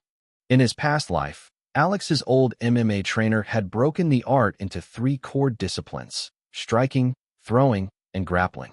At the professional level, most fighters had a solid foundation in all 3. The real difference between a good fighter and a champion, his trainer would say, was fluidity, the ability to switch between them instinctively, seamlessly. And in that brief exchange, Udara had demonstrated exactly that. Her style was unfamiliar, alien to the MMA Alex knew, but the way she flowed between forms, the timing of her transitions, her control of rhythm, it was on par with the champion-level fighters his trainer used to idolize. A thrill sparked in his blood. His Führer side stirred, roused by the challenge, shaking off the calm suppression of his Oromir half. He didn't say a word. He simply stood and resumed the fight. And so the spar continued, through the night, and well into the morning. Alex had his Everspring rune fueling his energy regeneration and recovery. But even so, Udara's natural recovery wasn't far behind. It wasn't long before Alex realized. She was like him, a natural-born combat genius. But unlike him, her talents had been sharpened through rigorous and focused training. She had fused her raw, beast-like instincts with precise technique, executing moves with the grace of a master and the brutality of a predator. She wasn't just strong, she was danger personified. She was a mature, polished combat machine. And with a sparring partner like her, Alex's own skills evolved at a staggering pace. Unfortunately, there was one major downside. It hurt like hell. Crack. Shatter. Alex wasn't the only one replaying the events of the meeting in his mind. Elsewhere, in a richly adorned chamber in Ashen Castle, a far cry from Alex's modest back mountain lodging, Kurt was livid. A priceless vase shattered against the wall. How dare he? How dare he? Kurt's face contorted with rage. He had been outshone, outmaneuvered, outplayed, utterly humiliated. Alex hadn't treated him like a rival, not even like an obstacle. No, he had treated him like a nuisance, a meaningless inconvenience. At best, a means to an end. At worst, a fly, a nuisance to be swatted at will. Kurt clenched his fists, trembling. His pride, his dignity, everything, trampled on in public. His fury reignited as he recalled the look in Alex's eyes. The dismissal, the indifference. With a snarl, he grabbed the nearest object and smashed it against the marble floor. Not far from the scene of destruction, huddled in a corner and wishing she could melt into the walls, was Kurt's attending maid. She trembled, knowing full well she would bear the brunt of his fury before the night was over. What should have been a prestigious position, serving as the attending maid of the man widely expected to become the heir to a noble house, like the Fury family, had turned into a nightmare. A cruel, suffocating nightmare. She had given her body willingly to the young master, believing that it was a worthwhile trade. After all, he was her first, and she his. Or so she believed. At first, Everything seemed perfect. Kurt basked in praise and flattery, and by extension, she too gained a measure of status among the household servants. Her position was envied. She thought herself special. She thought she'd earned something more than passing favor. But that illusion shattered swiftly and violently. Everything changed once the master's second wife, Jocelyn Holt, Kurt's mother, began bringing other women to her son. Many other women. She ensured he would not become beholden to any one woman. To him, they were all playthings, disposable, useful only for his pleasure. Jocelyn taught her son that to indulge was a privilege of power, and to care was a weakness. From then on, everything soured. What once were gentle moments shared behind closed doors became brutal and humiliating encounters. Worse than the pain was the growing emptiness, the slow death of hope, of dignity. But even that wasn't the worst of it. What truly broke her was the violence. Whenever Kurt was displeased, whenever something didn't go his way, he would lash out at her. And lately, he was displeased far too often. It all started about a month ago, when word spread of the return of the first young master, Alex. At first, everyone believed Alex would fade into obscurity. Kurt had long since taken the spotlight, earning praise and solidifying his presence within the Fury household. But in less than a month, everything had changed. Alex had made his presence felt. Strong, steady, quietly terrifying. The rumors were everywhere. Whispers of the Lord's growing favor, of the household soldiers' shifting allegiance, of vassals and retainers reevaluating their loyalties. Comparisons grew frequent, and inevitably, Kurt's mood soured further. More outbursts, more beatings, and all of it fell on her. Now, all she wanted was to leave, to escape this gilded hellhole. Swoosh! The grand double doors to the room burst open. Jocelyn Holt entered with quiet elegance and terrifying grace, the second mistress of the Fury family. The maid scrambled to her feet in perfect poise, spine straight, head lowered in deference. Every trace of fear was erased from her face. She knew better. Any sign of weakness, any hint that might reflect poorly on Kurt, would be considered a transgression. And Jocelyn Holt did not tolerate transgressions. "Leave us," Jocelyn said, her tone smooth but commanding. The maid didn't hesitate. It was like being granted amnesty. She rushed out, heart pounding, not forgetting to shut the doors tightly behind her. And lock them. "Mother, I want to kill him." Kurt growled, teeth clenched, eyes aflame with hate. "And you can," Jocelyn replied coolly. "Really?" he asked, a flicker of hope glinting in the bloodlust behind his gaze. "Really?" She smiled, slow and dangerously. "He challenged you to a duel under family law, didn't he? Winner takes all. That includes the loser's life. Do you understand, my son?" "I do," Kurt replied, a dark grin spreading across his face, one laced with feral intent. "And once you kill him in the duel," Jocelyn continued, "no one will be able to stand in your way. You'll have the right your father's seat at last, your birthright, and none will dare question it." "Yes, yes, mother." His grin deepened, and so did the malice in his eyes. "But you must be careful." Her tone turned sharp. "Viscount Lars informed me that the low-born brat of that woman possesses a powerful spiritual force, strong enough that he should have been a warlock rather than a mage. But because he failed to awaken his bloodline, he ended up stumbling down the wrong path." She paused, her expression grave. "Don't underestimate him, especially not his spiritual force. Remember to wear the artifact I gave you." "Don't worry, mother. I've never taken it off." Kurt proudly held up the necklace around his neck. It was an artifact specifically crafted to suppress or nullify mental and spiritual attacks, precisely the kind he believed Alex had used on him during their last encounter. "He's just an early intermediate mage," Kurt continued with confidence, "while I'm already at the peak of intermediate warrior stage.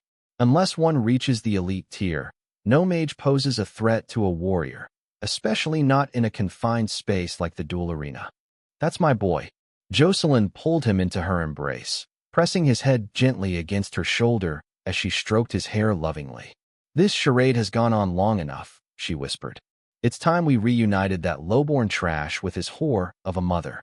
Roughly 30 minutes later, Jocelyn exited Kurt's room and returned to her own. As always, the air was cold, lifeless. It hadn't felt warm in years, not since Drake had last set foot inside, not since Amelia died. It was never supposed to be like this. Jocelyn had thought that with Amelia gone, Drake would find comfort in her, that he would finally turn to her with trust and affection. But nothing of the sort had happened. In fact, it was as if Earl Drake had sworn off women entirely.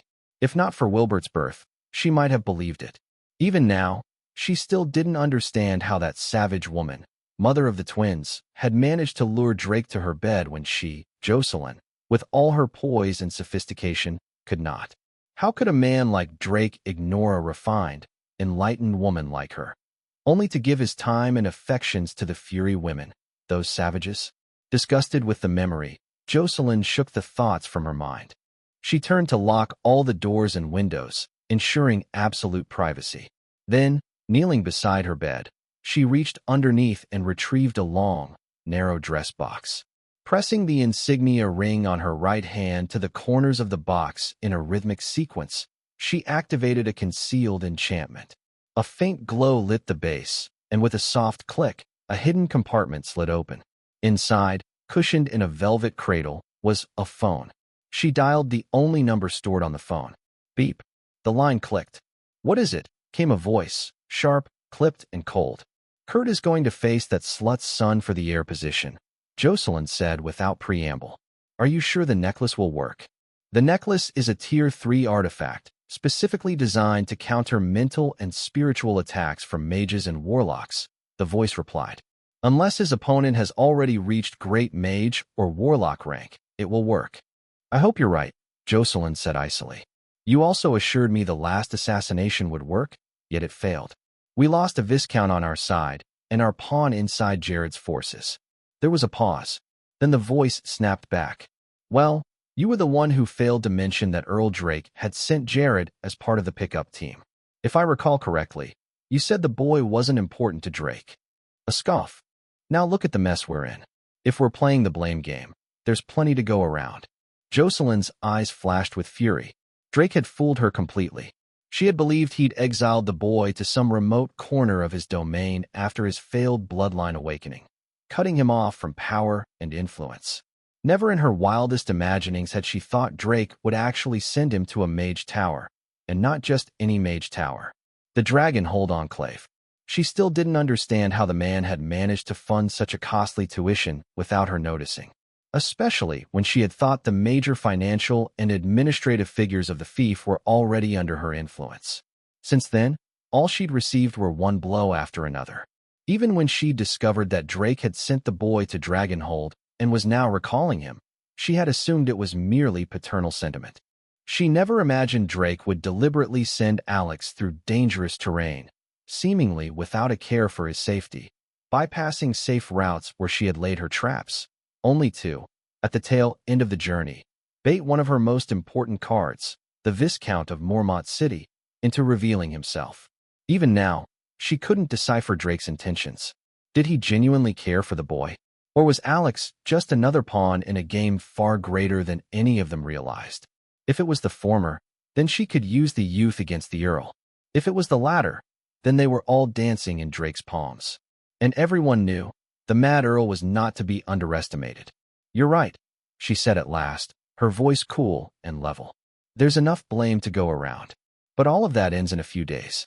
If the necklace works as you claim, Kurt will finish what we started. The Fury family's future will be in our hands." There was a pause. "That sounds nice and all," the voice finally said. "But Jocelyn, make sure your son doesn't fail." The line went dead. Elsewhere, within Earl Drake's office in Ashen Castle, unlike during Alex's previous visit, the magical comet table was currently deactivated, looking no different than any stone slab table. The room had also been subtly rearranged, no longer resembling a war command and control room, but a proper meeting office, complete with plush seating and stately furnishings. Earl Drake sat behind his desk, while Countess Megan reclined comfortably across from him. "I brought the girl to several battlefields, just as you asked," Megan said casually. "Also took the liberty of dropping her off with Alex. I heard about the assassination attempt. I'll have your payment sent to Hyben Castle 3 days from now." After the duel, Earl Drake replied evenly. "You're really going to allow the duel to go forward?" Countess Megan asked, raising a brow. "Why not? The boys want to settle it the Fury way, then let them. If someone didn't know better, They might question whether they're truly your sons, she said, her tone sharpening. You do realize there's a high possibility one of them won't walk away from that duel. That's nothing new, the Earl said flatly. Among my siblings, only Gordon and I survived. This is our nature. It is the Fury way. I'm sure you understand that. Countess Megan's eyes narrowed slightly. I thought you, of all people, would try to end this cycle, she said. Wasn't it you who told us, we must change? That was the slogan you fed us to convince the rest of us to point our blades outward instead of inward. Earl Drake didn't answer immediately. His gaze didn't falter. After a moment, he folded his hands on his lap and replied quietly. If you're that worried about him, you could always take my offer. It would get the old fogies off both your backs. This and that are two different matters, Countess Megan said. He's like a little brother to me, nothing more. Besides, running from pressure simply because it's annoying isn't my style. The Earl chuckled lowly. I assure you, the boy is no longer the little brother you once knew. Far, far from it. It's still not enough, she said, shaking her head gently. My answer remains the same. Her tone shifted into something more businesslike, detached, firm. My time is only for those who can meet my price. If someone thinks they can woo me through courtship, then I don't mind dating. If they can make it worth my while. A squad of magic armors for 2 dates. If they succeed, I won't ask for anything else. I'll marry them. She continued, unflinching. If they're not that confident, they can pay outright. A platoon of magic armors for a kiss, as passionate as the platoon is strong. A company of magic armors if they want a child with me. And if they want marriage, children, and my loyalty, then I expect a battalion of magic armors, at least. Drake raised an eyebrow, and Megan added coolly, Don't worry, I'm not greedy. I'll accept any kind of magic armor, as long as it's not below Tier 2. Earl Drake looked at the woman before him with amusement. Even the cheapest Tier 2 magic armor was valued at 50,000 gold coins. A squad of them? That was 300,000. In other words, Countess Megan demanded 300,000 gold coins just for a simple couple of dates, and that was the bare minimum. For outright marriage, she was asking for upwards of 50 million gold coins. Even for Earl Drake, this was a steep amount. Not to mention for any hopeful, eligible bachelor Countess Megan might deem worthy of consideration. But the thing was, Countess Megan wasn't overvaluing herself in the slightest. To extent, it was the opposite. This was a woman who commanded one of the strongest armies, not just within the Fury family, but in the entire Varelian Empire. In fact, she was widely considered the most capable war general among her peers. Her territory generated about 5 million gold coins annually. While that might sound modest, especially compared to Drake's, it was actually a very respectable income for a county. And with her expanding territory within the empire through conquest and interests in planar exploration and resource exploitation, that figure was only bound to increase. It was entirely possible that in a few short years, Megan herself could easily afford the very price she asked for in marriage, and she wouldn't even flinch doing it. Well, far be it from me to meddle in the affairs of the younger generation, Earl Drake said with a faint smile. As for your concerns about the boy, all I can say is this. If he wants to sit on my seat, this is the sort of challenge he must overcome. Bloodshed is unavoidable. And that mantra of mine you referenced, it's only meant to prevent petty competition within the family. But when things go beyond rivalry, into true malice and war, then we settle it the way we've always done. Life or death. Countess Megan said nothing more. She understood. Earl Drake, satisfied, smoothly shifted the conversation to another matter entirely. An hour later, Countess Megan left his office. Watching her retreating back, a small smile tugged at the Earl's lips. One rebellious lass you've fallen for, boy. I wonder, will you be crushed by her, or will you somehow subdue her? Either way, it'll be quite the show to watch. Then, a second thought crossed his mind. He chuckled and shook his head. I'm getting ahead of myself. First, he needs to survive the duel. That alone will be even more interesting. Rising to his feet, Earl Drake walked over to the tall ceiling-high window in his office. His gaze stretched from the ashen castle outward, beyond the lands of his fiefdom and into the far-off horizon, a land that even the darkness of night could not hide from his piercing eyes. Everything is in place. To the victor, all the spoils. 3 days after the Fury family meeting, the long-awaited day of the duel finally arrived. The duel and its high stakes had been publicly announced, not only to the pure-blood members of the Fury family, but also to the citizens of their estates and fiefdom territories. All who could travel made their way to the City of Ashes, capital of the Fury family, built around the majestic Ashen Castle. Perhaps disturbingly, the city's atmosphere was more reminiscent of a festival than a looming life-or-death battle. Merchants flooded the streets, taking full advantage of the influx of visitors. Colorful stalls lined the walkways, filled with the local specialties of the surrounding plains, hawked by smiling vendors and loud, enthusiastic voices. Despite the carnival-like atmosphere, security was tight. The guard forces of the Fury upper echelons, who attended the family meeting, had folded into the city's regular guard, forming a united front to maintain order. Jared's magic armor company had also been deployed, a clear signal that this was not just a spectacle. It was an important matter of family legacy. And like all duels with high stakes, the city's gambling dens and casinos were booming with activity. Wagers were flying fast and loose. Some bet that young Master Alex would defeat Kurt and go on to challenge and defeat the council heirs. Others took a more conservative route, only betting on him beating Kurt. Then there were those who sided with Kurt outright, betting that the first duel would end the matter entirely. Unsurprisingly, given the lack of concrete information on Alex's current strength, especially since most details publicly available were from before he left for the Enclave, the majority of civilians placed their bets on Kurt. In the eyes of the common folk, Alex was the usurper. They believed Kurt to be the true heir, charismatic, powerful, and the powerful young master of Ashen Castle. Jocelyn Holt's public relations campaign over the years had paid off handsomely. Her son was seen as the natural successor, while Alex's name faded into obscurity until now. By the time the midday sun hung high in the sky, the crowd had already filled the arena. The dueling arena, an enormous coliseum that stood as a monument to the Fury family's martial heritage, was packed to capacity.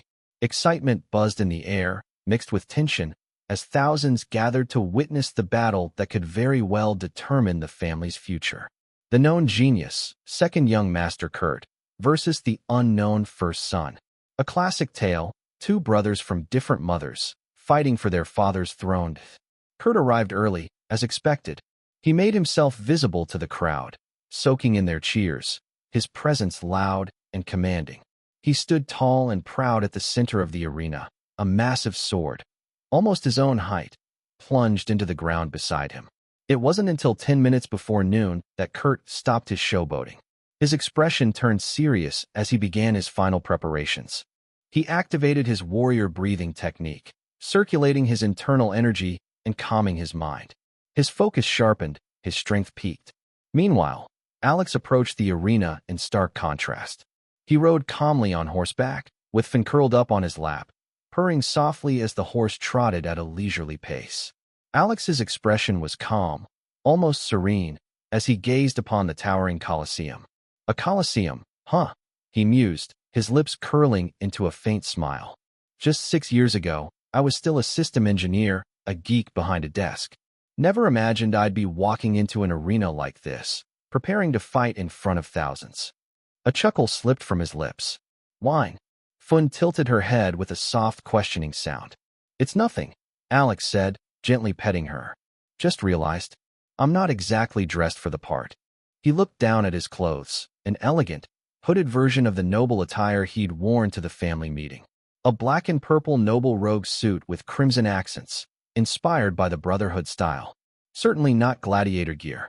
I would have gone with something more dramatic if I'd known it'd be this kind of crowd, he thought with a smirk. Pushing the joke aside, Alex looked down at Fun. Don't forget what I told you. Bark. You too, he added into the air.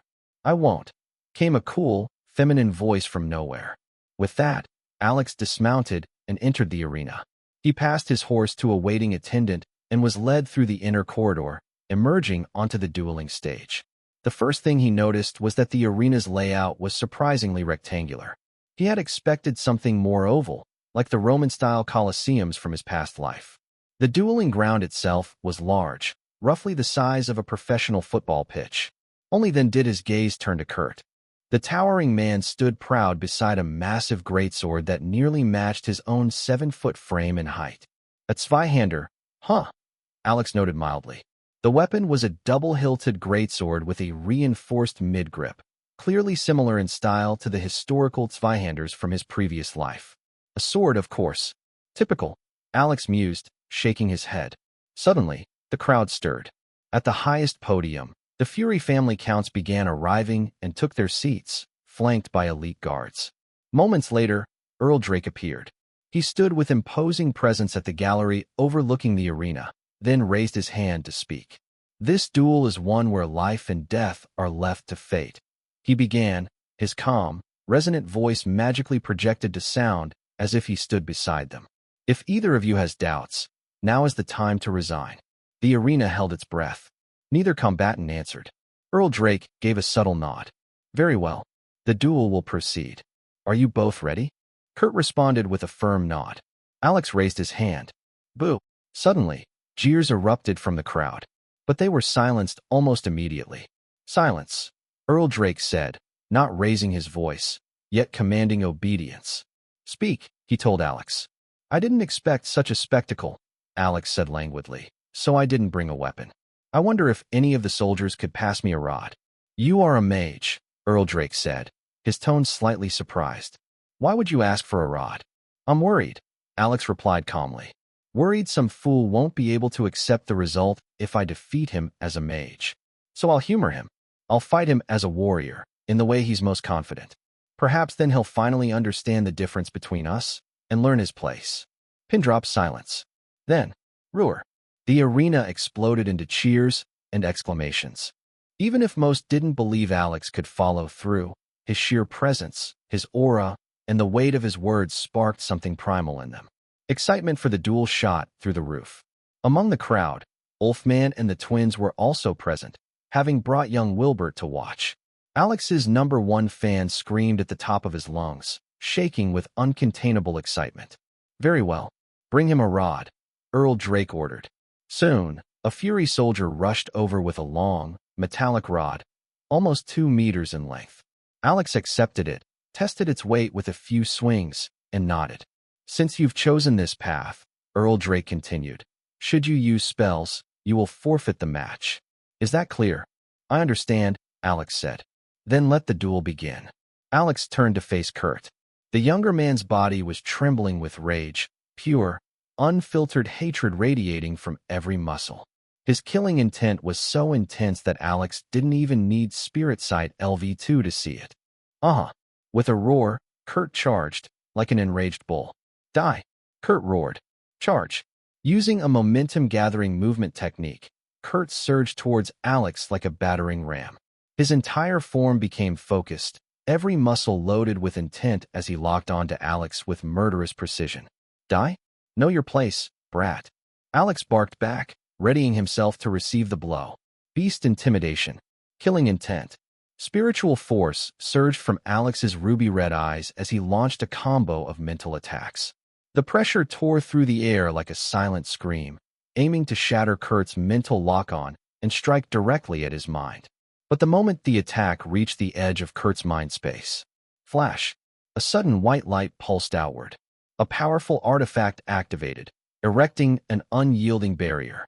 Alex's mental assault dissipated like smoke hitting a wall. In that split second, Kurt was upon him. Emboldened by his secret necklace artifact, he roared. Your petty tricks won't work, you waste. Die. He leapt, descending with a brutal overhead slash, his massive greatsword howling through the air. Backstep. Alex didn't try to take the blow head-on. He retreated just 2 steps, small, calculated movements, timed perfectly to intercept the sword closer to its tip rather than the middle or base. The result? The immense force of the blow was partially diffused. The sword's full power, especially that due to gravity, didn't land squarely. The centripetal momentum was also redirected instead of transferred. Alex angled his metal rod into an arched guard above his head, letting the blow glance off while he rode the momentum backward. But Kurt wasn't a rookie. He knew that if Alex rode the arc and retreated cleanly, he'd open himself up to a counterattack. With a heavier weapon, Kurt's recovery was naturally slower. Any lag could cost him. So he adapted. Infusing internal energy into his arms, Kurt shifted his grip mid-attack. One hand slid from the lower hilt and grabbed the mid-grip between the dual hilts of the Zweihander. Then, boom, he twisted his hips, channeled power, and redirected the unfinished downward arc into a vicious diagonal slash. Battle intuition. Alex's instincts kicked in. Even as he staggered from the first blow, he twisted his torso and brought the rod across his flank just in time. Clang! The blade crashed against the rod with bone-jarring force. Alex's arms trembled from the shock, but the sturdy metal rod held, just barely. Kurt was relentless. Before Alex could recover, the taller warrior lunged forward with an arched downward thrust, aimed to impale him outright. Alex reacted. He grounded his stance, toes digging into the arena floor, and stepped forward with a lowered center of gravity. With one hand, he drew his rod up along the line of his shoulder and spine, angled to guide, not block. Rather than meet the thrust with brute force, he let the blade slide along the rod's body, deflecting its path downward like a chute guiding a falling spear. But Kurt wasn't about to let him escape so easily. In the same motion, he leveraged the Zweihander's unique dual-grip design, pulling back the blade like a rower yanking a paddle to redirect the aborted thrust into a powerful diagonal sweep, forcing Alex's upper body forward. At the same time, Kurt's leg shot out in a wide arc. Sweep. It caught Alex cleanly at the ankle. Alex tumbled to the ground. Kurt wasted no time. He spun with brutal precision, raising his blade and bringing it down with savage intent, again and again. Wham! Wham! Alex barely parried the onslaught, each block deflecting only just enough force to avoid a fatal blow. He rolled with the momentum, using the impact of each strike to shift his body, squirming for a clean escape path. Finally, he managed to break free and regained his footing, but only barely. Kurt wasn't finished. As Alex staggered upright, Kurt closed in and slashed upwards in a vicious, rising arc. Alex knew he didn't have the stance or balance to properly block it, so he didn't try. Bang! Metal slammed into metal once more, the impact echoing across the entire arena. Alex's body was flung backwards, soaring through the air as if launched by a cannon. He had met the attack not to resist it, but to ride it, using Kurt's own force to propel himself away. The gap between them widened instantly. Before Kurt could press the advantage, Alex turned on his heel and dashed further away, maximizing the distance. Kurt growled in frustration, his momentum lost. He gave chase, but it was already too late. Though Kurt was the stronger and more powerful warrior, the difference in their weapons mattered. The Zweihander was heavy, requiring forceful swings and minor recovery delays. In contrast, Alex's metal rod was light, fast, and precise, optimized for agile combat. What's more, Alex had been taught a clever trick by Jared.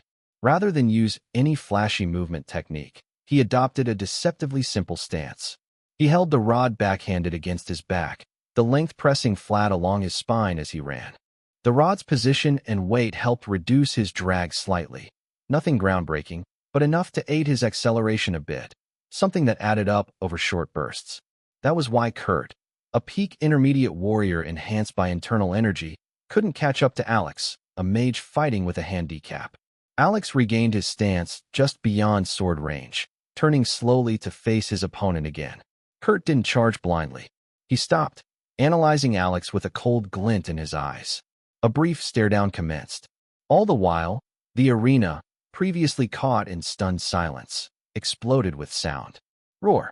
The crowd erupted as they processed what had just occurred. Back-and-forth blows, rolling dodges, surprise thrusts, and near-fatal slashes. Everything had unfolded in mere heartbeats, but every movement had burned itself into the crowd's minds. Kurt! Kurt! Kurt! Alex! Alex! Alex! Cheers rang out on both sides. Unexpectedly, the support for Alex was nearly on par with Kurt's. Kurt gritted his teeth, his fury boiling over. Alex saw this and smiled faintly. Expressionless, he spoke. That was close, brat. Not only did you point your blade at your superior, you're really trying to kill me, huh?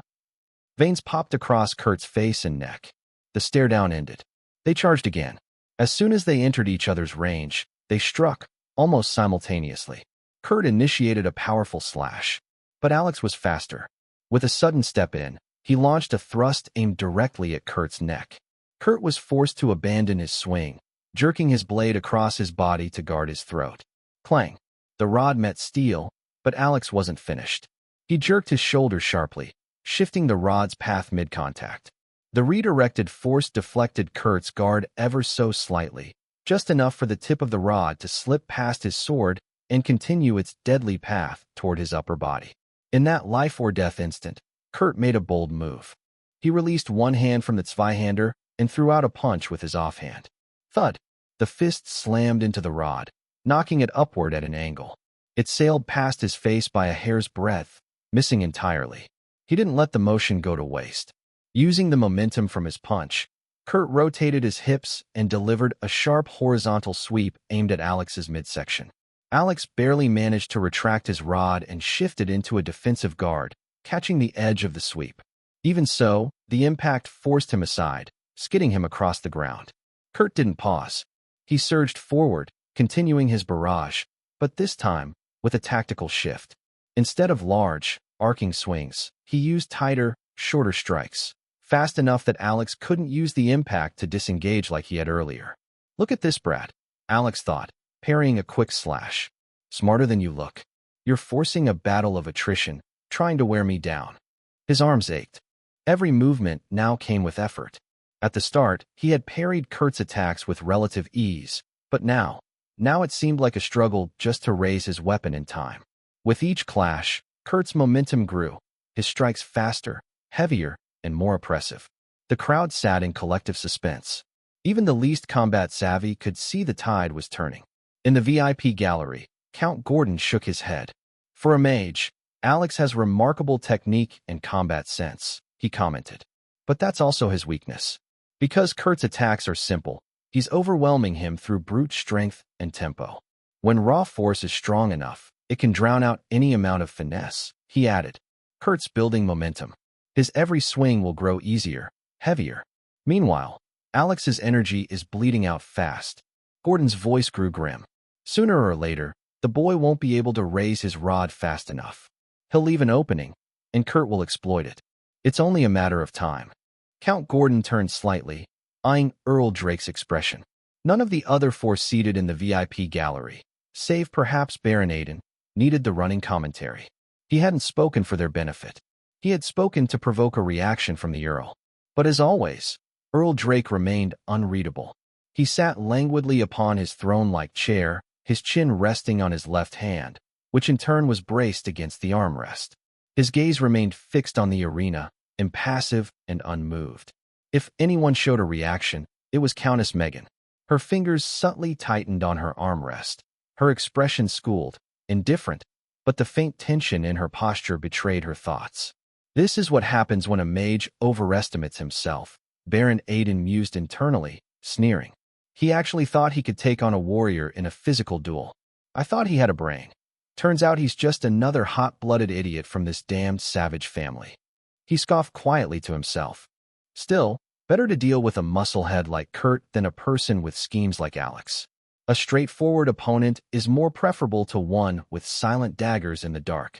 Seeing that Earl Drake gave no reaction to his earlier words, Count Gordon turned his full attention back to the duel. Back in the arena, Kurt was relentless. He kept Alex firmly within his striking range, hounding him like a predator.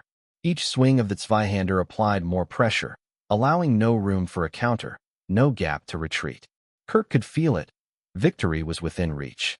He could almost taste it. You done running? He sneered. And here I thought you had become some powerful genius. Trash will always be trash. Alex didn't take the bait silently. Says the coward who sent assassins after me. He shot back. Too scared to fight me face to face. The retort nearly cost him. His momentary lapse in focus created a gap in his guard, but he barely managed to recover in time, blocking the follow-up strike by instinct. But Kurt's temper was flaring again. Veins bulged along his neck.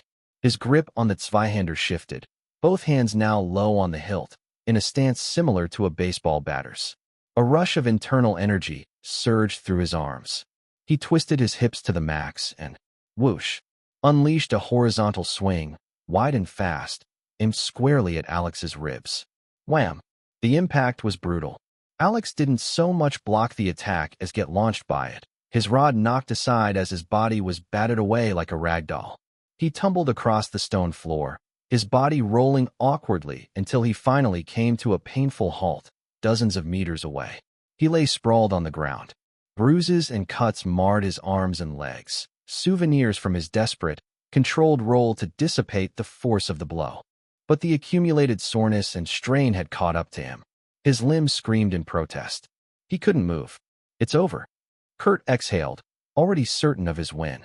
He walked calmly towards Alex, sword raised, a slow march toward execution. Mother sent those assassins to give you a clean, swift death, he sneered as he approached. Consider it giving face to father. But you just had to make this messy, didn't you? Fine. I'll take my time then. I'll hack off your limbs, one by one, and then I'll kill you. He raised the Zweihander and swung down at Alex's right arm, the one that still gripped the rod, even in the agony of muscle failure. Clang, clang. The sound of metal crashing against stone rang out across the arena. Just as Kurt's Zweihander came down to finish the duel, Alex's eyes, seemingly clenched shut from pain, snapped open. He rolled. At the very last second, he twisted his battered body and narrowly evaded the blow. Thud.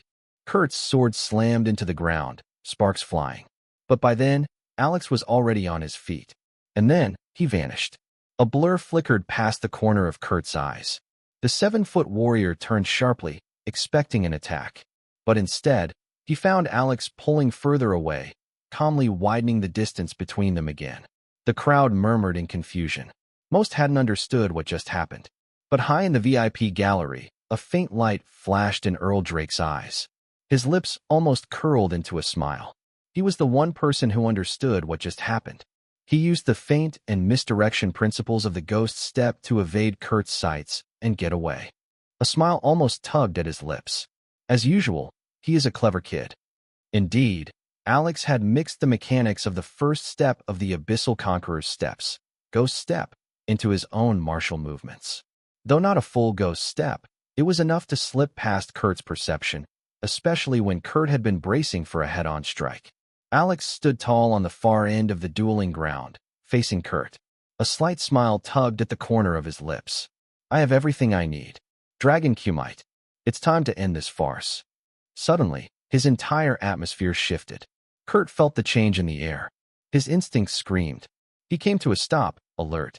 Alex calmly stabbed his metal rod into the earth, then rotated his shoulders, rolled his wrists, and cracked his neck to both sides. Snap, snap. That's much better, he said with a relaxed smile. Then he looked directly at Kurt. Did you enjoy your 5 minutes of spotlight? Kurt's frown deepened. Something was wrong. Incredibly wrong. Alex's composure wasn't arrogance, it was assurance. Cold and measured. In that case, Alex said, let this older brother teach you some manners. He gripped the rod backhanded, yanked it from the ground, and charged. Kurt growled, slashing his sword in a wide arc across the arena, using the force of his internal energy to project the attack through the air. Whum! The compressed air blade howled toward Alex. But Alex sidestepped. Casually. It looked close, barely avoided, but it wasn't. Between battle instinct and his truth-seeker eyes, Alex had long since read the angle of the attack. His movements were precise and efficient. As soon as he cleared the air slash, he lunged. Thrust. Alex's rod stabbed forward like a spear, aiming for Kurt's chest. Kurt responded instantly. One hand gripped the lower hilt of his Zweihander, the other pressed the midgrip. Using leverage and technique, he parried the rod to the side. Then spin. Kurt twisted into a horizontal slash, using the follow-through for momentum. Swoosh. But Alex had already anticipated it. He dropped his stance, sliding low under the sword's arc. The tip of Kurt's greatsword cut through empty air, inches above Alex's head. And at the same time, sweep. Alex's rod swept across the ground, aiming for Kurt's legs. But Kurt, despite his size, reacted quickly. He raised his foot, avoiding the sweep, and twisted again, changing his momentum into a downward overhead chop. Bang! The blade came down like a guillotine. Crack! Alex rolled swiftly to the side, narrowly avoiding the sharp rock shrapnel hurled into the air by Kurt's last heavy strike. Kurt immediately pressed the advantage, lunging in to repeat the flurry of attacks that had overwhelmed Alex earlier in the fight. At first glance, it seemed like a repeat of the earlier exchange. Alex was on the defensive again, constantly retreating under a barrage of heavy, fast strikes. But something was different this time. Yes. Your flurry gives you momentum to wear down your opponent, Alex thought as he moved, deflecting yet another blow. But unfortunately for you, Kurt, I trained for days with someone who does this far better than you ever could, since there's no longer any need to hold back. His grip shifted. The way he angled his rod changed, subtly but decisively. Now, instead of meeting each blow head-on or attempting to absorb the force, Alex began redirecting the attacks. Using the enhanced precision of his truth-seeker eyes and the reflexes granted by battle instincts, he timed every parry so that Kurt's sword glided across the rod, sending slight tremors back up Kurt's arms and shifting his balance. Each redirection chipped away at Kurt's footing, one step at a time. Slowly, Alex slipped out of the storm. Kurt, finally realizing what was happening, growled and shouted, "No, you don't." Channeling more power into his swing, he slammed his great sword into Alex again, this time with a rising arc that launched Alex into the air. It's over. That thought rippled through the crowd, echoed in the gasps from the stands. With Alex suspended midair, unable to block or evade, Kurt had the perfect opportunity to end it. His stance was set, his sword raised. Whine. Down below, at the edge of the arena, Fun whined anxiously. But Alex wasn't done. "Look at this, brat. Dragon commute." Suddenly, boom. A concentrated burst of mana erupted from Alex's feet, firing him downwards like a missile before gravity could complete its work. Crash. A shockwave exploded from the center of the arena as Alex's rod came down faster than Kurt could reposition his blade. A cloud of smoke swallowed them both. A moment later, Kurt flew out from the cloud, landing with a heavy thud as the audience erupted into a stunned uproar. The dust slowly cleared, revealing Alex standing in the center of the arena, his metal rod slung casually over his shoulder. He didn't even acknowledge the thunderous cheers echoing around the Colosseum. His attention was fixed squarely on Kurt. "Come on, get up, brat," he said coolly. "I know that strike didn't hit you properly." Kurt groaned and pushed himself up, shaking his head as the ringing in his ears subsided. He stared at Alex, not with rage, but with growing caution. That mana burst, it wasn't a spell. Kurt had never heard of a mage being able to eject mana from their body like that. It was something only warriors typically did. It defied logic, but it had worked. "I'm tired of watching your appalling swordsmanship," Alex said, finally breaking the silence. "All I see is brute strength. No finesse. No technique." He lowered his rod from his shoulder and held it with both hands. But this time, his grip shifted to the middle, his posture changed. A stance. A proper sword stance. You've lived your whole life believing you're the strongest among your peers because you overpower everyone with your ridiculous physical prowess. And in doing so, you stopped learning. The crowd watched, frozen. Even Kurt hesitated. Alex raised the rod as if it were a fine blade. His tone became cold. "As much as I dislike the romanticization of swords, I can't allow such disgraceful swordsmanship to continue in front of me. Then, come." He flicked his wrist. The rod seemed to shimmer under the sunlight.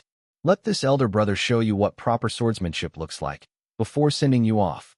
Kurt's eyes suddenly glowed with a familiar crimson hue. Calm madness. A battle technique of the Fury bloodline. One that amplified combat instincts while suppressing pain and fear. With a roar, Kurt charged, his greatsword raised in a downwards diagonal arc. "Oh yeah? I'd like to see you try," he bellowed. He swung hard, aiming to cleave through Alex with a single blow. But Alex didn't respond with his rod. No, he stepped in. Rotating at the hips and pivoting on his lead foot, Alex unleashed a roundhouse kick that slammed into the hilt of Kurt's greatsword. The timing was surgical. Clang. The sword was knocked off course, halted mid-swing before it could descend fully. The force of the impact nearly ripped it from Kurt's hands, and while he managed to hold on, it cost him the momentum and his focus. That split second was all Alex needed. Crack. The metal rod lashed out horizontally, slamming across both of Kurt's calves in one strike. Kurt gritted his teeth and powered through the pain, forcing his greatsword down again in a desperate attempt to land a blow. But Alex had already ducked low, letting the blade whistle just inches above his head. In the same motion, he executed a one-handed sweep in a flowing, samurai-style motion. Smack! It struck across both of Kurt's legs once more, this time on his shin. Kurt groaned, staggering. Alex's grip shifted seamlessly to a forehand, and the rod came sweeping back in a reverse arc, this time landing solidly against both thighs. Thwack! Another groan escaped Kurt's lips. Still crouched, Alex moved like a blur around his opponent's side, striking at the back of his thigh, then slipping back in front to crack him on his shin bone with a flick of the rod. Kurt reeled. The crowd held its breath as Alex sidestepped fluidly in a crouched stance, his strikes alternating between thigh, shin, and calf in a relentless rhythm. Kurt's muscles spasmed, overwhelmed by pain. If I let this continue, he'll cripple me, he realized. Summoning a burst of desperation, Kurt lunged with a wild thrust. Caught off guard, Alex barely managed to lean back and parry, but the impact disrupted his stance. Seizing the moment, Kurt kicked forward, the thrust kick blasting Alex backwards. But as he tried to press the advantage, his legs froze. The accumulated damage had taken its toll. The spasms robbed him of control. That moment of hesitation was all Alex needed. Alex landed on his feet, grimacing, but steady. Kurt thrust his sword again, attempting to catch Alex off guard. This time, Alex sidestepped, then stomped down on the blade as it hit the ground, its momentum and weight driving it partway into the earth. The greatsword was stuck. Before Kurt could recover, Alex brought his rod down hard on his wrist. Smack! Kurt cried out as pain forced him to release his grip, a humiliation no warrior wanted, and a shame no swordsman could bear. Alex stepped in smoothly. In one final, deliberate motion, the tip of his rod traced across Kurt's neck, just above the jugular, a clear killing strike. The entire arena froze. Kurt, battered and defeated, dropped to his knees. Kurt stared, wide-eyed, as his trembling fingers touched the side of his neck. A thin, shallow cut traced a line across his skin, faint, but undeniably there. With a blunt weapon. This wound, his mind raced. It's shallow, but had Alex been holding a proper sword, had Alex intended to kill him, he would be dead. Kurt's pupils contracted. The implications of that single exchange crashed into his mind like a thunderbolt. He let me live. Across from him, Alex showed no expression. No pride. No mockery. Just cold, surgical detachment. Without a word, he nudged Kurt's sword by the hilt with his foot, then flipped it into the air and caught it. Then, he threw it. The massive Zweihander spun through the air before embedding itself deep into the dirt near the wall separating the arena floor from the audience. The crowd gasped. Kurt looked up at Alex, eyes filled with equal parts disbelief and humiliation. His legs remained planted, but it was clear to everyone watching. He had been defeated. If Alex pressed it now, the duel would be over. If Earl Drake acknowledged it, Kurt's loss would be sealed. But Alex wasn't done. Such a gap in skill won't provide enough entertainment for the crowd, he said, his voice emotionless. Nor will it help you understand the real difference between us. Kurt's brows furrowed. What? Before he could speak, Alex turned toward his own weapon.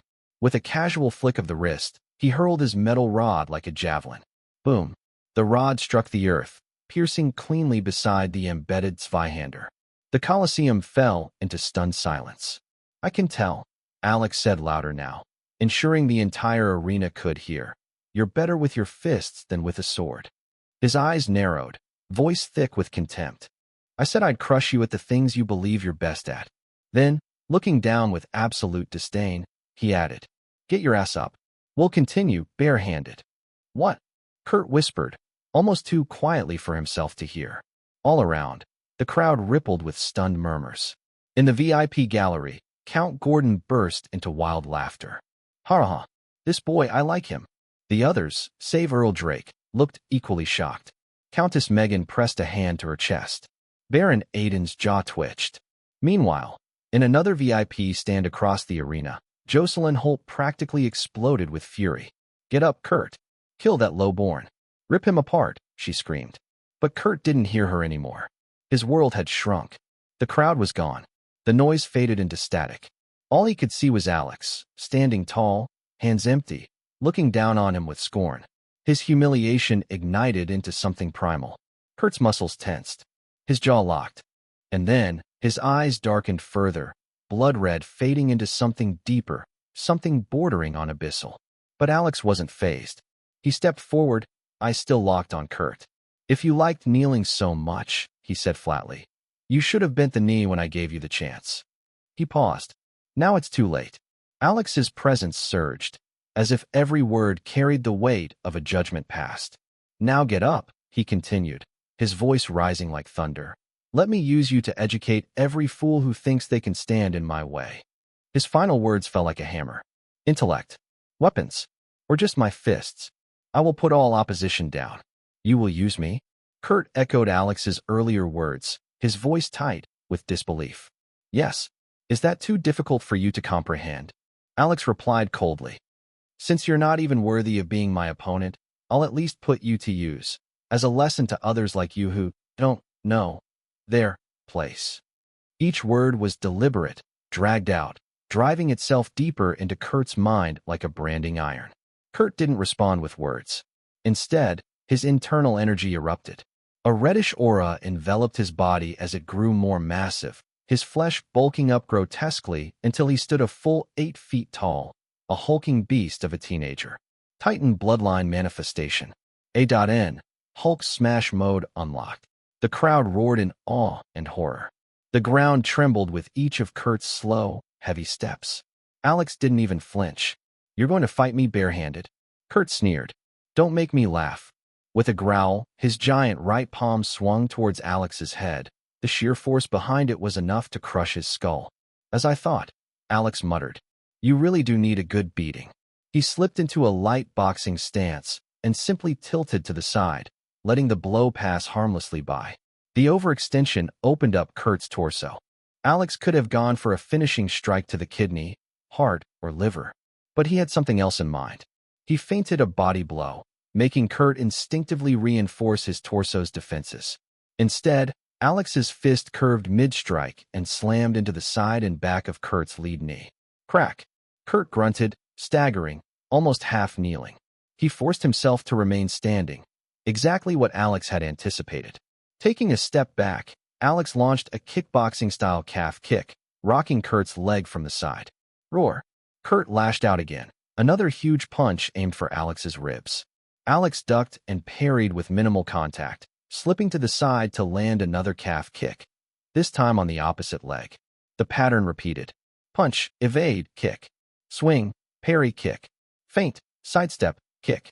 Although Kurt's Titan-transformed body was veiled in a reddish glow that masked surface wounds, the damage beneath was adding up fast. Each of Alex's kicks was layered with subtle dragon cumite mana ripples, bypassing surface muscle tension to hammer the joints and tendons underneath. Even Kurt's enhanced body couldn't absorb it forever. No matter how big the tree, chop enough at the base and it will fall. Eventually, Kurt's movements stuttered. His legs buckled slightly. Alex's eyes flashed. Uppercut. His fist rocketed upwards into Kurt's chin, shaking the larger boy's brain inside his skull. There was a sickening crack, and for just a moment, everything went blank for Kurt. He dropped to one knee. What? What is happening, he thought. Even after my transformation, why can't I hit him? Why is he still stronger? Still better. Alex's voice cut through the haze. Get up. Surely you can still be of use as teaching material, right? Surely. That's not all you got, right? Alex's voice sounded in Kurt's ears at this moment. The tone had changed. It was no longer taunting, no longer human. It was cold, commanding, like the whisper of a devil inside his mind. Get up. Alex barked, and as if ordered by some higher will, Kurt stood. His legs trembled. From pain? From fear? Even he didn't know anymore. Kurt looked like a cornered beast, forced into a fight it no longer wanted. There were only two choices left, flight or fight. He wanted to run. He desperately wanted to run. But then, what are you doing, Kurt? Kill him. Kill him. His mother's shrill, desperate scream echoed through the arena. Reason crumbled. Emotion surged. And Kurt, foolishly, chose to fight. Kurt roared again, launching another punch. But with his legs battered and barely functional, the strike lacked power. Alex caught the arm with ease. Then, as if to execute a judo throw, he stepped in. only to twist his body at the last moment. Crack! A devastating backwards spinning elbow slammed into Kurt's jaw. The audience flinched as one. Still gripping Kurt's arm, Alex took a step back out and drove his knee into his side. Right into the liver. Kurt froze. The pain overwhelmed his nervous system, stunning him completely and leaving him wide open. And Alex showed no mercy. With his left hand still controlling Kurt's arm, he began unleashing a rapid-fire barrage of punches straight to Kurt's face with his right. Sharp, clean, unrelenting Jeet Kune Do-style straights. 1, 2, 3, 4, 10. Then came the body shots. Stomach, heart, kidneys, lungs. Alex's fists found every vulnerable organ like a man possessed. Clinical, calculated. Then came the uppercuts. Then the hooks. Then back to the body. At some point, he had let go of Kurt's arm. But Kurt remained upright, not by his will, but by Alex's careful punch placement that locked his body in place. Even the least combat savvy in the crowd could see it now. Alex was picking each punch with terrifying precision, balancing maximum pain with total control. This was no longer a duel. It was an execution. Alex could have ended it at any time. But he didn't. He dragged it out, punishment made flesh. And as his earlier words echoed through the minds of the stunned audience, "Let me use you to educate any fool who thinks they can stand in my way." Everyone understood, especially the heirs of the Fury family's council, seated in the stands. Alex's next opponents, should he win this duel. They shivered, pale-faced. Kurt was no weakling, but he was reduced a living warning. 5 minutes passed. Alex returned back to Kurt, his 5 excruciating, bloody minutes. By now, even the reddish glow of the Titan transformation could no longer hide the visible swelling and bruises across Kurt's body. Alex took one final step forward and delivered a devastating body hook. Thud! Kurt's body curled like a shrimp. Alex caught his arm, guided him forward, and forced him to drop to his knees. He was still breathing. Barely. Eyes dazed. Body broken. Spirit shattered. Alex reached forward with his right hand, grabbing Kurt by the hair, holding his head upright on his knees. He looked into his brother's eyes. "I almost pity you," he said softly. "I don't know if you've ever realized it, Kurt, but your entire life, you've been a pawn. First your mother and her whole family used you. Then father. And now me." He sighed inwardly. Such is the life of the weak and gullible in this world. "Very well," Alex whispered. "Let me put you out of your pitiful existence." He raised his left hand, curled it into a fist, a simple uppercut. Compared to all that had come before, this final punch seemed almost gentle, but hidden within it, the wrist blade of the beta bracer. Punchy. The moment Alex's fist made contact beneath Kurt's jaw, the blade extended. Silent. Efficient. Lethal. It pierced up through the underside of Kurt's jaw, into his skull, and straight into his brain. Alex held the pose for a moment, then slowly withdrew his hand. He released Kurt's hair. The body collapsed, lifeless. Kurt Fury was dead. The second son of Earl Drake's branch of the Fury family, slain in a sanctioned life-or-death duel. The arena was silent. And then, a single voice spoke from the highest gallery. "According to the rules of the Fury family," Earl Drake intoned, "the heir to my line is now indisputably Alex Fury." Alex ignored Earl Drake Fury's declaration. He had already taken the position of heir to the Fury line with his own hands. Whether Drake made an official announcement or not was irrelevant. It was already an indisputable fact. Hidden beneath his hood, his attention remained fixed on Kurt's corpse. At the risk of sounding like a hypocrite, Alex truly pitied the boy. The person Kurt had become wasn't entirely his fault. Granted, one could argue over who bore the greater share of blame. But what was undeniable was that both Drake and Jocelyn were culpable for what had transpired, for who Kurt had become. An arrogant, oblivious pawn, a tool in the power struggle between his two parents. Jocelyn had been so fixated on claiming control of the Fury family that she overlooked the collateral damage her ambition inflicted on her own child. In the process of building Kurt's reputation, she had surrounded him with sycophants, ass-kissers who showered him with praise, never once pointing out his flaws. They only sought to benefit from his status, and he never realized it. Worse, Jocelyn herself had thoroughly indoctrinated Kurt into believing that Earl Drake's throne was his birthright. Something inevitable, preordained. This toxic combination left him accustomed only to compliments, completely unprepared for criticism or failure. He had become arrogant in his innate prowess, never grasping the universal truth. There is always someone better. He lacked the core qualities required of a leader, the very role his mother was grooming him for. In truth, he wasn't a leader at all. He was the epitome of a follower. A mummy's boy who only ever followed his mother's instructions. Incapable of independent thought, Alex didn't place the blame solely on Jocelyn, though. Drake was just as guilty.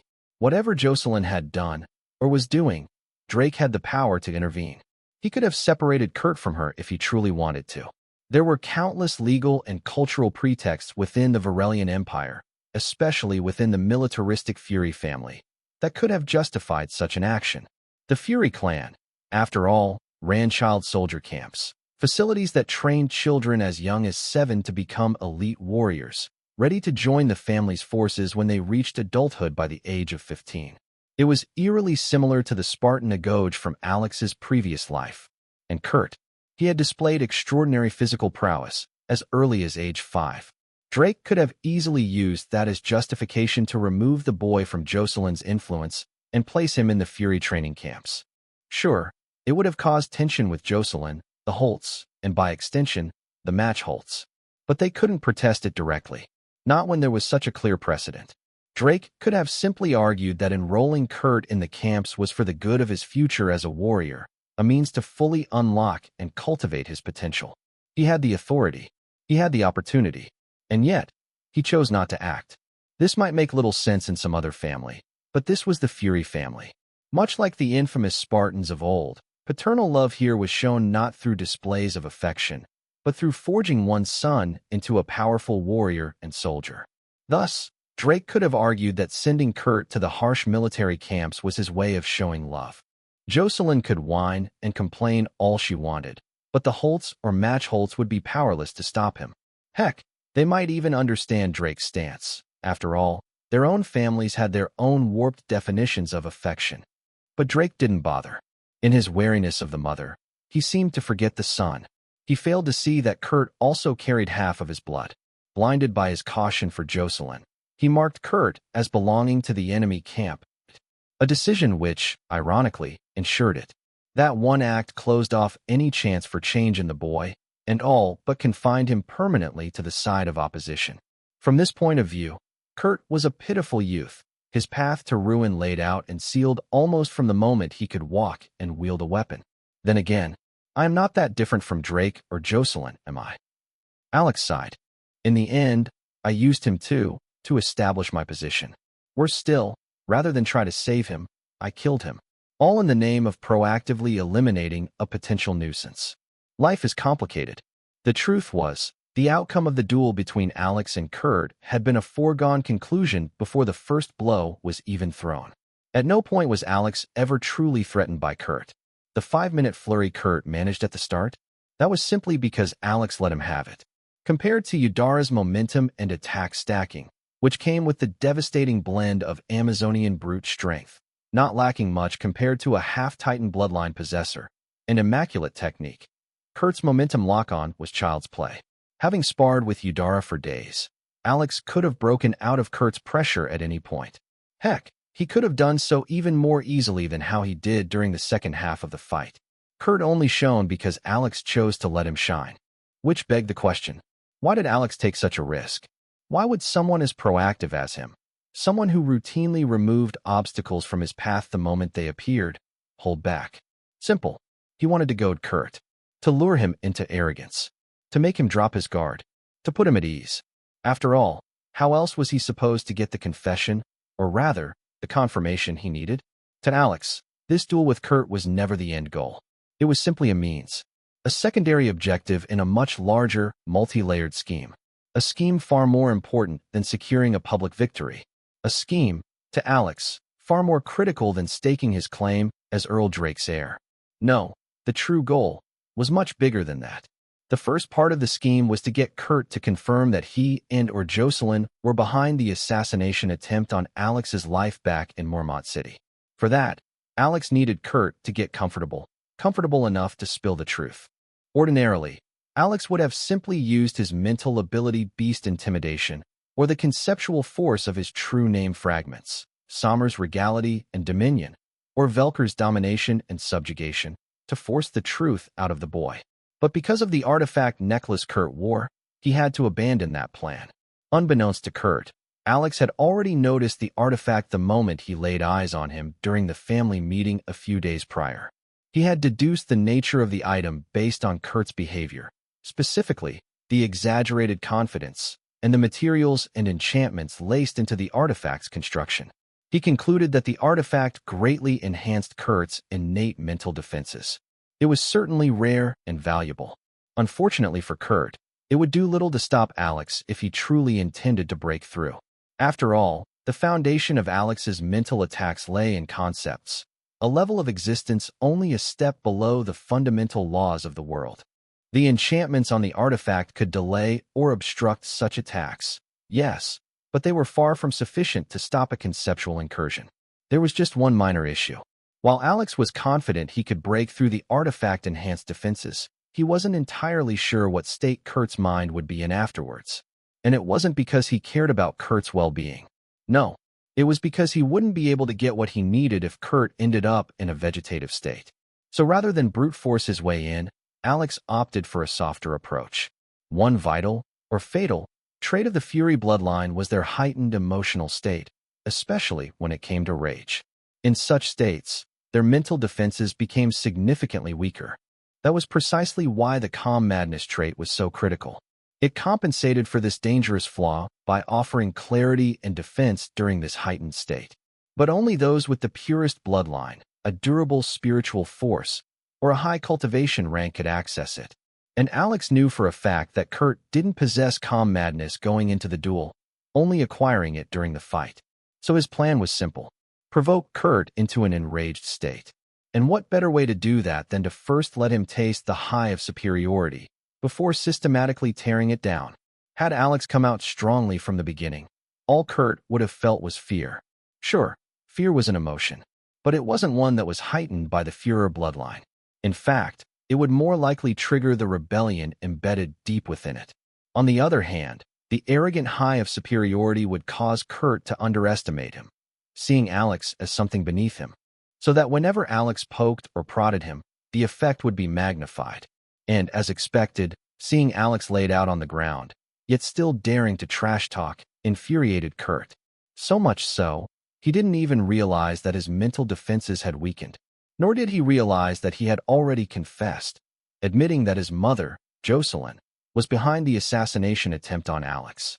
As the portable main terminal of the OmniRune core, the Beta Bracer was also effectively a phone, since the OmniRune core included the communication functions of the phone rune. Within this phone rune was a voice record feature, added as a selling point in the higher-end versions of Rune phones. The Bracer had recorded Kurt's confession to Alex. And with that, the first phase of Alex's plan was complete. Afterwards, there was no reason to continue playing with Kurt, which was why Alex had finally finished him off. He hadn't just used Kurt as a public example to deter anyone else from standing in his way. He'd also used him as a piece in a broader, secret agenda, one that would only unfold with time.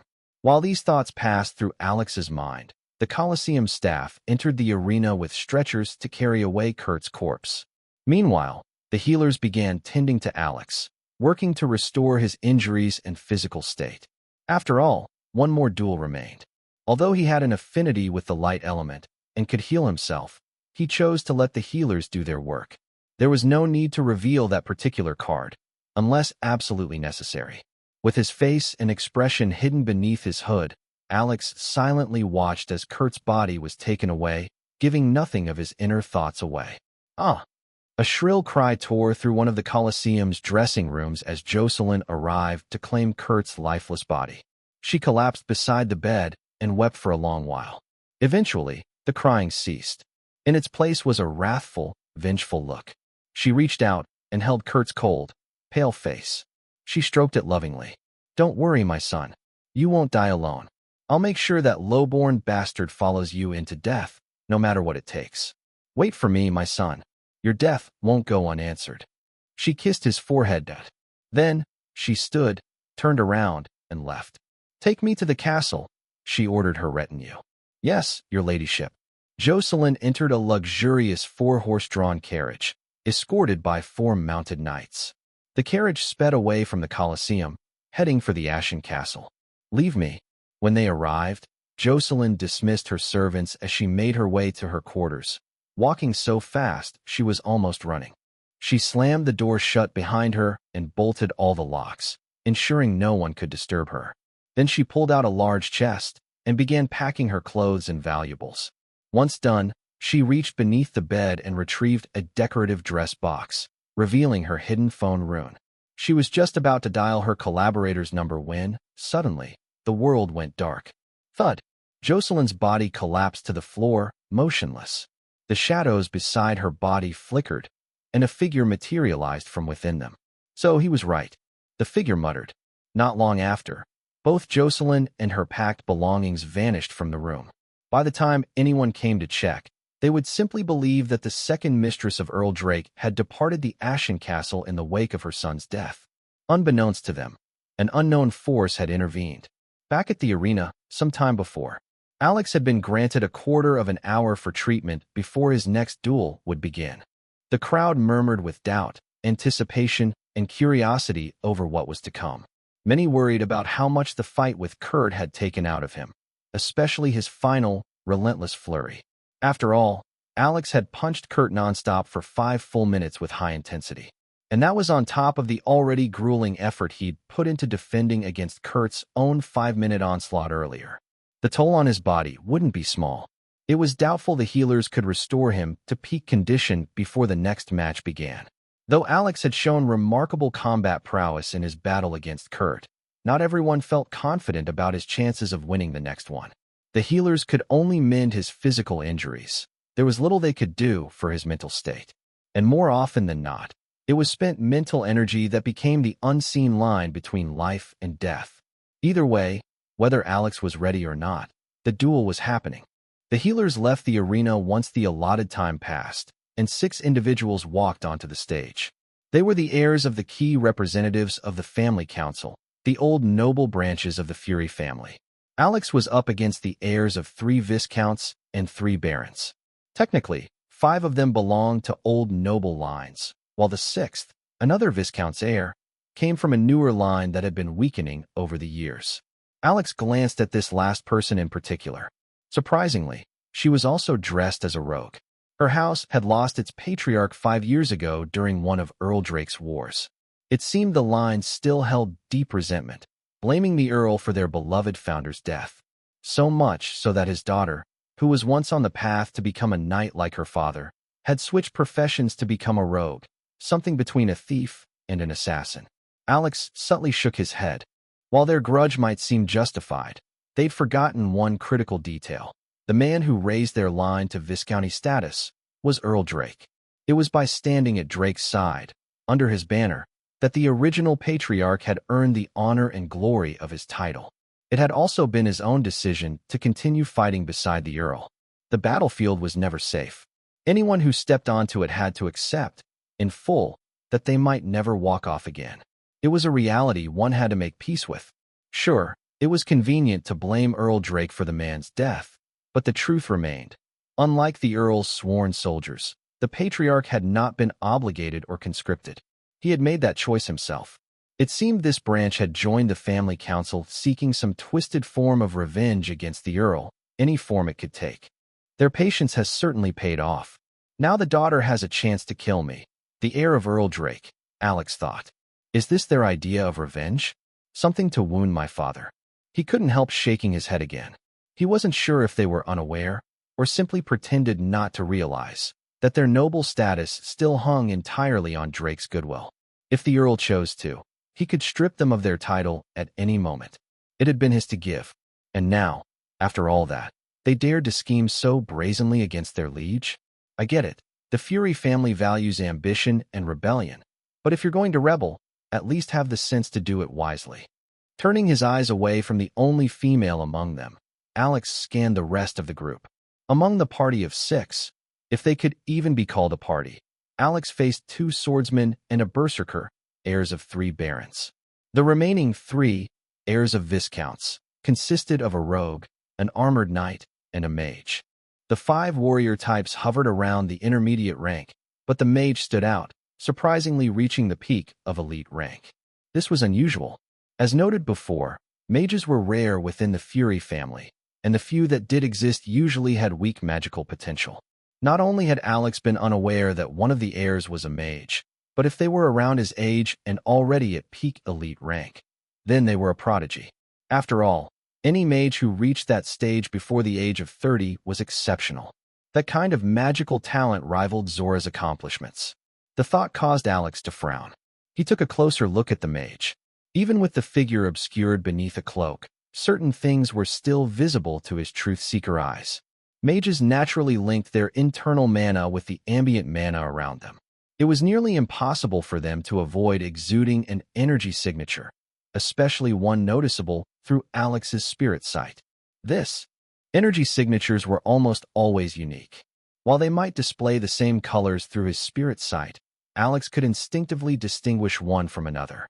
And the energy signature he was currently seeing belonged to someone he'd met before. What is the meaning of this, Viscount Lars? Alex called out to the mage. I am merely fulfilling the conditions of the duel, the mage replied calmly. He pulled down the hood of his robe, revealing the aged face of Viscount Lars Fury, the spokesperson of the family council. Boo! The crowd erupted into boos and jeers the moment the old man's identity was revealed. The duel is supposed to be between the heirs of the family council and the heir of Earl Drake's line. Alex said, his brow furrowed. I do not have an heir. I am the only one who can represent my line, Viscount Lars replied. Then, in a move that could have come straight out of Alex's own playbook, Lars turned to face the VIP gallery, directly addressing Earl Drake. It was just as Alex had said before. In the Fury family, the power rested with the family head. As long as Earl Drake approved, the duel would proceed. The crowd, understanding this, fell into silence.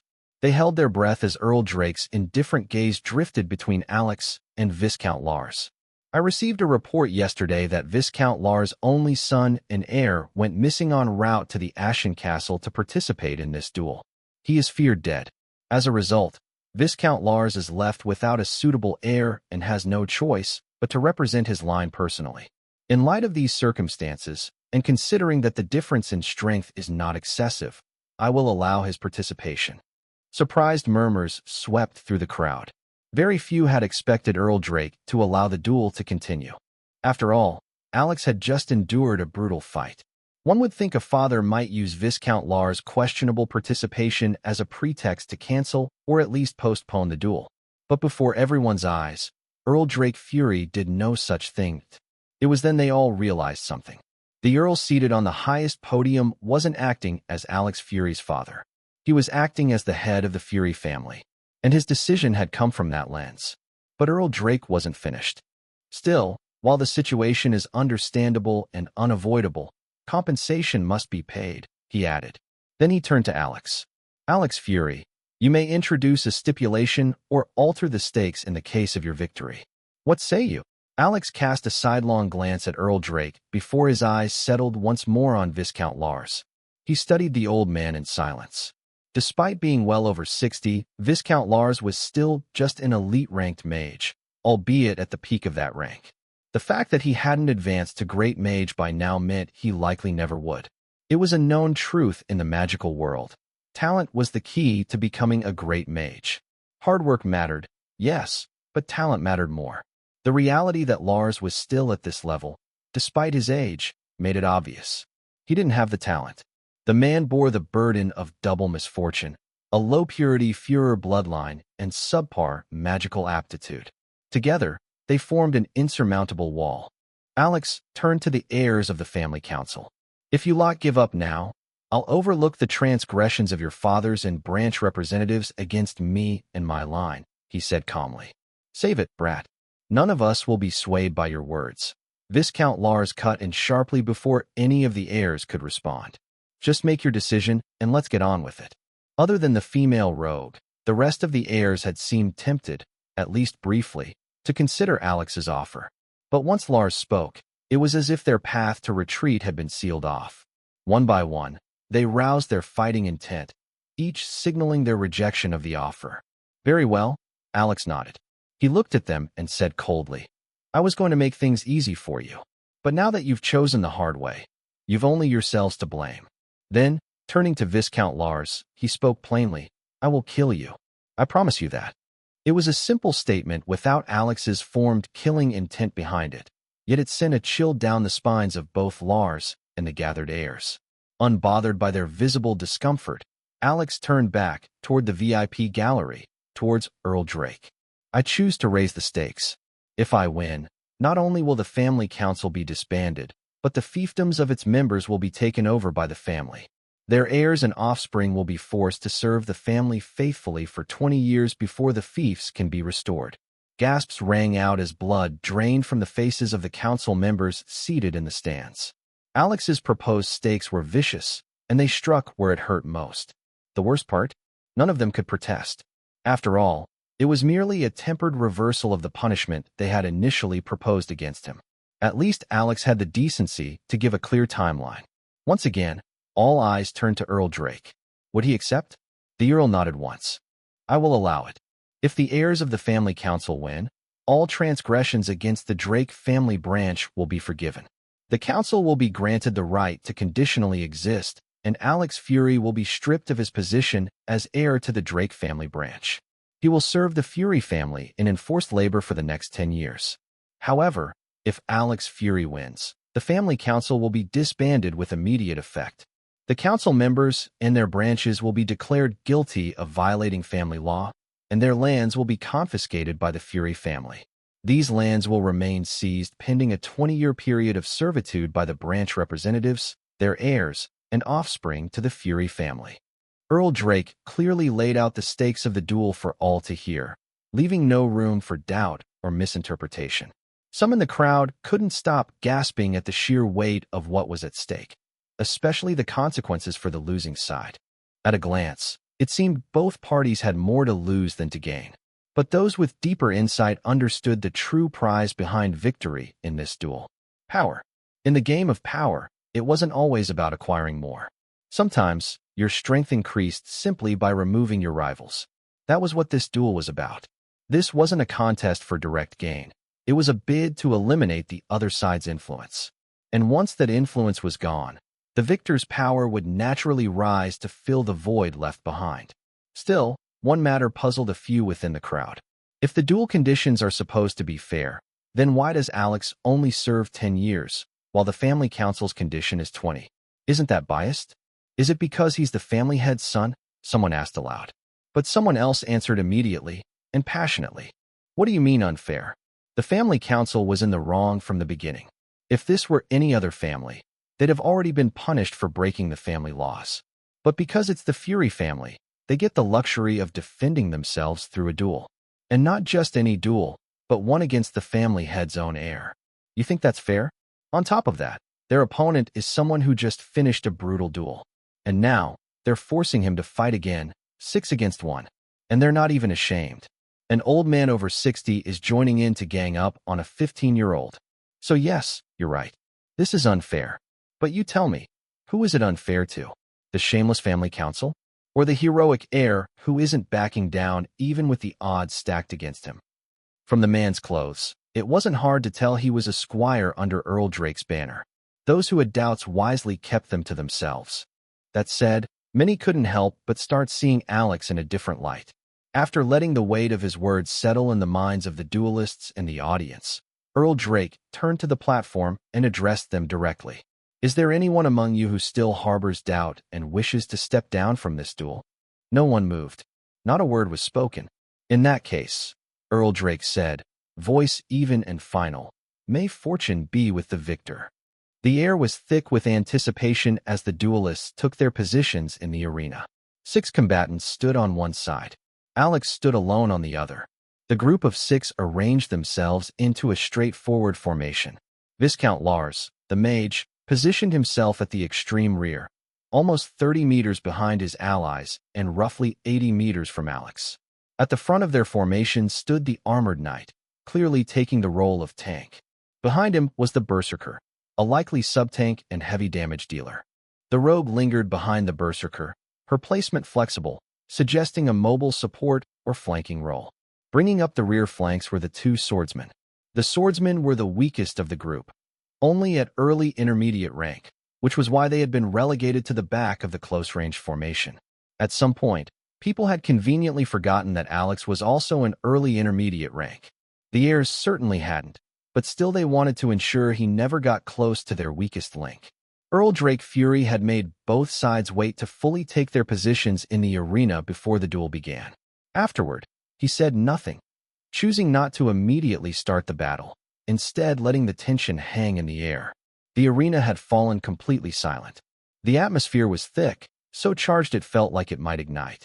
The eyes of the crowd were locked onto the stage, no one daring to blink. They didn't want to miss even a second. Who would win? The heirs of the family council, with their advantage in numbers and power? Or the lone, enigmatic heir of Earl Drake, composed, defiant, unyielding even now? After letting the tension build for a full 3 minutes, Earl Drake finally gave the signal. Hunnin! A deep horn blast echoed through the Colosseum. The duel had begun. There's no need to hold back or waste time. I need to end this quickly, before the disadvantage sets in. Alex thought. Time seemed to slow in his perception, his entire being focused on a single goal, and only that goal. Calm madness. The instant the horn rang, Alex moved. He moved with pure, murderous conviction, a desire to end the duel in one decisive exchange. Body-strengthening magic, dragon commute. Mana surged through his body in a unique, internal circulation, enhancing his physical parameters while priming his next strike. He launched forward in a blur, like a bullet from a barrel. His form vanished, leaving behind only a faint streak of lightning. Abyssal Conqueror's steps, third step, Wraith Crossing. Though he hadn't fully mastered it, Alex could still activate the technique to close the distance instantly. 30 meters was the limit of his current mastery over the Abyssal Conqueror's third step. But that was enough. He appeared behind the armored knight without issue. Both the knight and the berserker behind him were caught off guard. Still, the berserker reacted fast, stepping in to block Alex's path and swinging his massive axe in a cleaving arc. Alex didn't slow for even a heartbeat. He charged forward, seemingly prepared to meet the berserker's strike head-on. But just as the axe was about to hit, Alex's form shimmered, turning ghostly and then vanishing completely from the berserker's line of sight. A heartbeat later, the berserker saw something in the corner of his eye. Alex was already streaking past him. Abyssal Conqueror's step. First step, ghost steps. Alex's crimson-red, gold-accented truth-seeker eyes gleamed with an ominous sheen. Beast intimidation. Killing intent. The rogue, who had been ready to dash aside, froze in place. A sudden drop in temperature, the crushing weight of intent, and an overwhelming sense of death gripped her mind and body like ice. Mana surged into Alex's left arm, activating something. Before the rogue, the only female among the 6 and heir of one of the Viscount lines, could react, Alex's wrist blade plunged into her chest. Or, the berserker let out a battle cry as he lunged at Alex in response. The Pangea Realm's Brotherhood member yanked his blade out of the rogue's chest with a spinning motion that sent blood splattering, some of it striking the berserker in the face, and possibly his eyes. The momentary lapse it caused was all Alex needed. Using the momentum from his spin, Alex stepped in, caught the berserker's arm, and in a fluid movement, executed a reactive judo-style shoulder throw, hurling the berserker straight at the swordsman who had been rushing in to assist. The berserker's size, which normally gave him the advantage, worked against him this time. His large frame smashed into both incoming swordsmen, sending all 3 crashing into the ground. Alex didn't pause to admire his work. The armored knight had already reached him. Twisting on his heel, Alex pushed off his toes and unleashed a compact punch of pure mana.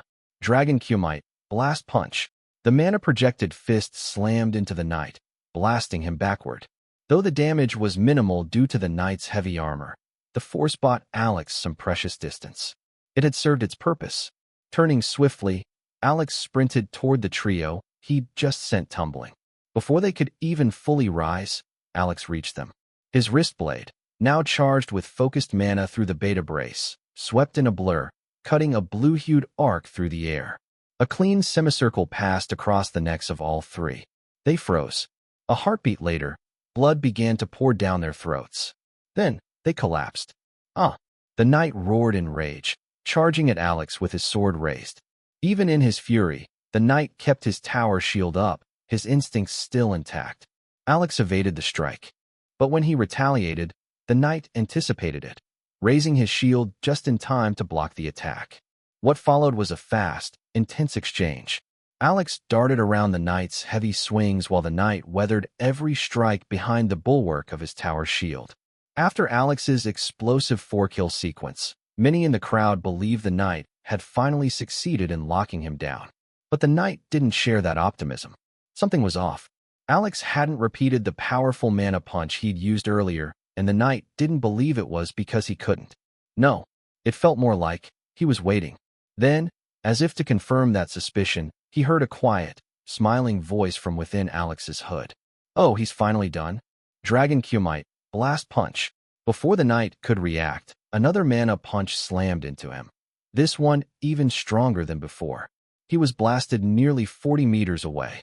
Gritting his teeth against the pain, the knight quickly scrambled back to his feet. He braced, expecting Alex to immediately close in for the finish. But Alex didn't move.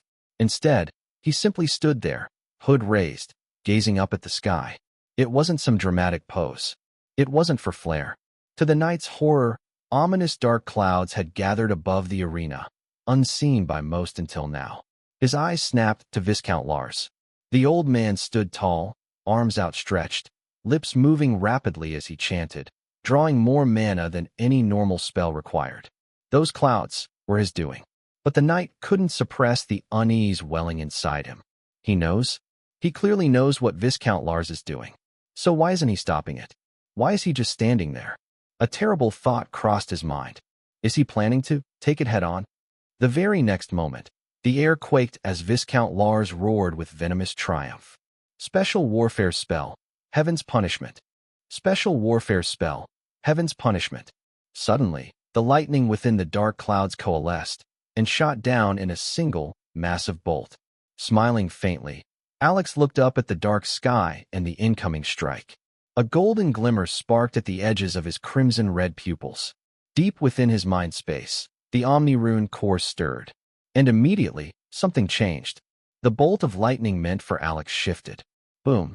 Under the stunned gazes of the audience, and Viscount Lars himself, the massive lightning bolt veered off target and struck the armored knight instead. That was actually not a bad spell, Alex said calmly. You just need better aim. He began walking forward, slowly, deliberately, toward the dumbfounded Viscount Lars. The old mage stood frozen. He couldn't understand what had just happened. No, this isn't the time for reflection. I need to end this brat now. Viscount Lars forced his focus back. Alex's eyes flashed slightly. Old Ginger's got bite. He recovered quickly, Alex noted. Then he smirked. But still, old man, you've already lost. Heaven's Punishment. Viscount Lars roared again. Nothing happened. Huh. Heaven's Punishment. Heaven's Punishment. Heaven's Punishment. No matter how many times he invoked it, the spell didn't activate. Why? There's more than enough ambient mana for a follow-up round. Why won't it fire? Despair crept into his chest. He had poured his entire mana reserve into casting that spell. It was an all-or-nothing gamble. And now that it had failed, he had nothing left to resist with. His eyes turned toward Alex. The youth was still walking. Calm, slow steps, his posture relaxed, confident, certain that no further attack would come from above, even though the dark clouds still rumbled overhead. Then it hit him. Realization flickered in the old man's weary eyes. You how? Alex stopped walking. Oh, you finally realized, he said. How, you ask? Simple. He smiled. I'm a mage. Those 3 words sent a ripple of gasps through the crowd. They had forgotten. After all the melee combat, after the wrist blades and battle arts, everyone had started seeing him as a warrior. But Alex Fury was a mage. Suddenly, it made sense. It made too much sense for him to be able to mysteriously stop a spell.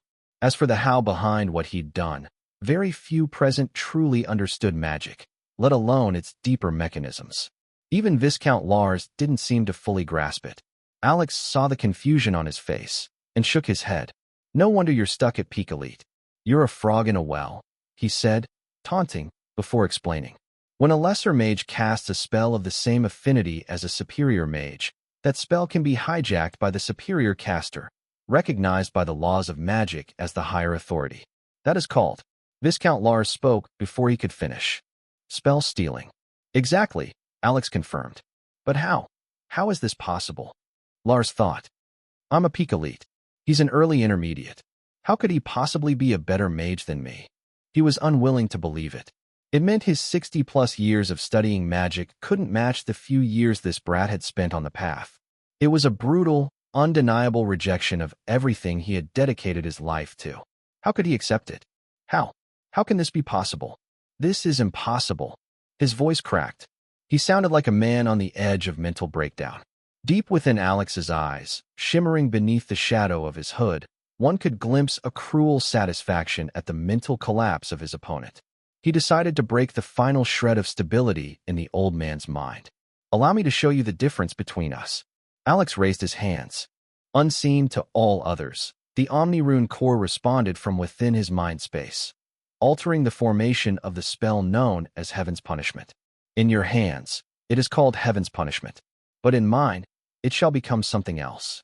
Gazing coldly at Viscount Lars, Alex spoke in a voice laced with chilling finality. Heaven's Fury. Rumble. A deafening roar of thunder burst from the storm clouds above. Viscount Lars looked up, eyes wide with horror.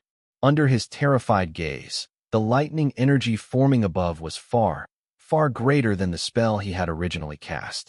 And then, boom! A colossal bolt of lightning slammed down from the heavens. Viscount Lars was not even given the dignity of a scream. He was instantly reduced to ash. The crowd was struck silent, caught between awe and fear, because what they had just witnessed wasn't just a more powerful version of the same spell. No, while Heaven's Punishment had been a thick lightning bolt, one could still describe it as a bolt. But Heaven's Fury, that wasn't a bolt. That was a pillar of divine wrath crashing down from the sky. It was as though the heavens themselves had deemed that a simple strike wasn't enough, as if they had decided to bring down a celestial rod instead, a rod of judgment to erase Viscount Lars' Fury's very existence. Nothing remained of the man. Not ash, not bone. Only a 15-meter-wide crater, where once stood the old mage of the family council. Alex Fury calmly removed his hood with both hands, revealing his face to the arena for the first time since the duel began. Earlier, he had shaved his beard, for the first time in years, revealing a face that reflected his true age. The face that emerged was unmistakably that of a young man in his mid-teens, and it bore such an uncanny resemblance to Earl Drake Fury that those who knew the Earl in his youth might have believed the man had reversed his age, if they hadn't just seen him seated at the highest podium. Alex's voice rang out with absolute clarity. My name is Alex Fury. I claim victory in this duel, and by the laws of the Fury family, I proclaim the dissolution of the family council. He paused. Then his tone deepened, authoritative and fierce. You keep what you kill. You hold what you can defend. And you speak only when you have the might to back it up. That is the Fury way. You are free men and women. If our ways do not suit you, then you are free to leave. But if you choose to stay, then you shall obey these laws. Then he raised his voice and chanted, Ex furor victoria, sanguine honorem, virtut furor. From fury, victory, honor and blood, fury through strength. As if summoned by an unspoken command, the soldiers of the Fury family, across all branches, raised their voices and echoed the family creed behind him. Ex furor victoria, sanguine honorem, virtut furor. Ex furor victoria, sanguine honorem, virtut furor. Ex furor victoria, sanguine honorem, virtut furor. Alex let the soldiers echo the family motto thunderously for a moment, to let it sink into the hearts and minds of all present. Only after that did he slowly turn towards the arena entrance. Come and treat them. Their lives still have use to the family. His voice was calm, but his tone, backed by his true name aura, carried the weight of undisputed authority. Perhaps it was the gravity of the moment, or the command in his voice, but the healers rushed forward before they even realized it. When they examined the fallen heirs, a wave of shock rippled through their ranks. They turned to Alex in disbelief. Not a single one of the heirs was dead. With some treatment, all the heirs began to stir, rising slowly into seated positions. Even they couldn't believe it. Each of them had genuinely believed they were dead. After confirming the heirs were alive and stable, Alex pulled his hood back over his head, returning to his brotherhood persona. Without further word, he turned and walked out of the arena. The crowd could only watch in stunned silence as he exited. The events of the duel replayed over and over in their minds like an imprint branded into memory. They had all believed Alex would struggle, 6 opponents to 1. But reality had shattered that belief. He had dominated. "I will crush you at the things you believe you are best at." Those were the words Alex had once spoken to Kurt. But now it was clear. He hadn't just spoken them. He had embodied them. Against Kurt, against the heirs, and even against Viscount Lars. He took down the female rogue with a vicious sneak attack. He overpowered the berserker with explosive force. He finished off the 2 swordsmen with a swift and lethal strike. He went toe-to-toe with the armored knight. And most impressively, he stole Viscount Lars' own spell and retaliated with a version so terrifying that it left nothing of the man behind. The crowd slowly recalled something even more telling. The warning Alex gave wasn't just to Kurt or the heirs. It had begun much earlier, before the duels ever started, when he stood before Earl Drake and said, "I am worried. Worried some fool won't be able to accept the result if I defeat him as a mage. I'll humor him. I'll fight as a warrior, in the way he is most confident." Back then, most thought it was empty bravado. Now, they realized it was a prediction. Judging from his display of magic against Viscount Lars, Alex could have won with a single spell. Had he done so, some may still have doubted the result. They might have called it luck, or chalked it up to the trickery of mages. But now, none of the survivors could say a word. They had been defeated, utterly, without excuse, without ambiguity. They had been outmatched, outclassed. "That's not all," Ulfman said, his voice cutting through the hum of post-duel murmurs. "The duels also show he's a man of his word. He did everything he said he was going to do. From the condition he placed on himself for the duel, to how he said he would face Kurt, to how he warned the heirs they'd have only themselves to blame. And finally, his overt promise to kill Viscount Lars. He did everything. Every single thing." Ulfman, Serafina, Sophia, and Wilbert remained in the private box where they had witnessed the entire duel unfold. Alex's #1 fan, Wilbert, was practically glowing. It was as though every praise Alex received was praise aimed at him too. Sophia, however, wore a far more serious expression. "I'm more concerned with how ruthlessly he kept his word," she said quietly. "The way he killed Kurt and Viscount Lars, he made sure to break them, completely, before putting them out of their misery." "That's another level of ruthlessness," Serafina added, her eyes narrowed in wary respect. Sophia nodded.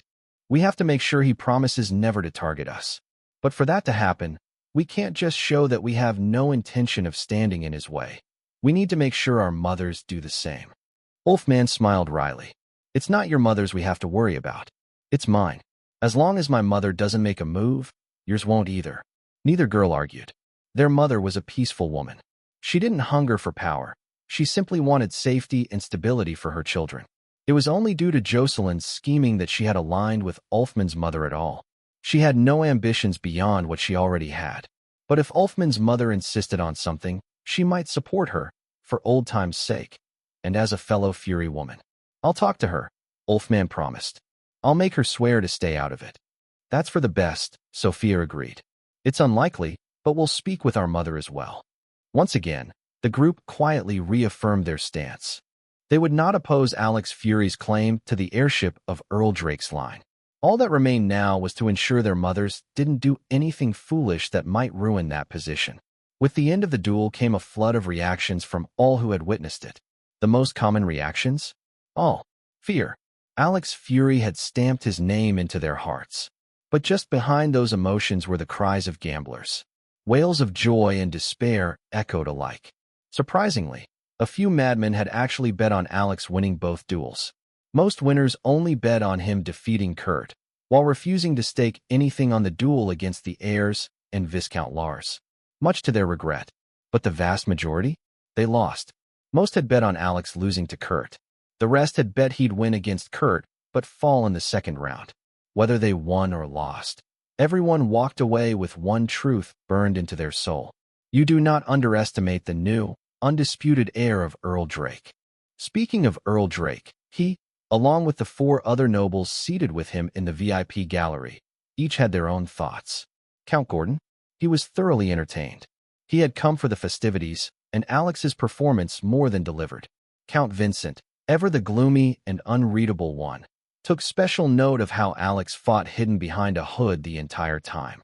A part of him quietly wondered, could I recruit this youth into the Umbra Claw Legion? Baron Aiden, however, was secretly appalled. Alex's performance had not only displayed his terrifying strength, but also his unyielding spirit, a trait that resonated deeply with those of the Führer bloodline. If the youth continued in this vein, it would not be long before he was no longer just the undisputed heir of Earl Drake's line, but the widely accepted heir of the Fury family itself. Baron Aiden never had ambitions of becoming the Fury family head, but that didn't stop him from disliking Alex's dogmatic loyalty to the Fury laws, a loyalty he found outdated and utterly incompatible with his more enlightened vision for the family's future. To put it mildly, Baron Aiden would rather the Fury family not continue under the stewardship of unrepentant warlords like Earl Drake and now, it seemed, Alex. Countess Megan, meanwhile, sat in quiet contemplation. Subtle lights flickered in her eyes as she studied the youth walking away from the arena, trying to find the shadow of the boy she once knew and failing.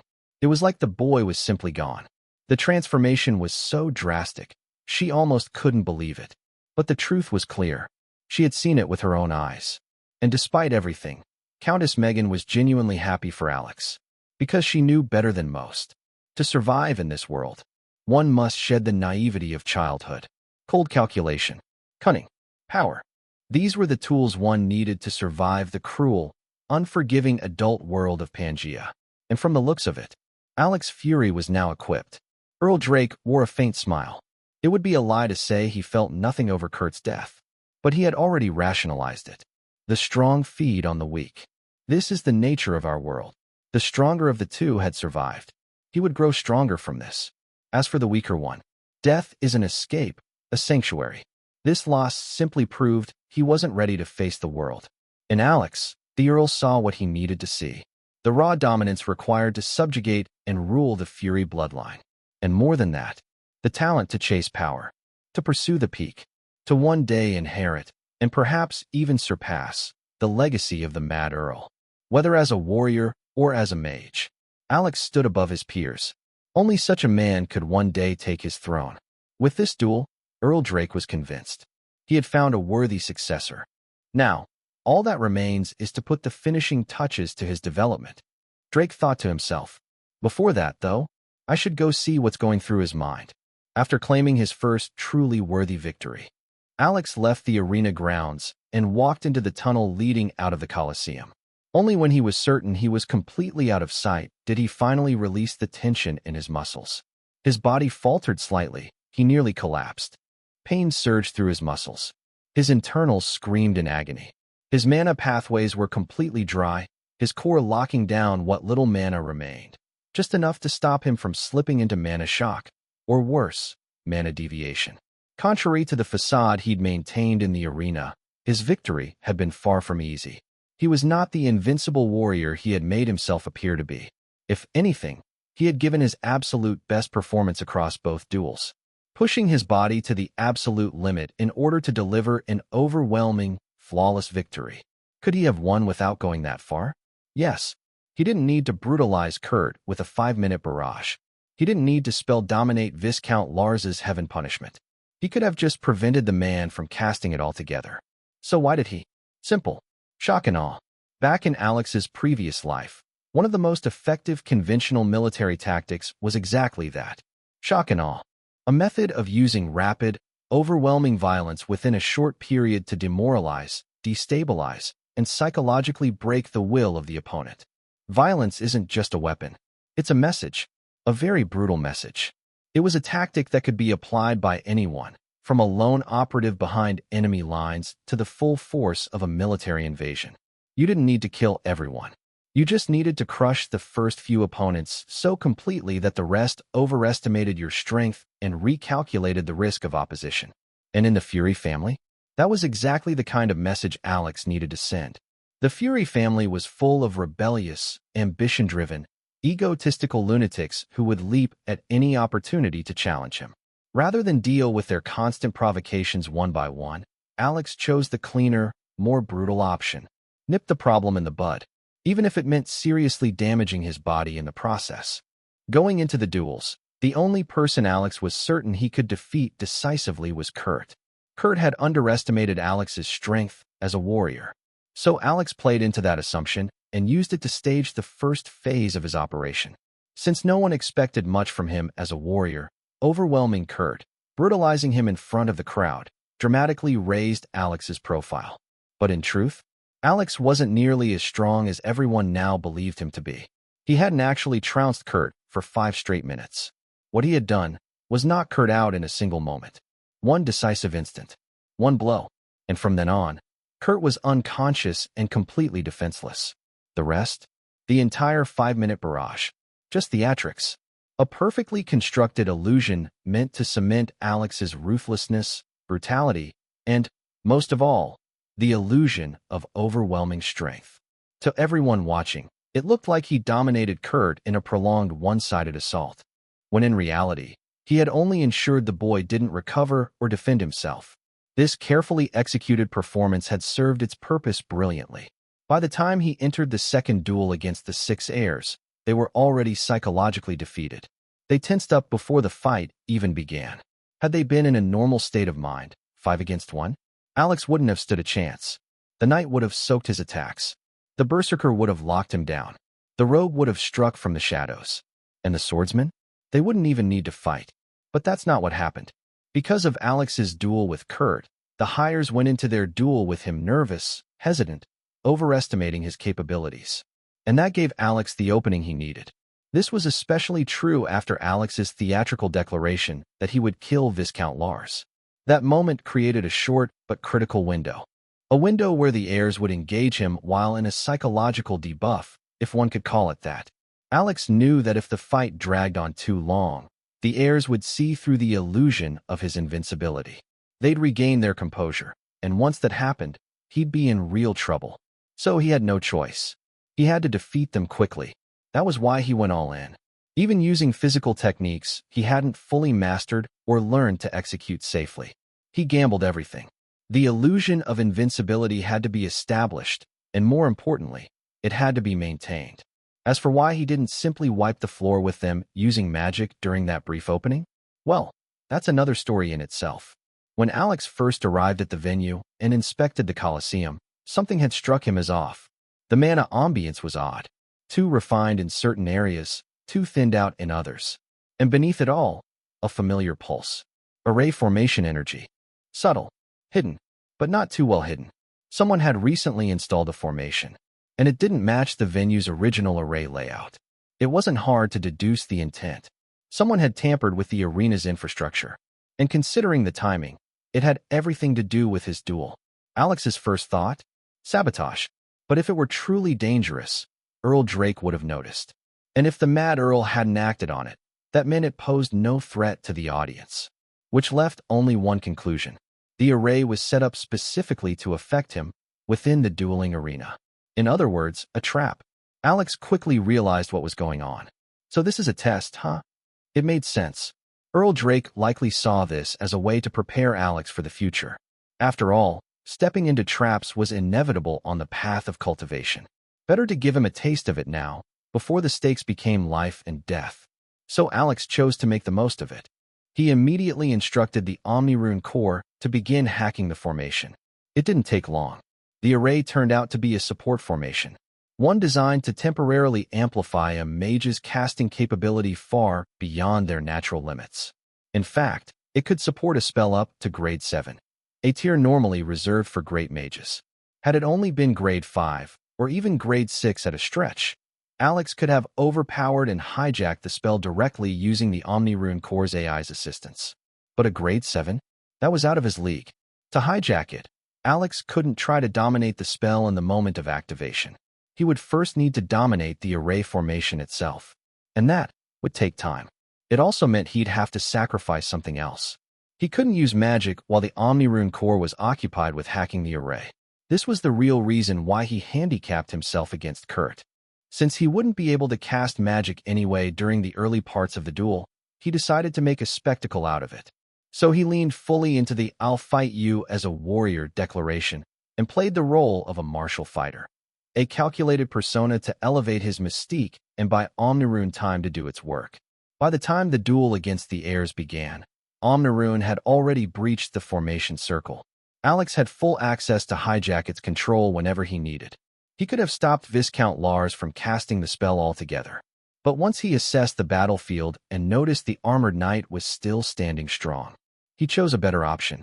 Rather than waste mana and effort defeating the knight himself, Alex let Viscount Lars burn his own mana to activate the enhanced spell. Then, when the time was right, Alex stole it and redirected the full brunt of the Grade 7 lightning strike straight into the knight. It was the moment Alex turned someone else's trap into his own weapon.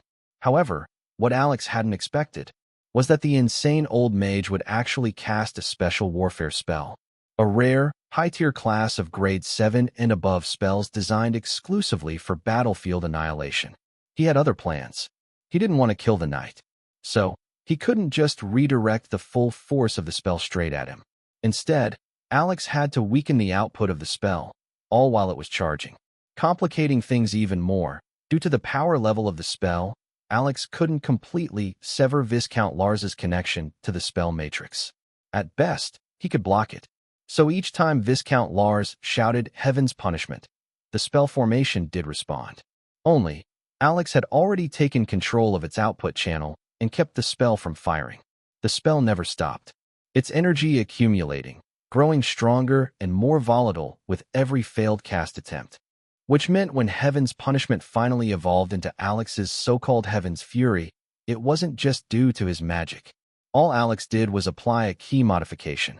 He altered the output channel of the spell formation, dumping all the accumulated energy at once.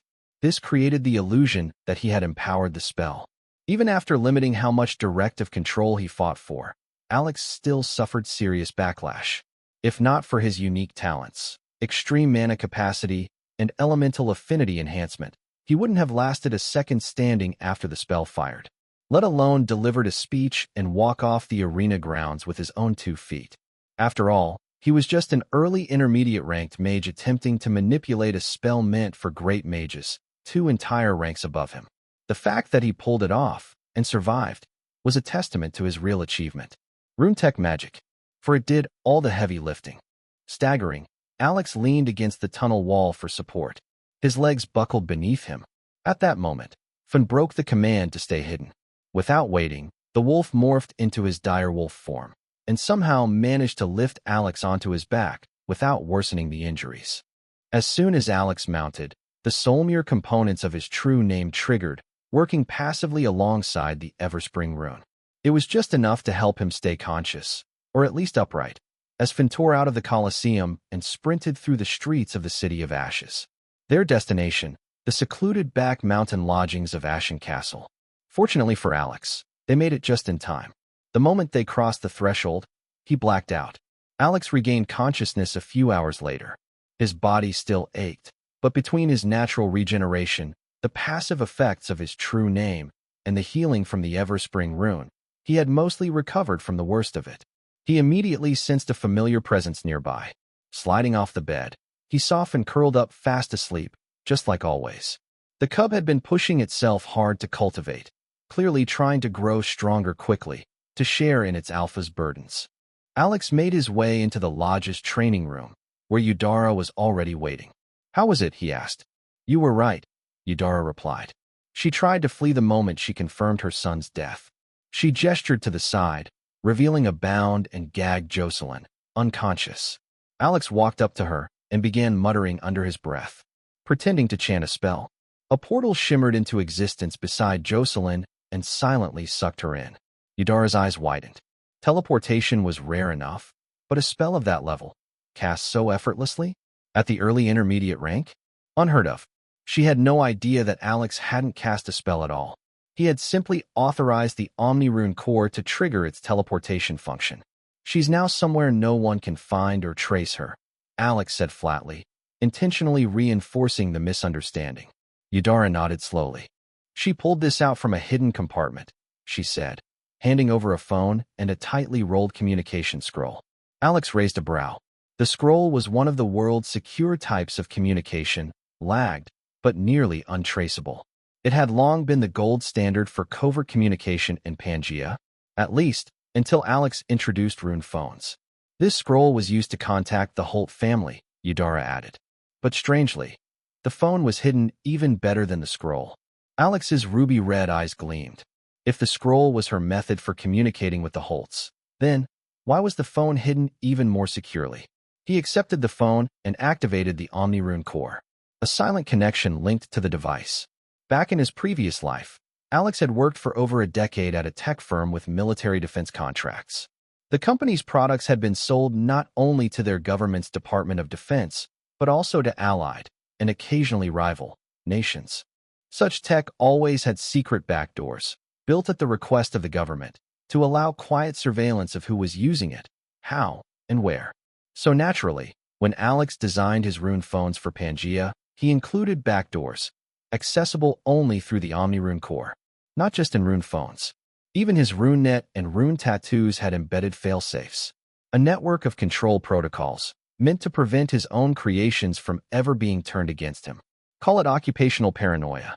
In particular, every Rune phone carried a hidden bypass protocol, letting him override any passcode, security rune, or biometric lock. The locks were solid enough to keep out thieves. But against Alex? Pointless. In seconds, OmniRune cracked it. The call logs revealed something peculiar.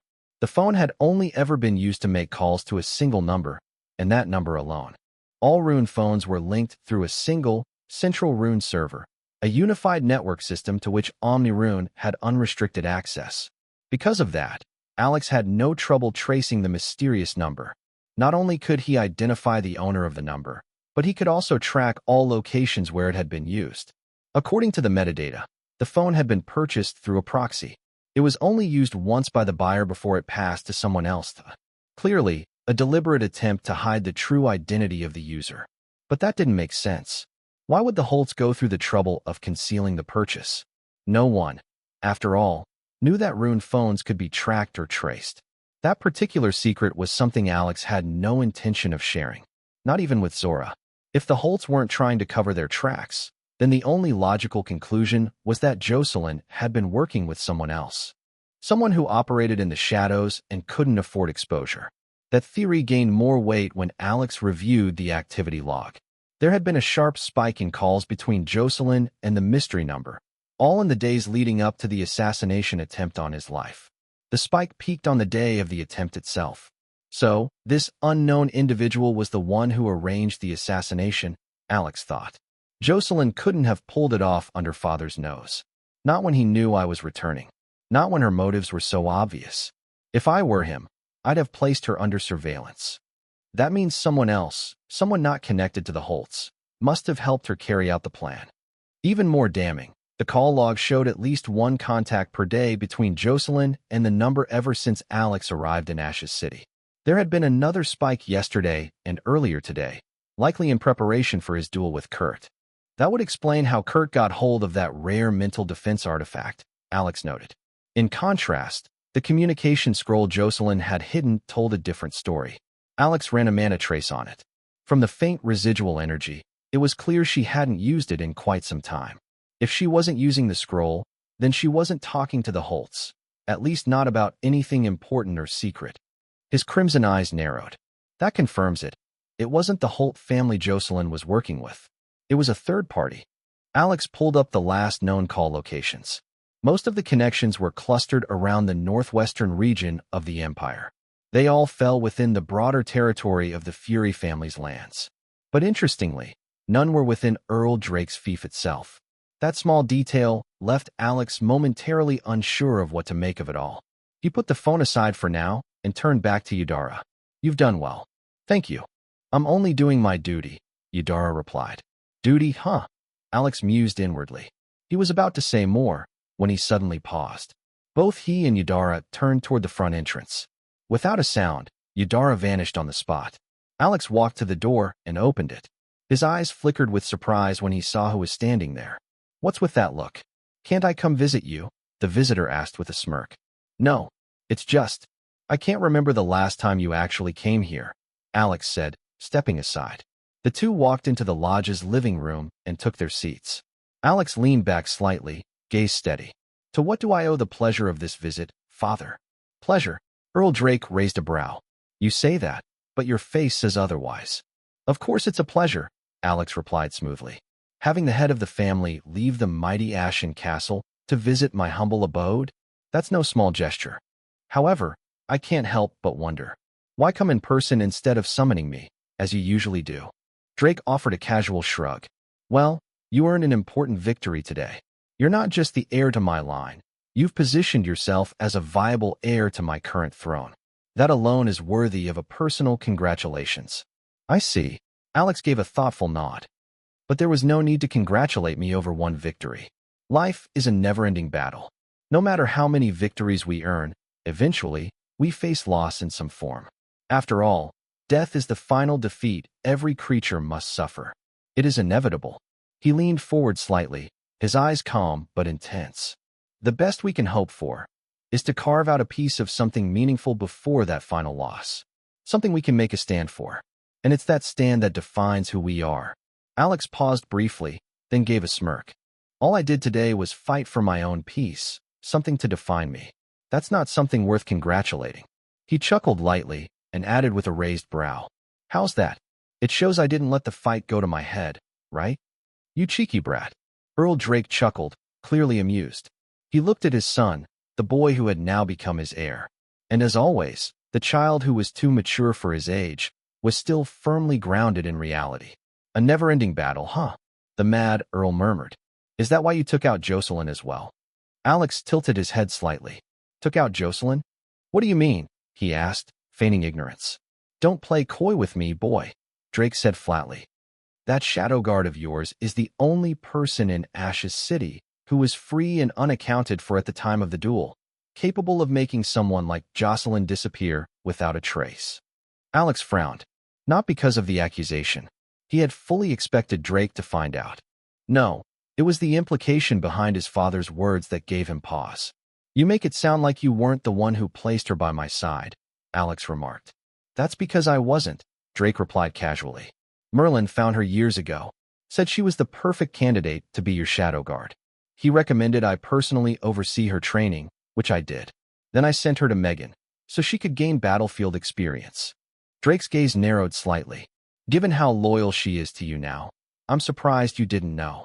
I'd never met her before 3 days ago, Alex said flatly. Much less knew that teacher had recommended her to be my shadow guard. Well, that's between you and Merlin, Drake said with a shrug. But from what I've seen, his recommendation wasn't without merit. Suddenly, he tilted his head, eyes glancing behind Alex, to the exact spot where Eudora stood veiled in the shadows. With a knowing smile, he added, keep her close. She's got the potential to reach my level if she lives long enough. At that point, you'll have a legend by your side, without lifting a finger. Then, as if recalling something amusing, the mad Earl's smile widened. That last Zora made an interesting proposal to me about her, too. But I'll keep quiet for now. Better you hear it from Zora herself. Alex nearly rolled his eyes. If you weren't going to tell me about it, why mention it at all? You just want to have a little fun at my expense, don't you? Earl Drake's amusement vanished in an instant, replaced by grim seriousness. You still haven't answered my question. Alex met his gaze. You're right. I was the one who made Jocelyn disappear. She was a threat that needed to be handled.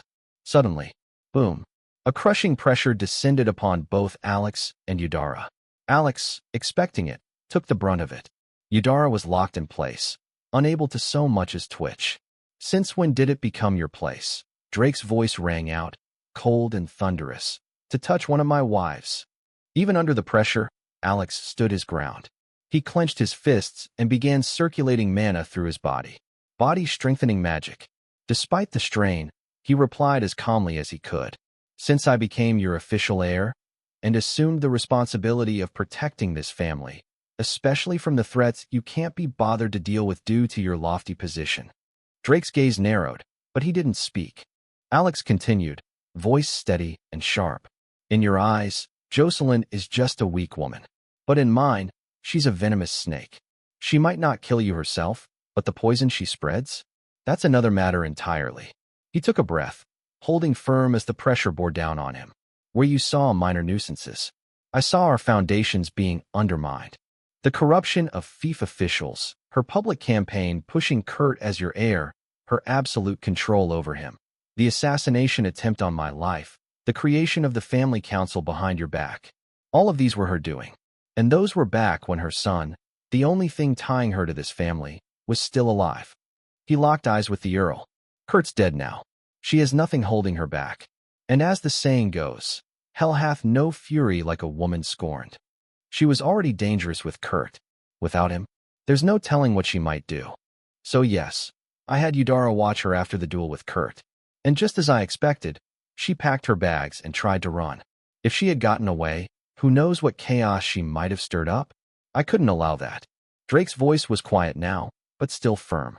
Still, it wasn't your place to act. It was exactly my place, Alex snapped back. You wouldn't do it. You didn't see her as a threat. And even if you did, you couldn't. He leaned forward slightly, pressing the point. You moving against her would have alerted the Holtz and match Holtz prematurely, long before whatever plan you're orchestrating is ready. But by having Eudora act during the duel, when every operative under your command was visible and accounted for, we created the perfect cover. No one will connect her disappearance to you. And since no one knows Eudora even exists, they won't link it to me either. He took a deep breath, then added, besides, her room shows signs she packed and left. Her maids will also testify to that. All we need to do is maintain the narrative.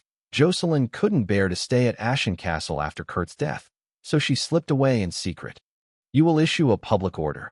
All Fury forces are to be on the lookout and return her safely to the castle. You can even write to the Holtz, denounce her actions, distance the family from her, make it clear we do not approve of her behavior. That way, we keep both the Holtz and the unknown organization Jocelyn is working with in the dark, while we take our time to inspect the house and assess the full extent of the damage she caused, or the doors she left open for our enemies. Secret organization? Earl Drake raised an eyebrow. With a dismissive wave of his hand, the oppressive pressure bearing down on Alex and Eudora vanished. Huh? You didn't know? Alex feigned surprise, tone light. He calmly placed both the secret communication scroll and the rune phone on the nearby table. Jocelyn used the scroll to communicate with the Holt family. Of that, I have no doubt. But if that were all, why would she need this phone? Her regular phone or the scroll would have sufficed. He gestured at the device. This leads me to believe the rune phone was used to communicate with someone else. I checked the call log. She only ever used this device to contact one number, and I strongly suspect it won't lead back to the Holtz. Drake's eyes narrowed. How were you able to access the call log? He asked, tone even, but probing. Alex didn't blink. She didn't set a password or biometric lock. For whatever reason, it was open. Earl Drake nodded, his expression unreadable as he picked up the device and scanned the logs. His eyes flickered as he took in the timestamps. Alex watched his father's gaze sharpen. Just as he thought, Drake reached the same conclusion. Whoever was on the other end of these calls, they were the one who helped Jocelyn organize the assassination attempt. The quality of the assassins had been too high, far beyond the reach of Jocelyn or anyone in her known circle. It had to be a specialist group. Drake had long suspected the Holtz were behind the attempt, but the logic never quite fit. Why would they move so soon? Alex had yet to become a serious threat to them or their long-term plans. Would they really spend such resources simply because of Jocelyn's paranoia? But if there's a third party behind her, then everything adds up, Drake mused, a ruthless glint forming in his eyes. A shadow group dares stretch its hand into my domain. Do they think I won't crush them the moment I catch their scent? Fine then, let them try. I dare them to leave a trail. I'll snap their necks with my own hands. Alex didn't need to read minds to know what his father was thinking. The look in Drake's eyes was more than enough. He considered revealing the call locations linked to the unknown number, but in the end, he decided against it. The risk was too high. He'd have to explain how he got that data, and that would mean admitting he could access the phone network's backend. That Omni-Rune had backdoor access into every Rune phone. That was a secret too dangerous to reveal, not even to Drake. The cost outweighed the benefit. Instead, he silently moved the unknown number to OmniRune's watch list. A monitoring protocol would track any new calls from or to the number. Additionally, a contact map would automatically be generated to trace any wider network of communication. Let Drake do things the old-fashioned way. As father and son both fell into thoughtful silence, Eudora observed the two men, so alike, yet so different. They shared not just blood and looks, but an eerie synchronicity, like predators circling the same battlefield, calculating every move. Eventually, Earl Drake broke the silence. "You say you did all this for the family," he said quietly. "But the truth is, you acted for yourself. You removed an opponent to solidify and grow your influence within the house." Alex didn't flinch. "You make it sound nefarious, father," he said with a small shrug. "But protecting the family and strengthening my position aren't mutually exclusive. In fact, I'd argue they're deeply intertwined.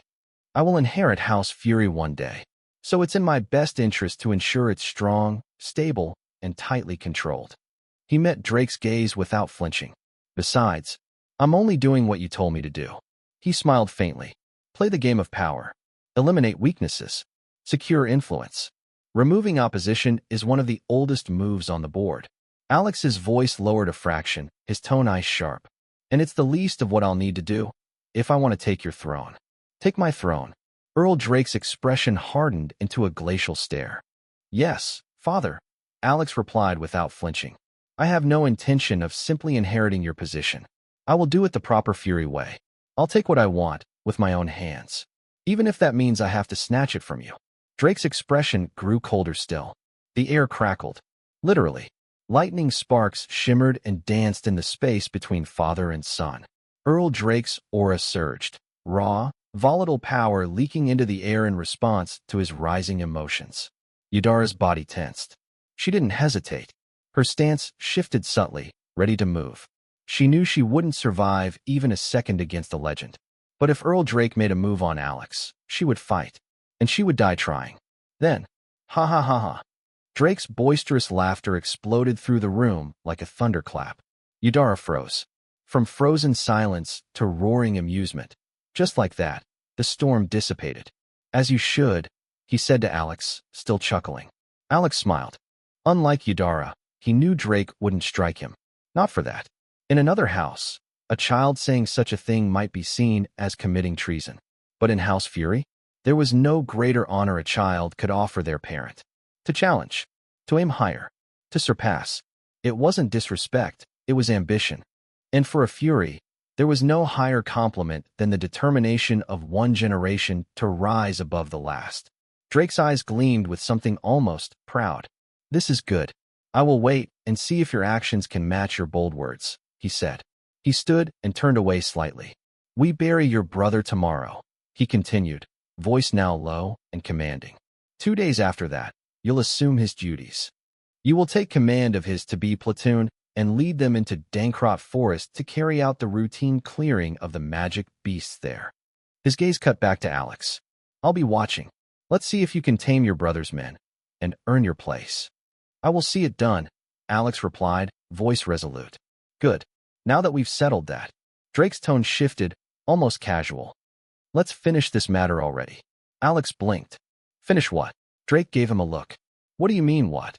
"We need to finalize your Shadow Guard's contract." Only then did realization hit Alex. Of course, taking a Shadow Guard wasn't something done lightly.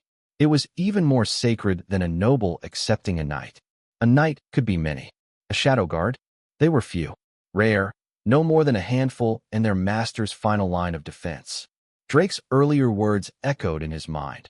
About Merlin recommending Eudora, about training her himself. There could only be one reason for that kind of endorsement. Compatibility. Alex didn't waste time. He silently casted his modified rune detection spell. And what he saw staggered him. How? He jumped to his feet. Eyes wide. Breath sharp. Hands trembling. Not in fear, but in barely contained exhilaration. This is insane. It's perfect. He turned sharply to Drake. "Let's do it," he said, voice firm, eyes gleaming. "Let's do it immediately." He thought to himself, "I can't let someone like her go. No, I won't. She must be mine." According to the results from his detection spell, Yudara had a staggering 21 rune slots. That number alone was mind-blowing, but it wasn't just the quantity. The quality was just as ridiculous. Her rune slots were located all over her body, everywhere. Her shoulders, her back, her thighs, even her bosom and bum weren't left out. And each slot boasted a capacity well above average.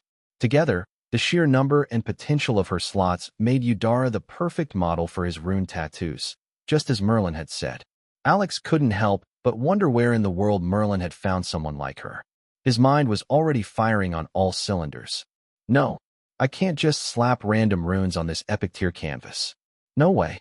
This body was clearly made to carry my rune tattoos to their peak form. I need to plan this out, carefully, strategically, meticulously. He exhaled hard. That's it. Not random tattoos, an intentional, interlocking system. A rune set. A crafted symphony of runes working in harmony. Rune sets. The idea echoed in his mind like a divine revelation. His breathing grew heavier as the possibilities flooded in. He was like a blacksmith presented with a mythical metal, aching to create a masterpiece, an opus magnus. Drake and Yudara exchanged a look. They had never seen Alex behave this way. He looked possessed. Fortunately, Alex wasn't completely gone. He noticed their looks and quickly reeled himself in. Cough. He let out a very obvious fake cough and tried to regain composure. Let's begin, he said, schooling his expression back into one of calm. Too bad it didn't work. Not after that earlier outburst. Still, neither Drake nor Yudara pushed it. They simply let it slide. Earl Drake took out a scroll and laid it on the floor. A magic circle immediately spread outward from it. It was smaller than the one Merlin had used for Alex's oath of discipleship. But in terms of structure, it was far more complex. Yudara stepped forward and knelt before Alex, taking her place within the circle. Drake moved to the side, his expression solemn. And then, Yudara began to speak. Her voice was clear, resolved. Each word rang with power, resonating with the magic circle beneath her. Before the fundamental laws that govern this world, in the presence of the head of House Fury, I, Yudara Rune-Tech, do solemnly vow my life, my strength, and my unwavering devotion to you, Alex Fury, my master. From this day forth, I am yours, your blade in darkness, your shield in peril, your hand in all matters of trust. I shall stand beside you when the world turns cold, and kneel before you when duty calls it so. No force shall part me from your side, nor shall any trial weaken my resolve. Your burdens shall be mine to share, your victories mine to honor, and your name mine to cherish above all else. Where you lead, I shall follow. Where you falter, I shall hold you firm. Where you command, I shall obey, not from duty alone, but from the quiet truth that you are the keeper of my loyalty, my purpose, my very being. Should all others turn away, I shall remain. Should the weight of the world bear down upon you, I shall bear it with you, until my hands grow weak and my breath is no more. My master, I shall stand with you. Alex's eyes flickered. Even he hadn't expected that. Oaths of this level were not taken lightly. They weren't empty words. They were binding, sealed not just by magic, but by the will of the world itself. Every word mattered. And with each phrase, Yudara had firmly and permanently bound herself to him. Not just in body, not just in service, but in soul. He could not doubt her loyalty. Not anymore. Clang. The magic circle flared with brilliant light. A pulse of energy surged through the room as the ritual completed. Alex felt it immediately, a bond forming between him and Yudara. It was similar to the link he'd formed with Merlin after the True Disciple ritual. But this one was different. This bond was skewed in Alex's favor. If Yudara were to betray him, the consequences would be fatal. But if he betrayed her, he'd only suffer minor inconveniences. Alex frowned. That didn't sit well with him. He didn't believe in blind loyalty, not without equal responsibility. And so, acting purely on impulse, Alex raised his hand and declared, "In the presence of the fundamental laws of this world, I, Alex Fury, accept your oath, Yudara Rune-Tech. And in doing so, I bind you not only to my service, but also to my trust and my fate.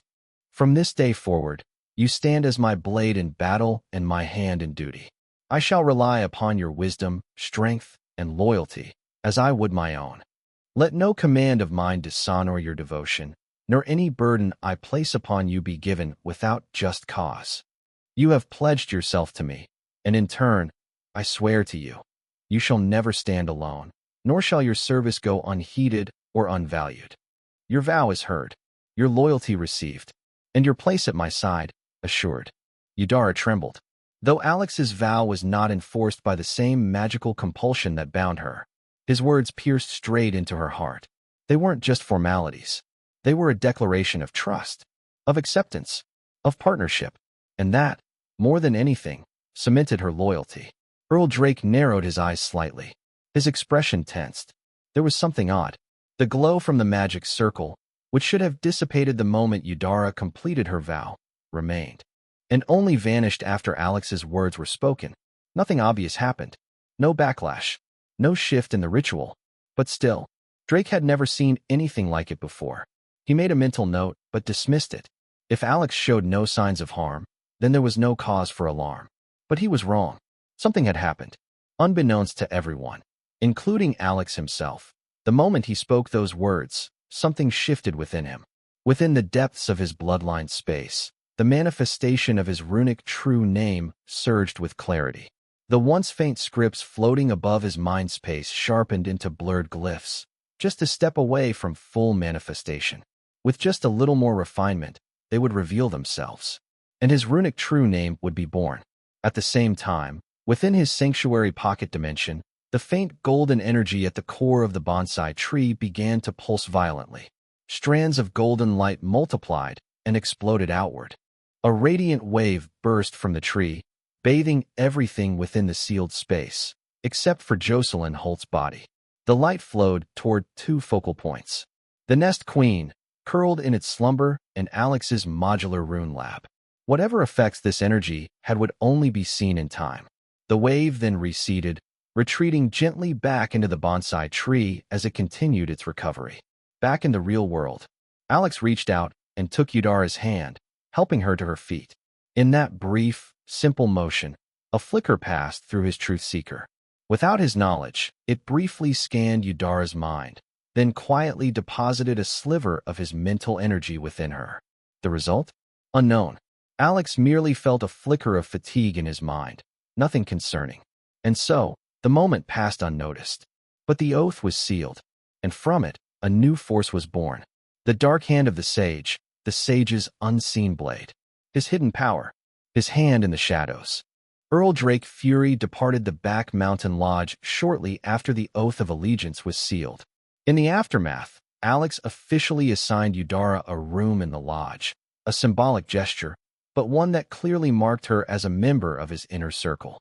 On the matter of accommodation, now that Alex had been formally declared Earl Drake's heir, some within the household considered it unbecoming for him to continue living in the Back Mountain Lodge. In fact, Earl Drake himself had suggested he move into the Ashen Castle proper, but Alex had declined. The Back Mountain Lodge was his private domain, his place of peace, control, and independence. Why would he willingly give that up just to move into someone else's dominion? It wasn't as if the Ashen Castle offered that much of an advantage. Yes, its facilities were superior in both quality and variety, but not to such a degree that Alex needed them.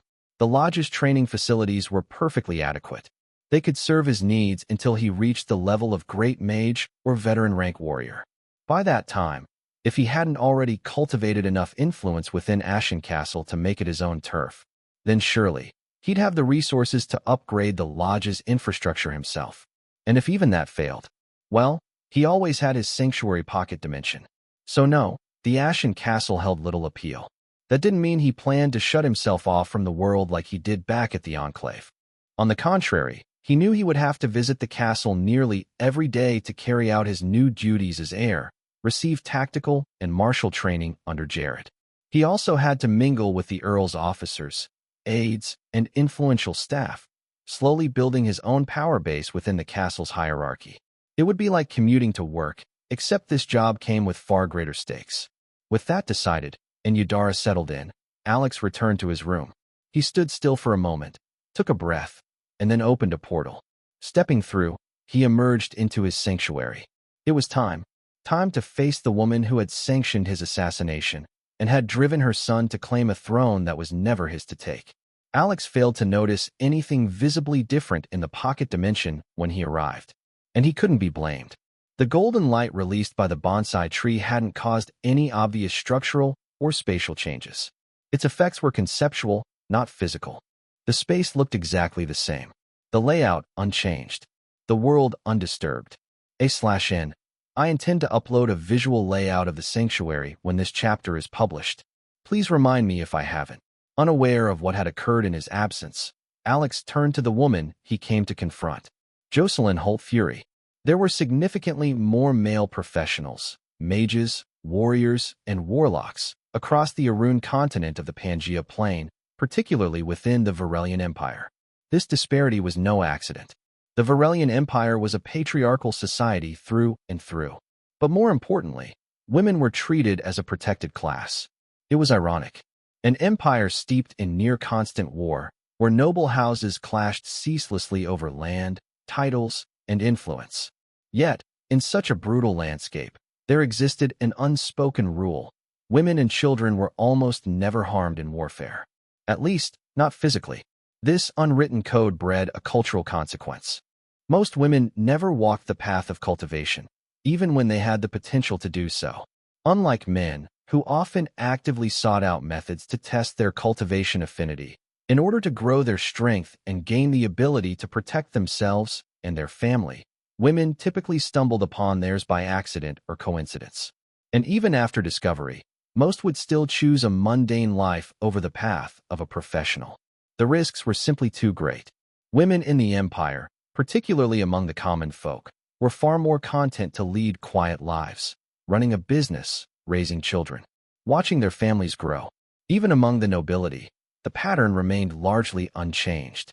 Though most female professionals came from noble blood, their numbers were still a tiny fraction of the total professional population. Noble women had their own form of ambition, of course, but it rarely led them to the battlefield. They pursued mastery in management, business, and court politics, areas where physical strength held no sway, but where strategy, negotiation, and social acumen reigned supreme. Thus, a common joke circulated across the empire. You may look down on a male professional, but never underestimate a female one. Because if a woman had still chosen the path of cultivation despite society's indulgence, she was likely a true monster in the making. A woman's power in the empire might be soft, but it could make even hardened cultivators bow their heads. Jocelyn Holt Fury was a perfect example. She had no cultivation to speak of, not a hint of martial prowess, mana sensitivity, nor spiritual force resonance. And yet, she had rattled the Fury family to its very core. Not with strength, but with strategy, manipulation, and politics.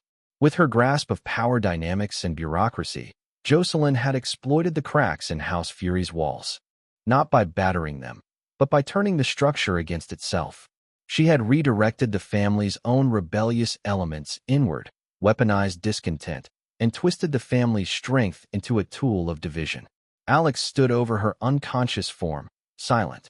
There she was, a simple, weak woman by all physical accounts. And yet, she had nearly shattered a house steeped in iron and war. He recognized the irony clearly. This kind of enemy was the most dangerous of all. He moved a chair from the corner of the resting area and placed her onto it. For a moment, he considered tying her up, but then he paused. He decided it wasn't necessary. Alex woke her. Jocelyn stirred groggily, eyes fluttering open. For a moment, confusion clouded her face. "Where am I?"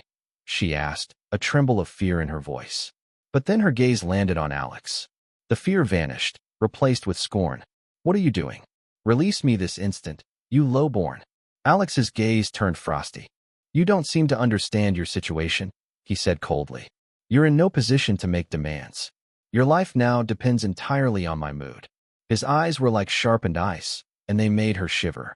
What do you want?" she stammered. "If you harm me, the whole family will not let you off." Alex interrupted, tone still detached. "What do you have to do with me? As far as anyone is concerned, you ran away from home after your son's death.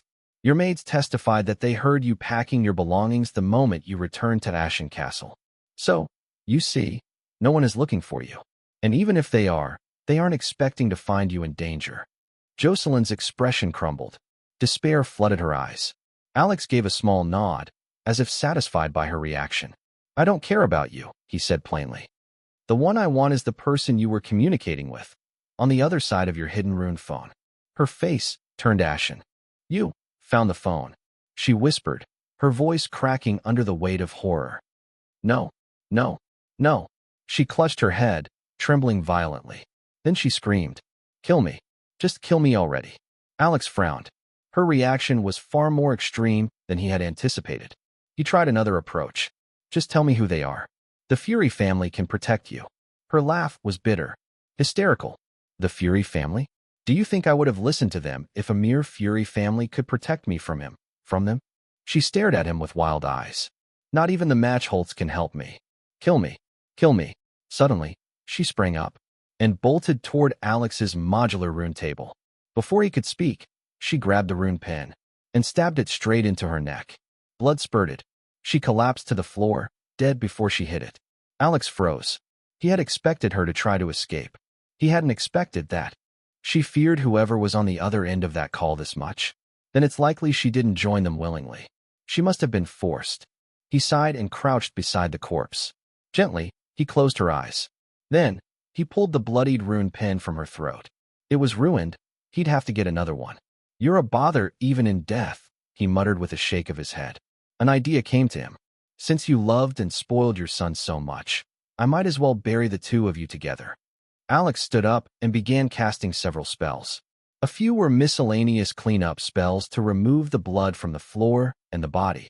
Then came a series of layered detection spells. He made absolutely sure there were no artifacts or enchantments on her corpse that could be used to track her. Only then did he return to the outside world. Quietly, he snuck out of the back mountain lodge and made his way to the ashen castle under cover of darkness. He moved carefully, ensuring that as few people as possible noticed his return. His destination, the castle's morgue. As expected, Kurt's body had already been taken care of and was laid inside a lavish coffin. Alex didn't hesitate. He placed Jocelyn's corpse inside. It was surprisingly easy. As the Earl's son, Kurt's coffin was grand and spacious. It easily fit the mother-son pair. Jocelyn's body added little weight, and with the coffin's extraordinary weight from the reinforced material and Kurt's remains, no one would notice the difference. After carefully erasing his tracks, Alex returned to the lodge. His mind, however, was far from calm. Jocelyn said not even the Matchholts could help in the face of this secret organization. That means the person she called, or the group they belong to, is far more dangerous than I initially thought. He sighed. Looks like I'm not going to have a peaceful life anytime soon. Since he had no leads on the secret organization, Alex did what he always did when faced with an unsolvable problem.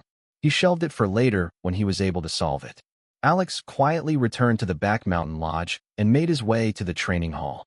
Walking to the center of the hall, he sat down cross-legged, slipping into a meditative posture.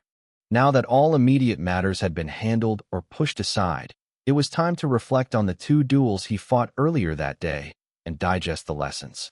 His particular focus was combat as a weapon master. I had a brief epiphany during those duels. My favorite weapons are my fists. It feels more natural to fight with my body than with some external tool. Instead of fighting this instinct, why not embrace it and build outwards from there, he mused. According to Father, as a weapon master, I don't necessarily have to master weapons. What I need to master is myself. He had many combat tools at his disposal. Spellcasting, body-strengthening magic, dragon commute, abyssal conqueror's steps, MMA from his past life, rudimentary mastery of various weapon archetypes, truth-seeker eyes, and all their combat-related abilities, his bloodline's instinctive battle sense. If I think of myself as a weapon platform, then all these are modular loadouts I can slot in depending on the situation, opponent, or terrain. He pictured himself as a character in an online shooter game. One of those loadout-based games where you picked configurations based on your preferred style, the opponent's habits, or the battlefield's layout. He had never been a hardcore gamer, more of a reader otaku. The few times he did play those games, he sucked at them. Why? Because he never changed his loadout. He kept using the same configuration. It didn't take long before his friends and colleagues figured out how to beat him every time. He was the kind of person who just went with the flow. Too many options overwhelmed him. Illusion of choice, huh? He remembered what a colleague once told him. Apparently, Alex was the kind of person who fell into decision-making paralysis when presented with too many options. The type who either picked everything or nothing at all.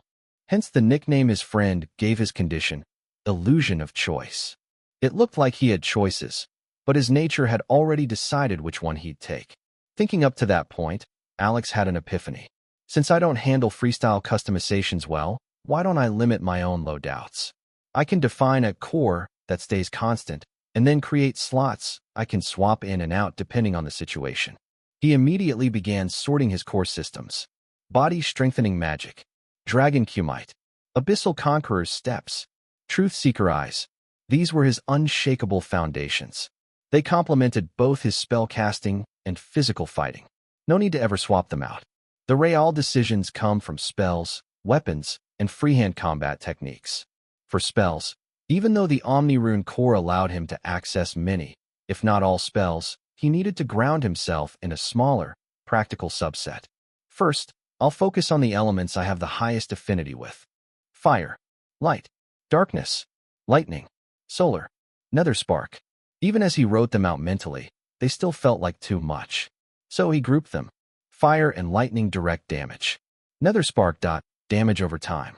Darkness movement and crowd control. Light and solar healing and support. As for defense, well, I'm a mage. I'm not supposed to get hit. He smirked at his own internal sarcasm. With that decision made, Alex felt his mental catalog begin to clear. For weapons, I'll focus on the staff for now. With a little mana manipulation through Dragon Commute, I should be able to morph it. A sharp edge to mimic a blade, a pointed tip for a spear, a blunt top like a hammer, and so on. Besides, using a staff lets me train other weapon archetypes while still benefiting from a magic amplifier. No one ever said he couldn't use a magic staff in a physical fight. It would just be a matter of resources. The matter of commissioning the staff would be left to Pinchcoin. With the craftsmanship of the Dragonhold Enclave, Alex was confident they could create something suitable for his evolving combat needs. My MMA is good enough for now as my unarmed fighting style. But since it's likely I'll favor unarmed combat over weapon usage, I might as well explore this world's native martial arts. Yudara's fighting style, for example. It's not so different from MMA. The transition, or even a fusion, might be possible. Once he finished his musings, a mental fog lifted. Excitement surged in his eyes, and he immediately sank into cultivation meditation. For hours later, his eyes opened, glowing faintly. His earlier epiphany about his fighting path had granted him insight into a new layer of mana control. As a result, his mana cultivation had reached the bottleneck to the mid-intermediate rank. With a bit of effort, he could break through it right away. But he chose not to. The bottleneck now existed in name only. He could push through whenever he wished. There's no need to rush. Drawing on the cliches from novels in his previous life, Alex decided to focus on refining his mana and strengthening his pathways before his breakthrough. He condensed the mana inside his mana heart into fine strands, similar to how astral energy behaved within the void of cultivation space. Then he passed these strands through ether kindle. The golden flame nested in his mana heart. The flame roared quietly as it refined the already pure mana even further.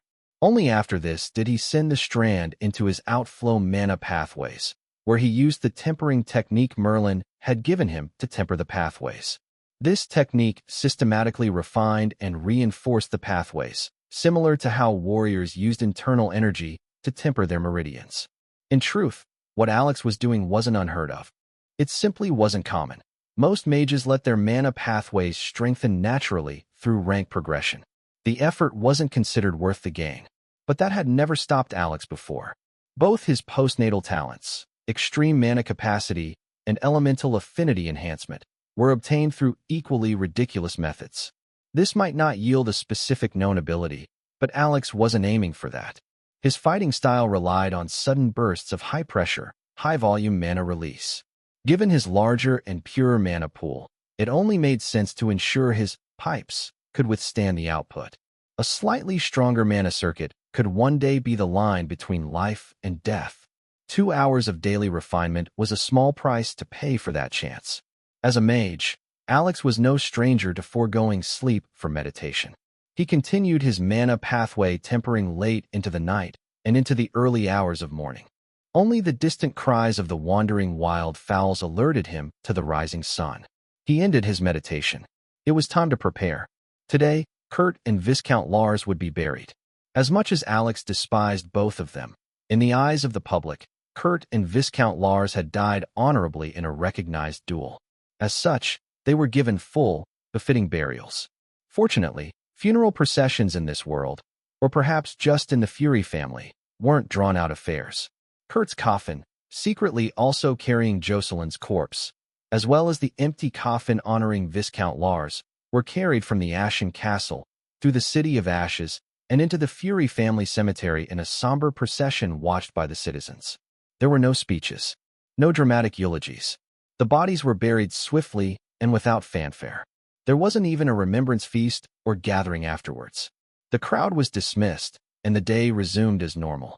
Of course, the lack of a formal social function did not suppress the growing speculation surrounding Jocelyn Holt's absence. The retainers of Earl Drake were hard at work quashing various rumors about her whereabouts, rumors which only grew more colorful with time. Officially, the Earl's officers claimed that Jocelyn had gone into seclusion, too grief-stricken by her son's death to appear in public. Unofficially, some officers accidentally let slip that Jocelyn had packed her bags and stormed out of the Ashen Castle in anger and sorrow. With this mix of facts and loose lips, the more imaginative minds among the people concocted a compelling tale. A mother, devastated by the death of her only child, could no longer bear to live under the same roof as her son's killer. Unable to accept the situation, she snuck out, knowing full well that Earl Drake would never allow such a shameful exit, as it besmirched his noble honor. When Alex heard this version of events, he nearly spat out his fruit juice. I didn't expect that the little narrative control I suggested to Earl Drake would turn out so well, in a family full of muscleheads, no less. He chuckled to himself. What amused him the most was the claim that Earl Drake would try to stop Jocelyn from leaving, to preserve his noble honor. Noble honor? Please. The man calls himself the Mad Earl. As if someone like him gives a damn about honor. Far from stopping her, I wouldn't be surprised if he helped her leave faster. Alex shook his head in amusement. To complete the deception, Earl Drake had even secretly dispatched a few search parties to look for Jocelyn Holt and bring her back. He had also written a strongly worded letter condemning her shameful disappearance. Alex had been present while the letter was written, and he had nearly burst out laughing. In the letter, Drake claimed that Jocelyn's actions disparaged Kurt's valiant death in battle, and by extension, insulted the Fury name. Alex affirmed his assessment of the man. Drake Fury was far more cunning than he let on. The letter was carefully worded, diplomatic but biting, subtly accusing the Holts of failing to properly raise their daughter. If Alex didn't know the truth, he might have believed it himself. That Jocelyn Holt had simply fled in anguish, and that Earl Drake was a husband seething with righteous indignation. Aside from secretly issuing orders for his men to find and bring back Jocelyn, Earl Drake also dispatched a special unit of trackers to locate and retrieve Viscount Lars's only son and heir. This dispatch was made public, with the Earl's office claiming it was in honor of the Viscount's valiant death in battle. That justification was amusing at best. It was a well-known secret that Viscount Lars had deliberately hidden his son away, out of love and fear that the young man might die in Alex's hands during the duel. Lars had chosen to enter the duel himself, intending to kill Alex, precisely because he didn't want to risk his cherished son's life. A son only conceived in high later years after dedicating his youth to the study of magic. So now, pretending to honor the Viscount's death with a noble retrieval mission? Laughable. The real reason was simple. The boy belonged to the Fury family now. Per the terms of the duel, he would serve the Furies for 2 decades.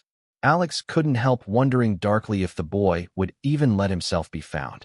Being found meant 20 years of indentured service, moving from one battlefield to the next as a glorified pawn of the Fury family. Remaining hidden meant giving up his title, land, inheritance, and living the rest of his life as a commoner. But this was the Pangea Plain. Even the life of a commoner wasn't guaranteed safety. War could break out anywhere, at any time. Ambition was all the reason the nobility needed to spill blood and seize land. Alex sighed at the cruel irony. That evening, he mingled through the numerous small private gatherings taking place across the City of Ashes in the aftermath of the burial. He used the opportunity to familiarize himself with key officials and loyal retainers of House Fury, strengthening his own position as the newly named heir. It was deep into the night by the time Alex returned to the back mountain lodge. But instead of heading to bed, he entered his training room and, without hesitation, swapped sleep for meditation and cultivation. The deaths and removal of Kurt and Viscount Lars hadn't caused him to relax. If anything, they only fueled his determination.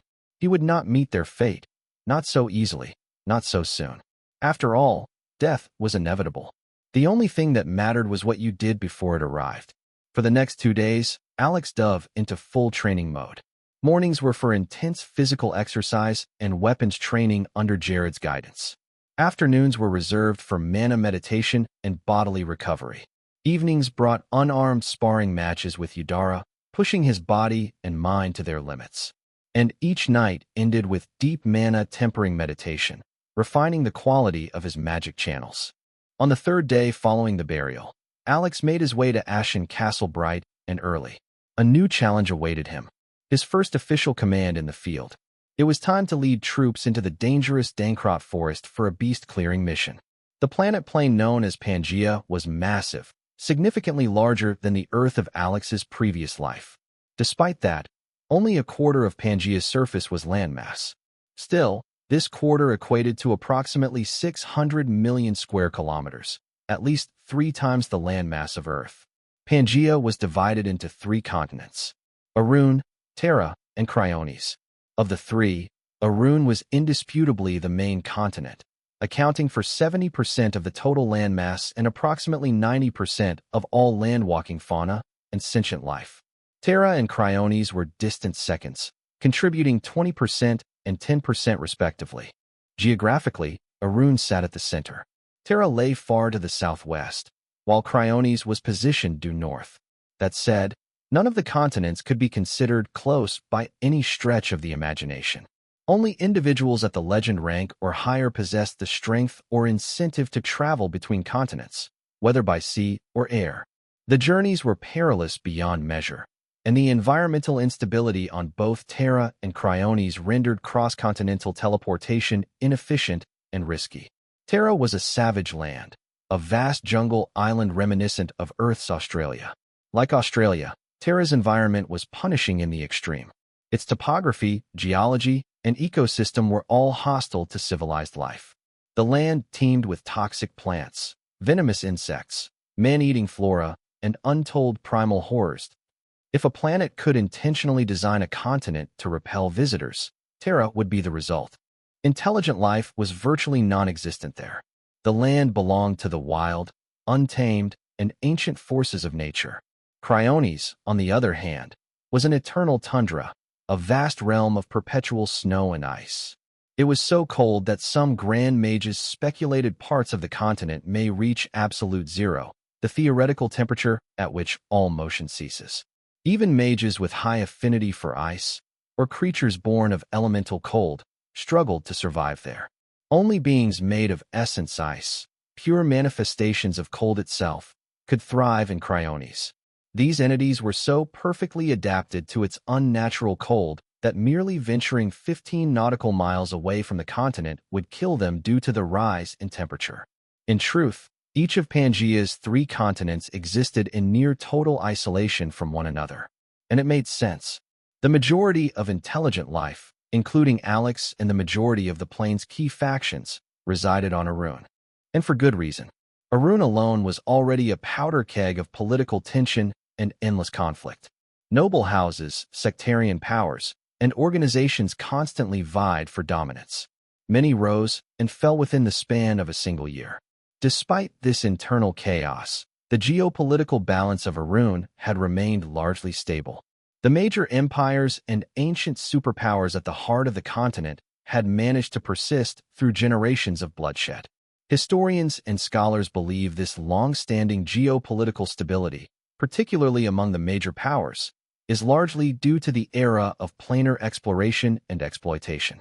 During this era, the major empires became so powerful and so evenly matched that mutual deterrence emerged. Their strength balanced each other out. Each major power was capable of exploring and exploiting other planes, harvesting rare resources that made geographical advantages within a rune largely irrelevant. Because of this, every major force continually strengthened itself with off-world resources. And since no empire had clear insight into the true depths of another's planar assets, full-scale wars between them were seen as unnecessarily risky. Thus, the royals, nobles, and ruling organizations of these empires chose to maintain the status quo. Instead of battling each other, they allowed and even encouraged internal conflicts, noble rivalries, house wars, regional strife, to keep power holders sharp and competitive. Those who couldn't keep up, those who failed to continue harvesting resources from other planes, would be swallowed by stronger powers. In this way, the empire's strength was preserved or grown, until one day an empire's power would surpass a critical threshold, when its nobility and ruling houses would finally feel confident enough to challenge another empire head-on. Across the vast 400 million square kilometer landmass of Rune, alongside countless unstable minor factions, there exist 5 stable major powers that have stood the test of time throughout the era of planar exploration. To the north of the distorted quadrilateral-shaped continent lie 2 of the oldest empires. The Iron Hammer Empire, dominated by dwarves. The Illyrian Empire, ruled primarily by elves. The Iron Hammer holds the western stretch of the northern territories, while the Illyrian Empire occupies the central and much of the eastern north. Although dwarves and elves are the majority races, both empires are home to a wide range of intelligent species. Gnomes, fairies, beastkin, sapient flora such as trance, and even beastfolk with sentient intelligence live as respected citizens within these empires. Moving along the eastern coastline, from the far north stretching well south and biting a bit into the continent's interior as it went down, bordering nearly all the other major factions except Iron Hammer, lies the Near-March Confederacy. This confederation state was formed when a cluster of smaller eastern nations banded together in an economic and defensive pact, both to protect themselves from larger empires and to coordinate against hostile, neighboring minor powers. The Near-March Confederacy operates similarly to Earth's ancient Greek union of city-states, decentralized, yet united by mutual interest. To preserve the union's stability, the member states exert careful pressure on one another, ensuring no individual member becomes too strong, which could threaten the collective, or too weak, which could become a liability. It's a delicate alliance, held together by layers of political maneuvering, military cooperation, and the constant pressure of shared existential threats. To the far south lies an empire that spans the bulk of the continent's southern region, stretching from the west to the central south. Much of the southeast, however, belongs to the Near-March Confederacy. This empire is known as the Eternal Valkyrie Empire, or EV. EVE is unique. It is governed by 2 co-equal monarchies, a rare dual dynasty system that shares sovereign authority equally across the empire. Moreover, it is the only major state on the Pangea plane governed this way, and notably, it is also the only matriarchal human civilization in the known world. There are many ongoing debates about whether the Eternal Valkyrie Empire, EV, can even be considered a human civilization. After all, humans make up less than 40% of its population. The rest is composed of traditionally matriarchal races, dryads, succubi, drows, foxkin, nagas, and more. Even the 2 ruling royal families aren't entirely human. One royal house is made up of Amazonians, while the other is composed of half-human, half-drow nobles. Technically, Amazonians are still classified as humans, albeit extremely tall, well-built, and fiercely feminine humans. And the half-drows, by virtue of their mixed blood, do carry human lineage. Because of the racial makeup of its citizenry and its ruling elite, the empire bears a distinct female-centric identity. Most high-ranking governance and managerial positions are held by women. That said, this doesn't mean men have no place within EVE's hierarchy. In fact, aside from the Grand Marshal, a title held by a powerful warrior from the Amazonian Kael'ren royal family. The majority of upper military command is dominated by men.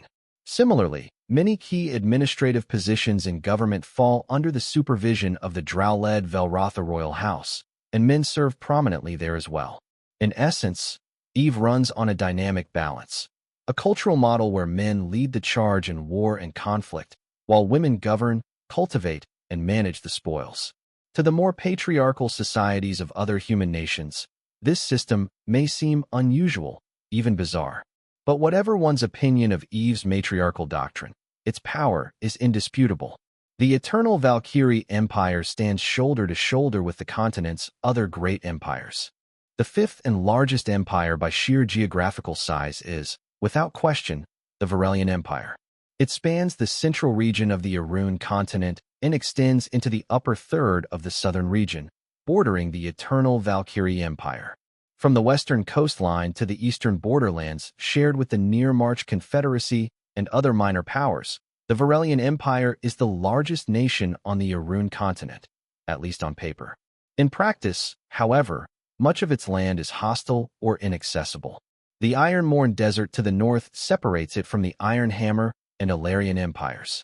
The Tarika mountain range serves as a natural barrier with the eternal Valkyrie Empire. The Dragonmourn Highlands form a difficult border against the Confederacy. And within the empire itself lies the Dankrot Forest, an unforgiving stretch of wilderness teeming with danger. Altogether, nearly 40% of the Varelian Empire's claimed territory is uninhabitable to most of its citizens. This effectively reduces its overwhelming lead in landmass to a tenuous first place in landmass rankings. The Varelian Empire was founded by the legendary hero who led the Pangea Plain to victory during the Great War and First Interplanar Battle against the Infernal Invasion. Under the command of that hero, Emperor Commodus Ledevicus, and his historic retainers, the Varelian Empire expanded rapidly during the early years of the era of planar exploitation. They seized vast territories, marching further and faster than any other power before the rest of the continent could react. Had it not been for the harsh terrain hemming them in on all sides, it's likely the Varelian Empire would have conquered the entire continent during the reign of the founding emperor. But that dream never materialized. The empire's expansion eventually stalled. That gave the other continental powers time to stabilize, organize, and fortify themselves, resulting in the delicate balance of powers that persists to this day, thousands of years later. Within the Varelian Empire, House Fury held its central and most strategic territories to the northwest of the empire, extending slightly into the north-central regions as well. Though the Fury family also controlled territory to the south of their northwestern stronghold, it was this northwestern expanse, ruled over by the bulk of the family's noble lines, that served as the heart and stronghold of House Fury. This was especially true because Ashen Castle, along with its surrounding city of Ashes, as well as the private fiefdom of the family head, Earl Drake Fury, was located within this region. In recognition of both this strategic location and Earl Drake's legendary rank combat prowess, he also held the prestigious imperial title of Northern Guardian of the Varelian Empire. It was his duty to defend the empire's northern border against the primal and bloodthirsty wildkins, who often invaded from the Ironmourn Desert. Then again, even without the title, the Fury family would have been forced to defend against wildkin incursions. Most of these northern assaults happened to funnel directly through Fury-controlled territory anyway. But the Ironmourn Desert wasn't the only source of danger for the region. To the east of the Fury Heartlands, not far from Ashen Castle, lay the infamous Dankrot Forest, a sprawling wilderness that stretched deep into the north-central parts of the empire. The forest was rich in untapped resources, but those resources were either guarded or nested within beast territories. Dankrot was home to a great number of magical beasts, including those at the legendary equivalent rank of Class 6, capable of tearing apart even seasoned warrior troops. Even someone like Earl Drake himself would have to approach with caution. Yet, that wasn't the worst of it. If the forest only contained legendary beasts, the Empire would have tamed it long ago. The true reason the forest still remained unclaimed was the persistent rumor, one neither confirmed nor denied by the Empire, that there existed beasts above Class 6, the legendary rank equivalent, deep within Dankrot's core. While the Empire had never publicly admitted this, their unofficial stance and cautious policies might as well be taken as a silent confirmation. Despite the danger, adventurers still brave the forest in search of rare resources unavailable elsewhere. From time to time, the Fury army stationed across nearby territories would conduct military exercises within the forest, partly for training, but mostly to keep the beast population along the forest's outer rim in check. After all, no one wanted a beast tide. Overpopulated beast domains often triggered mass migrations, devastating surges of monsters overflowing into human settlements. Such tides had occurred frequently in the past, before the Furies settled in the region, particularly around what was once the Dankrot Plain, now the home of Ashen Castle and its surrounding city.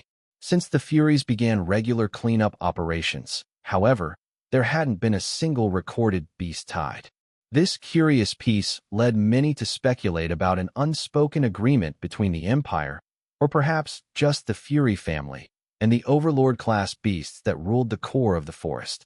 In this mutually beneficial arrangement, the Empire or Fury family gained access to valuable beast remains and resources along the periphery and fringe of the forest, while the Overlord beasts at its center ensured the balance of the forest's ecology remained intact.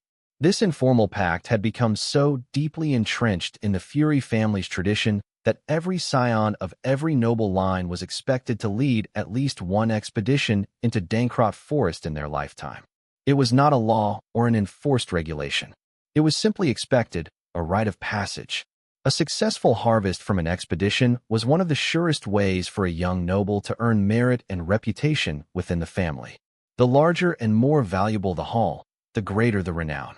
And now, under Earl Drake's calculated guidance, Alex would also take part in this family tradition, leading a modest troop force into Dankrot Forest.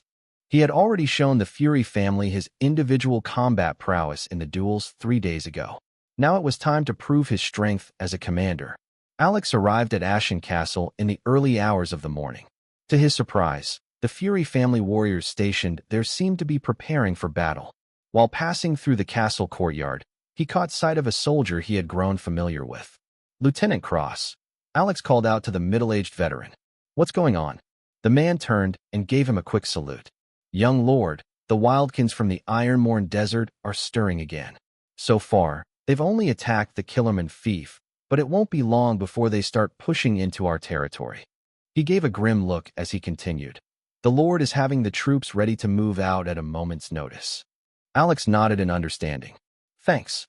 The two exchanged a few more words before Alex resumed his walk into the castle. He moved briskly through the halls, ascending staircases and passing through long corridors until he arrived at Earl Drake's office. As he entered, he found Earl Drake, Jared, and another man huddled around the glowing surface of the Comet Magic command table, the magical projection device used for tactical war planning. Alex didn't need to ask who the third man was. Though they had never met, he immediately recognized him from the descriptions he'd heard. Baron Derek Lawson, Lord Marshal of the Fury family army. Earl Drake had long since separated his private fiefdom army, including his hounds, from the broader Fury House military under his wider command. The hounds were loyal only to the Mad Earl and operated as a personal strike force, bound to him alone. By contrast, the Fury House army was a large military organization formed by pooling soldiers, knights, and recruits from the various fiefdoms and noble lines under the Fury banner. And at the head of this army stood the Lord Marshal, currently Baron Derek Lawson. Historically, the Lord Marshals of House Fury had almost always come from one family, the Lawsons, a small, proud vassal house known for training their descendants as soldiers, generals, and military strategists. Since pledging fealty to the Fury family 3 centuries ago, the Lawsons had produced no fewer than 6 Lord Marshals for the Fury family. Despite their legacy, however, the Lawson family held only an honorary barony, without any attached land. That arrangement had made sense during the pre-Golden era of House Fury, when even the Furies had only a small number of barons themselves. But now, with the Fury family's rising power and influence, it seemed only right to reward such loyal service. At least, that was Earl Drake's belief. Yet Derek Lawson, head of the Lawson family and a mighty saint-ranked warrior on par with Jared, had turned down the land enfeoffment. He had instead chosen to retain only the honorary title. According to him, accepting land might create a division of identity or distract from the Lawson family's core duty, serving the Fury military. They were military vassals, pure and simple, based entirely in the City of Ashes and dedicated to the Fury banner. Seeing this stalwart Lord Marshal present in Earl Drake's personal war room gave Alex pause. The Wildkin raids might be more serious than he'd expected. Unfortunately, it seemed he had arrived a little too late. The three men were just finishing their war meeting, and by the time Alex had entered, the magical projections on the comet board were already fading, depriving him of any chance to glean details. He kept a straight face as he stepped forward and greeted the three men. "It is good to finally meet you, young lord," said Lord Marshal Derek Lawson, his voice deep but respectful. "Your opinions and stances have made their way through our forces. They've invigorated morale across several battalions." "You think too highly of me, Lord Marshal," Alex replied with a wry smile. "I'm still far from being worthy of that title, especially from someone like you. Besides, I merely stood by our family's laws. That's hardly something special or worth commendation. Being called young lord by Sergeant Cross was one thing. The man served directly under Earl Drake, and thus followed the tradition of referring to the Earl's heir by that title. But for Lord Marshal Derek Lawson to call him that was an entirely different matter. The Lord Marshal stood at the pinnacle of the Fury family's military hierarchy.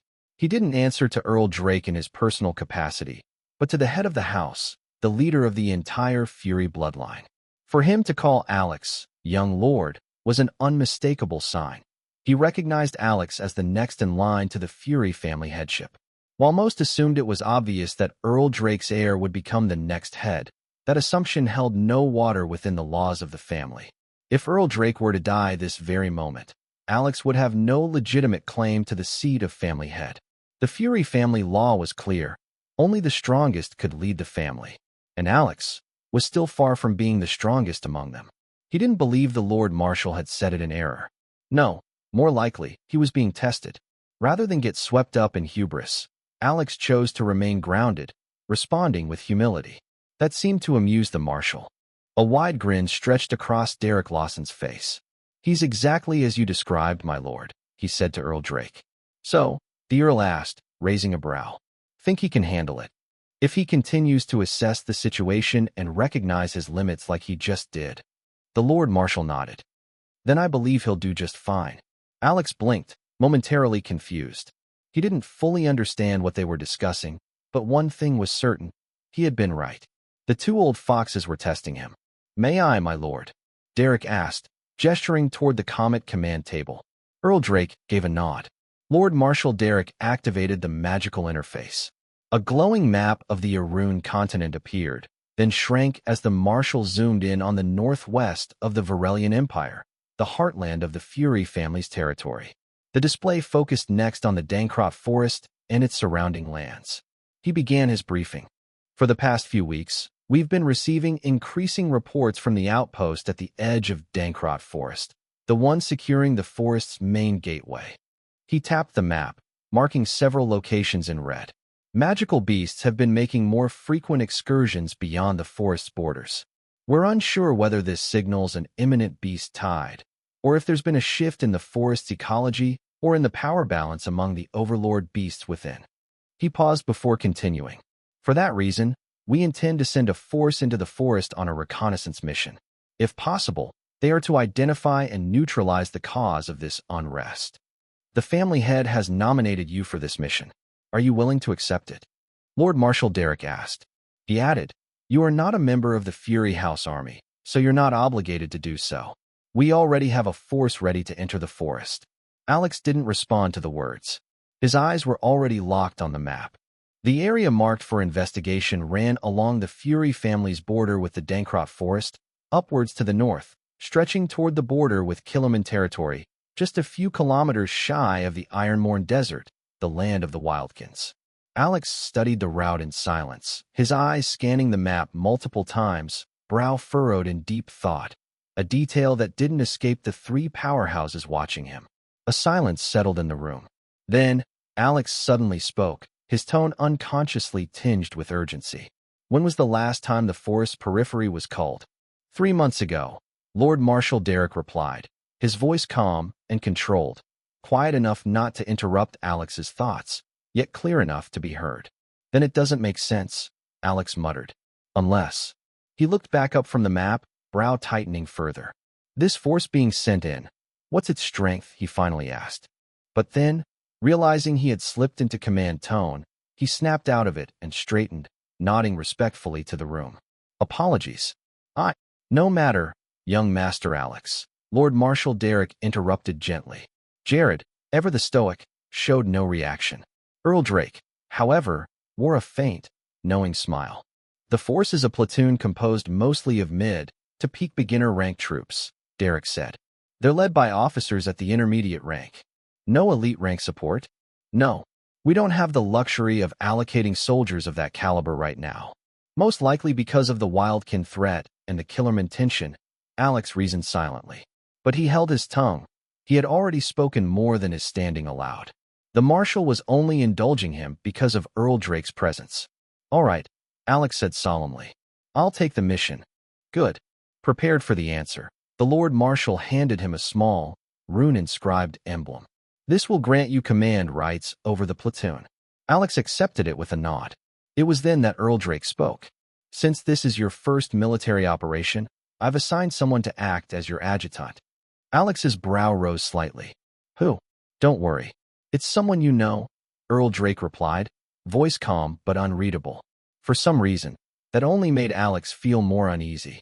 Sensing his discomfort, Earl Drake added, this is something you need to experience and learn to handle, if you intend to one day stand where I do. Alex wanted to question his father, desperately, but to do so here, in front of the Lord Marshal and Jared, would be a breach of decorum and tantamount to an affront to the family head's authority.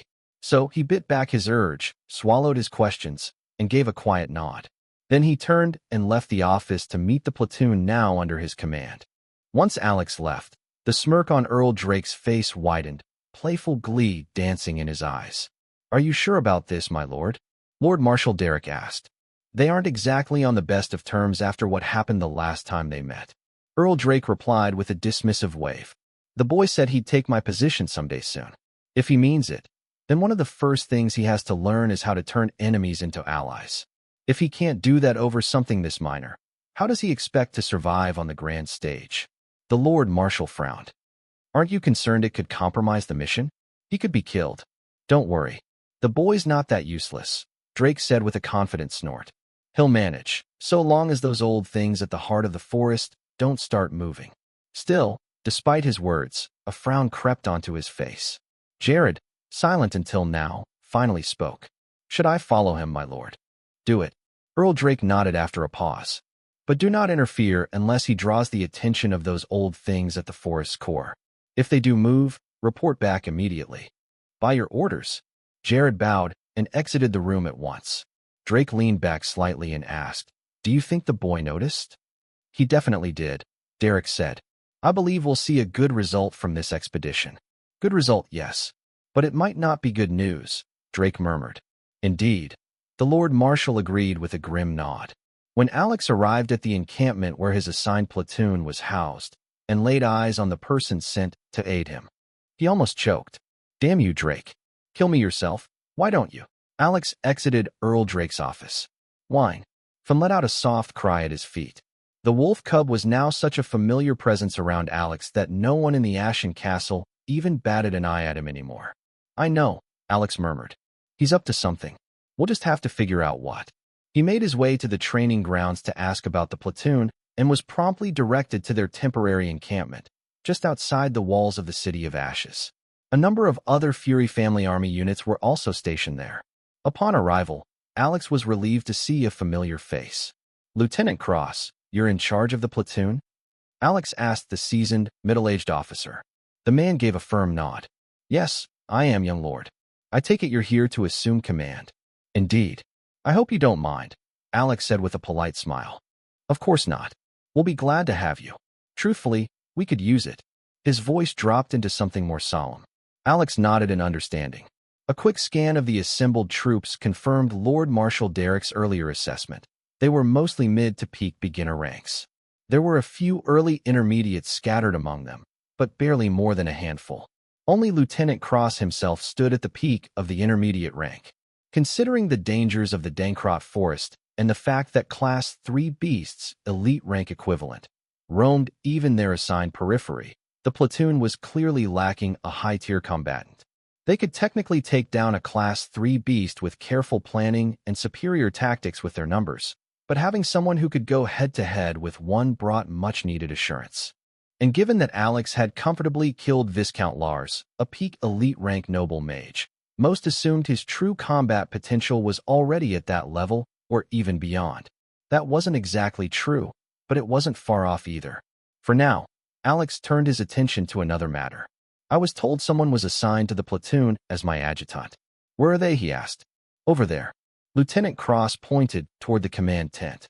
Leaning against one side of the tent, alone and unapproachable, stood a woman. Her presence radiated cold beauty, like a lone rose brimming with thorns, meant to be admired, but not touched. The few troops nearby instinctively gave her space. The moment Alex saw her, his pupils shrank. Damn you, Drake. Kill me yourself, why don't you? It was one of the heirs he had fought in the duel just 3 days ago. One of the very people whose family line he had condemned to decades of servitude to the Fury family. Laura Fury, the rogue. Earl Drake's words echoed in his mind. This is something you need to experience and learn to handle, if you intend to one day stand where I do. Now Alex understood what that meant. I can't always kill or ignore my defeated enemies. There'll be times I'll need to turn them into allies. Still, but of all people, old man, why'd you have to throw the biggest damn potato into my lap? If he had a say, he'd have chosen the armored knight from the duel. If Laura could be up and walking after the wounds she suffered, then that guy should be too. Interestingly, Laura's current attire wasn't quite that of a rogue anymore. It looked like a cross between a rogue and a knight's gear, functional, fast, but reinforced. The 20-something-year-old woman turned the moment she felt his gaze on her. Her eyes met his, and as expected, they narrowed into a glare filled with ice and undisguised hostility. Lieutenant Cross glanced between the two of them, visibly uneasy. The tension between Alex and Laura could easily impact the morale of the entire platoon. The mission ahead was already dangerous enough. The last thing they needed was for two of the platoon's top 3 strongest members to be openly hostile toward each other. Don't worry, I'll settle it. Get the men ready to depart for the forest fort, Alex instructed. As you command, young lord. Lieutenant Cross responded crisply, giving a proper military salute. With Alex officially assuming command, all tones of familiarity vanished. Alex walked toward the command tent. Come inside. We need to talk, he said to Laura as he entered. Laura clenched her jaw but followed after a moment, stepping into the tent behind him. Inside, Alex leaned against the command table, arms folded. Finn stood atop the table by his side, eyes cold and alert as he watched the newcomer. Laura stood before him, her face taut with restrained emotion, hostility plain in her eyes.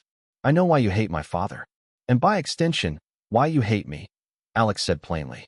Viscount Colton was no fool, and from what I've read about how close your relationship was with him and how he trained you, I can tell you're not foolish either. The moment he mentioned her father, Laura's glare sharpened like a blade. Beast intimidation, Velcaris armor, domination and dominion. Alex responded with raw presence, locking her in place with his overwhelming bloodline aura. He continued, calm and composed, yet his words struck like hammers. You must realize and accept the truth. I don't care if you want to see my father and me as the villains of your little tragedy. Go ahead, but I do need you to understand something. What you're doing, this hatred, this spite, it's not helping you. It's only hurting those around you. Look at the situation your siblings and cousins are now in. If not for you and your uncle's foolish vendetta, they wouldn't be sharing in this punishment. They're paying the price for your grudge. Laura's lips parted, ready to argue, only for a wave of force to crash over her. Killing intent. Alex's eyes turned cold, primal, those of a predator fully capable of ending her life on a whim. The pressure paralyzed her. She couldn't speak. She couldn't move. Her skin prickled. Her heart raced. You have 2 options, Alex said, voice as cold as ice. Option 1. You use this mission to ambush and kill me. While you're no match for me in a direct fight, I have no doubt you'd find a way to strike if the opportunity is perfect. My death will give you what you want most, or at least what you think you want, to hurt my father. And you're probably right. I'm your best bet at inflicting a sliver of the pain you feel onto him. He leaned closer, voice low and sharp like a blade drawn across flesh. But if you manage that, if you kill me, then know this. The Mad Earl will gather every single member of your family. He'll round them all up. Then, he'll execute them, publicly. In your home city, in your family's own fief. Their corpses will hang from the gates as a warning, and you will know. You will see it. Everyone you've ever known, ever loved, dead. And worst of all, it still won't touch him. No matter what you do, you will never be able to reach even the shadow of Earl Drake fury. Alex let the silence linger. Let her absorb the weight of the truth. This is the reality you need to live with. Alex subtly manipulated his mental presence and bloodline auras, shaping them into something hollow, an echo of the emptiness Laura would likely feel in the aftermath of the scenario he'd painted. It wasn't about proving a point anymore. It was about making her feel the loss. And if you serve your role well under my command, then I promise you, you'll earn the glory and merit to free your family from the undeserved punishment you caused them. You'll reclaim, maybe even surpass, the honor your father died for. The same honor you and your uncle threw away in your grief. Alex stood upright, his posture deliberate and final. Fun leapt from the table to the ground beside him, his steps soft but confident. Alex stepped close to Laura, just enough to make her feel the weight of his words and his extension of trust. I never use people I doubt, he said. But at the same time, I never doubt the people I use. I've entrusted this role to you, and I believe you're a smart enough person to understand what that means. So I'll put my back to you from now on. Kill me, or serve me well. The choice is yours. With that, Alex turned and walked out of the tent. Finn padded after him, calm as ever. Just like Alex had promised, neither of them showed any wariness. Their backs were fully exposed. Laura could have stabbed either of them then and there with no resistance. And oh, so did she want to. Her fingers twitched. Her breath came shallow. Her entire being screamed for her to do something. Anything. To vent the storm brewing inside her chest. But eventually, her clenched fists loosened. She grit her teeth so tightly that the taste of blood filled her mouth, sharp and metallic. Still, she didn't move. Then, without a word, she turned and followed behind Alex, quietly, like a proper adjutant. Alex smiled inwardly, a flicker of relief dancing in his chest. What he'd just pulled wasn't some profound insight. It was a psychological method he'd picked up from one of the many novels he'd devoured in his previous life. Humans are irrational creatures, he recalled, driven far more by emotions than logic. Even the smartest person he'd ever met back on Earth had made a boneheaded choice under the influence of his emotions. According to the theory, one way to disrupt that kind of irrational behavior was to force the person to consider what came after the decision they were emotionally primed to make. Because most people, when trapped in emotional spirals, don't think that far ahead. And by confronting them with the brutal aftermath of their chosen path, you could sometimes break that emotional trance. It wasn't exact science. Hell, Alex wasn't even remotely qualified to be using it. This was his first time trying it, after all. But judging from the fact that Laura was walking behind him instead of putting a dagger in his back, he figured, that's a good result for now. Still, there was no telling how long it would last. Once they were deep inside the deadly depths of the Dankrot forest, if the perfect opportunity presented itself, would she still keep a cool head? Only time would tell. Alex hoped he'd painted a vivid enough picture, one that would make Laura fully grasp just how important his survival was to the future of her family. Anything to dissuade her from making a reckless choice. Lieutenant Cross let out a quiet breath of relief when the two emerged from the command tent together. The tension between them had noticeably lessened, and it appeared Laura had accepted her role as Alex's adjutant. As expected of the young lord, the lieutenant thought, silently impressed. The three gathered to go over the operational details. How are the troops looking? What's the platoon's number and configuration? Alex asked, directing the question at Cross, but the lieutenant simply turned toward Laura instead. As adjutant, the response fell to her. The platoon has a total of 36 combatants, excluding Lieutenant Cross and the assigned healer, Laura reported crisply. 12 are shield-bearer swordsmen, 14 are spearmen, and the remaining 10 are archers. So, plus myself, Laura, the lieutenant, and the healer, that makes 40 in total. That was on the lower end of a standard platoon. But I suppose it makes sense if we're aiming for mobility and stealth within the forest. Alex's eyes narrowed slightly. Still, his real concern wasn't the platoon's size, it was their experience.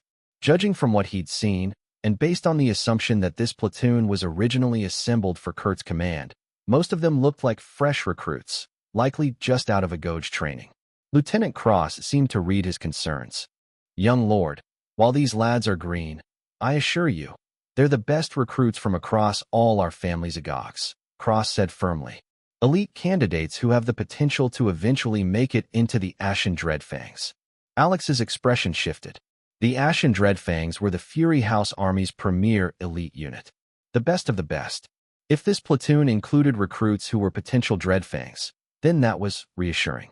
Alex nodded and stepped forward toward the center of camp, letting the eyes of every soldier fall on him.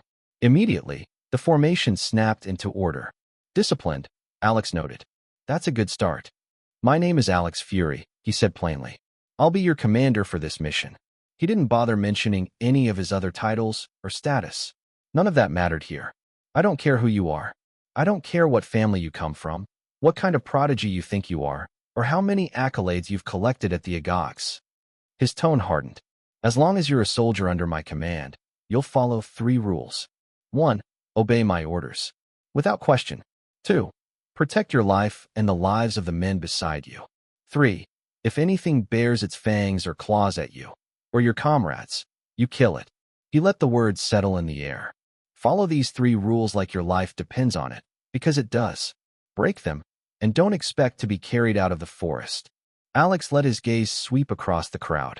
If anyone here has a problem with me taking command of this platoon, if you disagree with my rules, or believe you'd make a better leader, step forward now and challenge me. As per Fury law, I'll accept the duel. He waited. Seconds passed, then a full minute, then another. No one moved. In that case, Alex said, voice clear and sharp, I take it you all accept my leadership and my rules. Is that correct? Yes, sir. I can't hear you. Yes, sir. Good. Alex gave a final nod. His voice cut through the morning air like steel. Move out. Alex's infantry platoon moved out and quietly left the territory of the City of Ashes. Everyone in the unit advanced on foot. According to Lieutenant Cross, High Command hadn't made any provisions for horses for this mission. Resources were stretched thin. The looming wildkin threat and growing tensions with the Killerman fief meant the army had no spare mounts for a unit that would, in the end, have to leave the horses outside the Dankrot forest anyway. As a noble scion of the Fury family, Alex could have easily arranged a horse for himself. But he chose not to. Partly, it was to endear himself to the troops, to show solidarity. But more importantly, it was to test his own stamina and endurance ahead of what awaited them. Once inside the forest, he wouldn't be able to ride a horse regardless, and he had no intention of burdening fun. The wolf would likely play a pivotal role during the mission, one he needed to be at full strength for. Despite the mission's urgency, Alex deliberately slowed their advance, increasing what would have been a 5-day journey from Ashen Castle to the Dankrot forest into a 7-day trek. This gave him time to observe, adapt, and work with the platoon. He spent the extra days running formation drills, gauging the soldiers' discipline and default tactics. It was quickly apparent that he wouldn't be able to introduce new strategies in such a short window, but he could at least learn their current structure and prepare to adapt it in real time when battle came. Much of his effort focused on getting the soldiers used to his command rhythm. Not an easy task, but not an unfamiliar one either. This wasn't his first time leading a unit of strangers. It did it numerous times over a number of projects as a lead engineer and project team leader in his past life. If they couldn't adapt to him swiftly, then he would adapt to them. From that position, he would gradually steer them towards a hybrid structure that suited both their instincts and his command style. Aside from that, another concern weighed on his mind throughout the journey. The Nest Queen. Alex had continued issuing instruction packets to her during breaks in their march. Her development was being stalled by the limited access to food back at the back mountain lodging. Between his busy training schedule and the need for secrecy surrounding the Nest Queen's existence, he couldn't deliver regular carcasses to fuel her growth. That would change once they entered the forest. Assuming things went according to plan, the platoon would soon find themselves with an excess of carcasses, beasts killed during the mission that could be channeled to the Nest Queen as biological fuel. The problem, however, lay not just in providing food, but in optimizing how she made use of it. The instruction packets he was building now didn't just tell her to consume. They guided her on how to consume, what to prioritize, and how to channel her gains towards efficient development. Chief among his goals was increasing her size. From his observations, there was a clear correlation between the Nest Queen's size and the maximum growth size of her drones. And Alex had no intention of commanding an army of palm-sized drones, not if he could help it. But scaling her size up, and rapidly at that, would demand immense energy resources. It wasn't just about getting her food for growth, but also about controlling the time and efficiency of food digestion. Alex felt need to direct her evolution manually, intelligently, instead of relying on its own slow, aimless trial-and-error path of natural selection. Mother Nature's work was brilliant once complete, but it took far too long to manifest. These considerations occupied him all through the monotonous march to Dankrot Forest. Long hours of walking were filled with planning, calculation, and strategy, rather than idle thought. Eventually, by the 7th day, they arrived at their staging ground, the Fury family's fort outpost, not far from the western entrance to the Dankrot Forest. Alex immediately called for a full-day rest at the fort. The fort commander, thankfully informed ahead of time, had made preparations for their arrival. The platoon was welcomed with warm beds, fresh water, and hot meals. Alex made sure to thank the man sincerely. Whatever lay ahead in the forest, this might well be the last proper meal and bath his men would enjoy for the duration of the mission. The rest day vanished in a flash. Before anyone was ready for it, the day of the forest incursion arrived. The platoon gathered their issued supplies and lined up at the edge of the forest path, just beyond the fort's perimeter. Thick, ancient trees loomed ahead, dark and foreboding, as the early morning mist slithered through the undergrowth like creeping ghosts. Alex stood near the front of the unit, flanked by Foon and Laura. With a silent nod from Alex, Lieutenant Cross stepped forward. The old soldier's back straightened. His face was carved into the hardened mask of experience, not the kind earned in drills or skirmishes, but on real battlefields. He stepped before the assembled formation and took in a long breath. Then he barked his order. "Platoon, attention."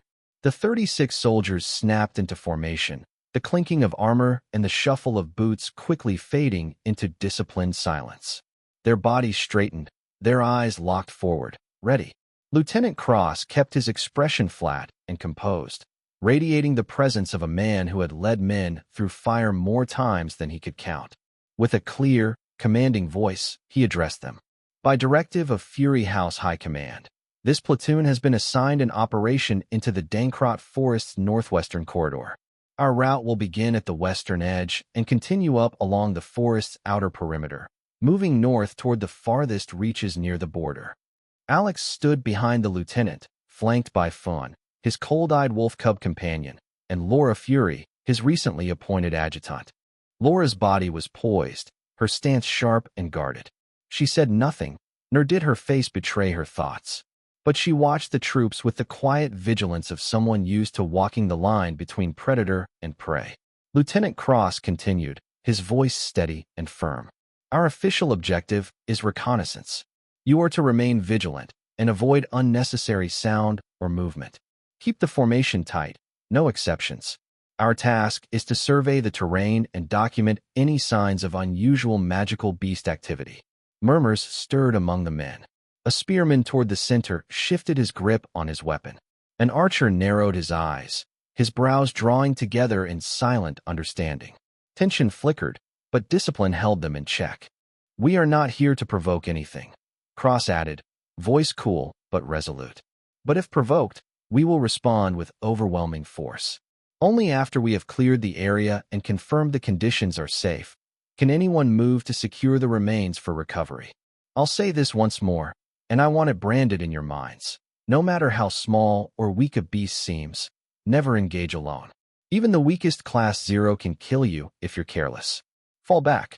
Alert your team leader, or even your unit leaders if need be. Always maintain cohesion. Then, he turned and saluted sharply to Alex. Commander. Alex stepped forward. Finn padded along at his heel with silent menace. Though still in his cub form, the wolf's unnatural presence weighed heavily on the surrounding air, more psychological than physical, but no less intimidating. Alex surveyed the soldiers. Their eyes met his, some wide with anticipation, others narrowed in focus, and a few uncertain. All waiting. What the lieutenant said is mostly accurate. Alex began, his voice measured, but firm. There is just one detail I'd like to clarify. A subtle stillness swept through the platoon. Even the forest's distant breeze seemed to still. This is not a simple recon mission. This is a reconnaissance in force. His words dropped like iron.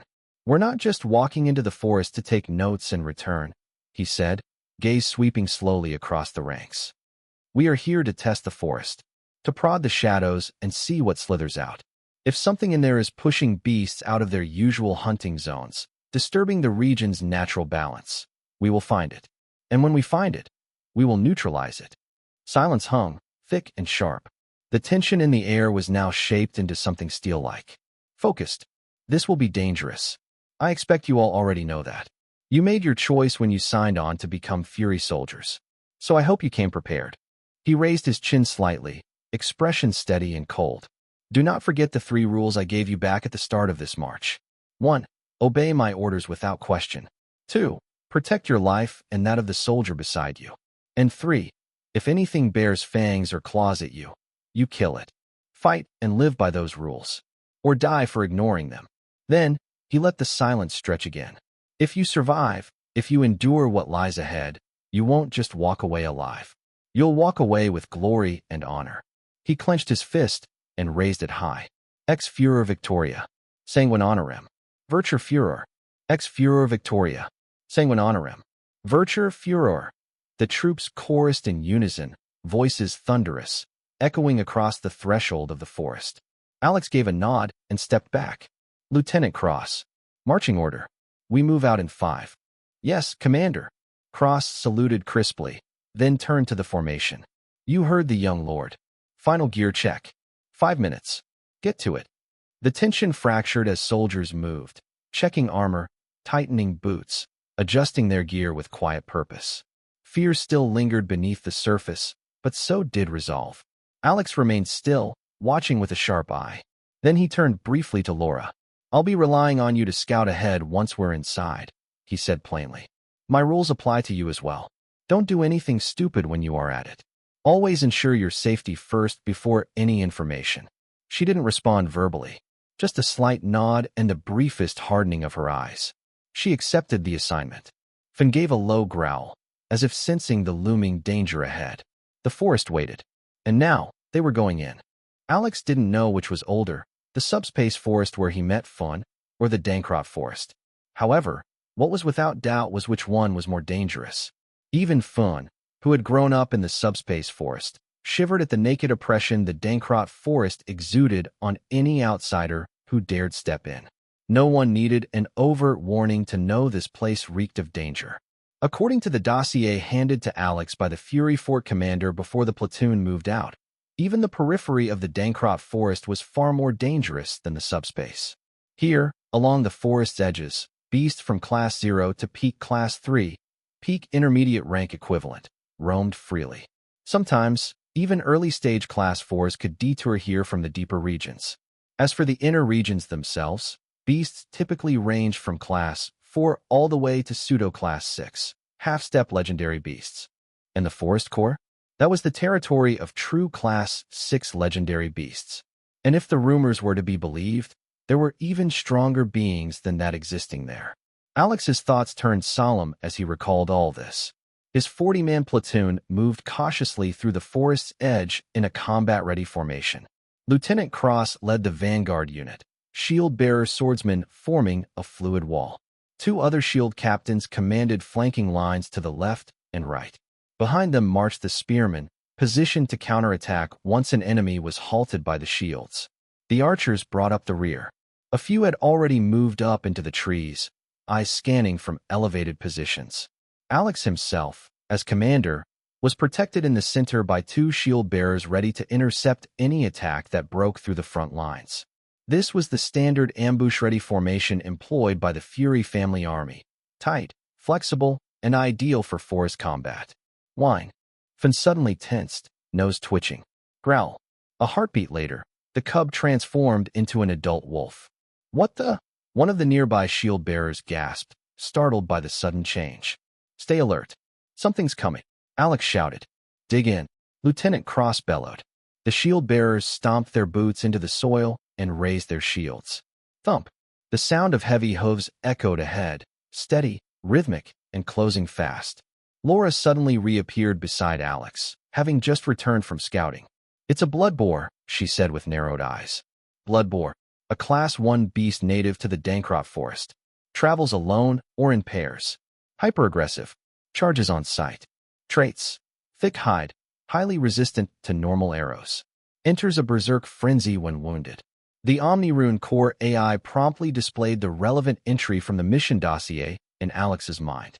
Almost as if summoned by the mention, an oversized reddish-brown boar, easily 2 meters tall at the shoulder, charged into view. Lure formation, Alex ordered. The beast charged, eyes bloodshot and tusks frothing with spittle. When it was just 10 meters away from impact, the shield line shifted. The outer wings stepped forward while the center fell back, forming a funnel. The blood boar, expecting a wall, found itself running into a trap. It tried to halt, but too late. Crack. Finn exhaled a breath of frost. A thin sheet of ice formed beneath the blood boar's hooves just as it attempted to break. The beast skidded uncontrollably down the icy funnel. Crash. It weakly slammed into the open center of the formation. Pierce. Both Lieutenant Cross and the spear captain barked in unison. On instinct, the spearmen thrust out their weapons from behind the shield wall, their spears plunging cleanly into the boar's exposed underbelly.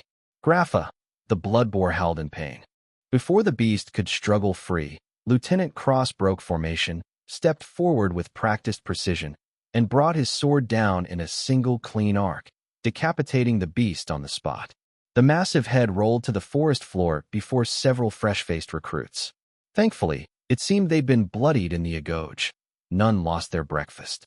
The shield-bearers calmly wiped the blood off their shields and armor with a practiced ease, their movements efficient and unfazed. Alex's voice rang out, calm but alert. Anything else in the immediate vicinity? No, Laura responded, eyes still scanning the trees. Good. Take what you can from the carcass. Alex stepped over to inspect the body with his spirit sights. Don't forget the beast core. It's at the center of its forehead. He walked over to Lieutenant Cross. Well done, Lieutenant. Thank you, sir. The veteran bowed slightly, though his face remained tight with concern. Alex caught it immediately. Problem, Lieutenant? Possibly. Cross nodded slowly. This is my 4th time in the Dankrat forest, Commander. I've never encountered a blood boar this close to the edge. We're supposed to see mostly Class 0s and herds of docile Class 1 herbivores here. He paused, then added gravely. Their absence is troubling. Either they've gone to ground or something's driven them out. Blood boars don't stray this near to the border due to the usual crowd here unless something dangerous to them has forced them out. Alex's expression darkened. If even the relatively stable outer ring of the forest was behaving erratically, then deeper inside. Understood. He turned to the archer captain nearby. Split your men. One group remains with the formation. The other joins Laura. Begin active recon ahead of our advance. Eyes open. I don't want any surprises. Yes, sir, the archer captain replied, saluting and moving at once. Alex turned back to the boar carcass. Already, for soldiers had finished butchering it with almost machine-like precision. The key internal parts and organs had been stored inside specialized storage packs designed for magical preservation, each carried by designated pack carriers among the troops. Ideally, they could have salvaged the entire carcass for coin, but the platoon had neither time nor luxury for such indulgence. That's enough, Alex called out. Gather up. Remain sharp. If our assumptions are correct, then this was just the appetizer. He raised his voice slightly for the benefit of the rest of the platoon. Compress the formation.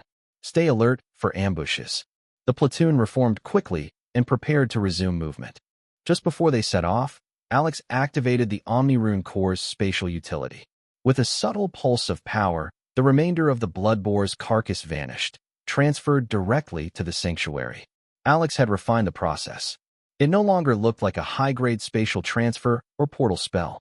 Now, it resembled a low-tier spatial disposal technique, something akin to a rubbish dump into the void.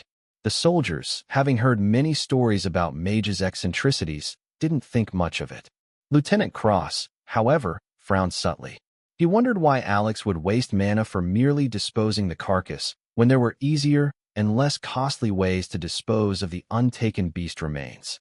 Still, he knew better than to question his commander in public.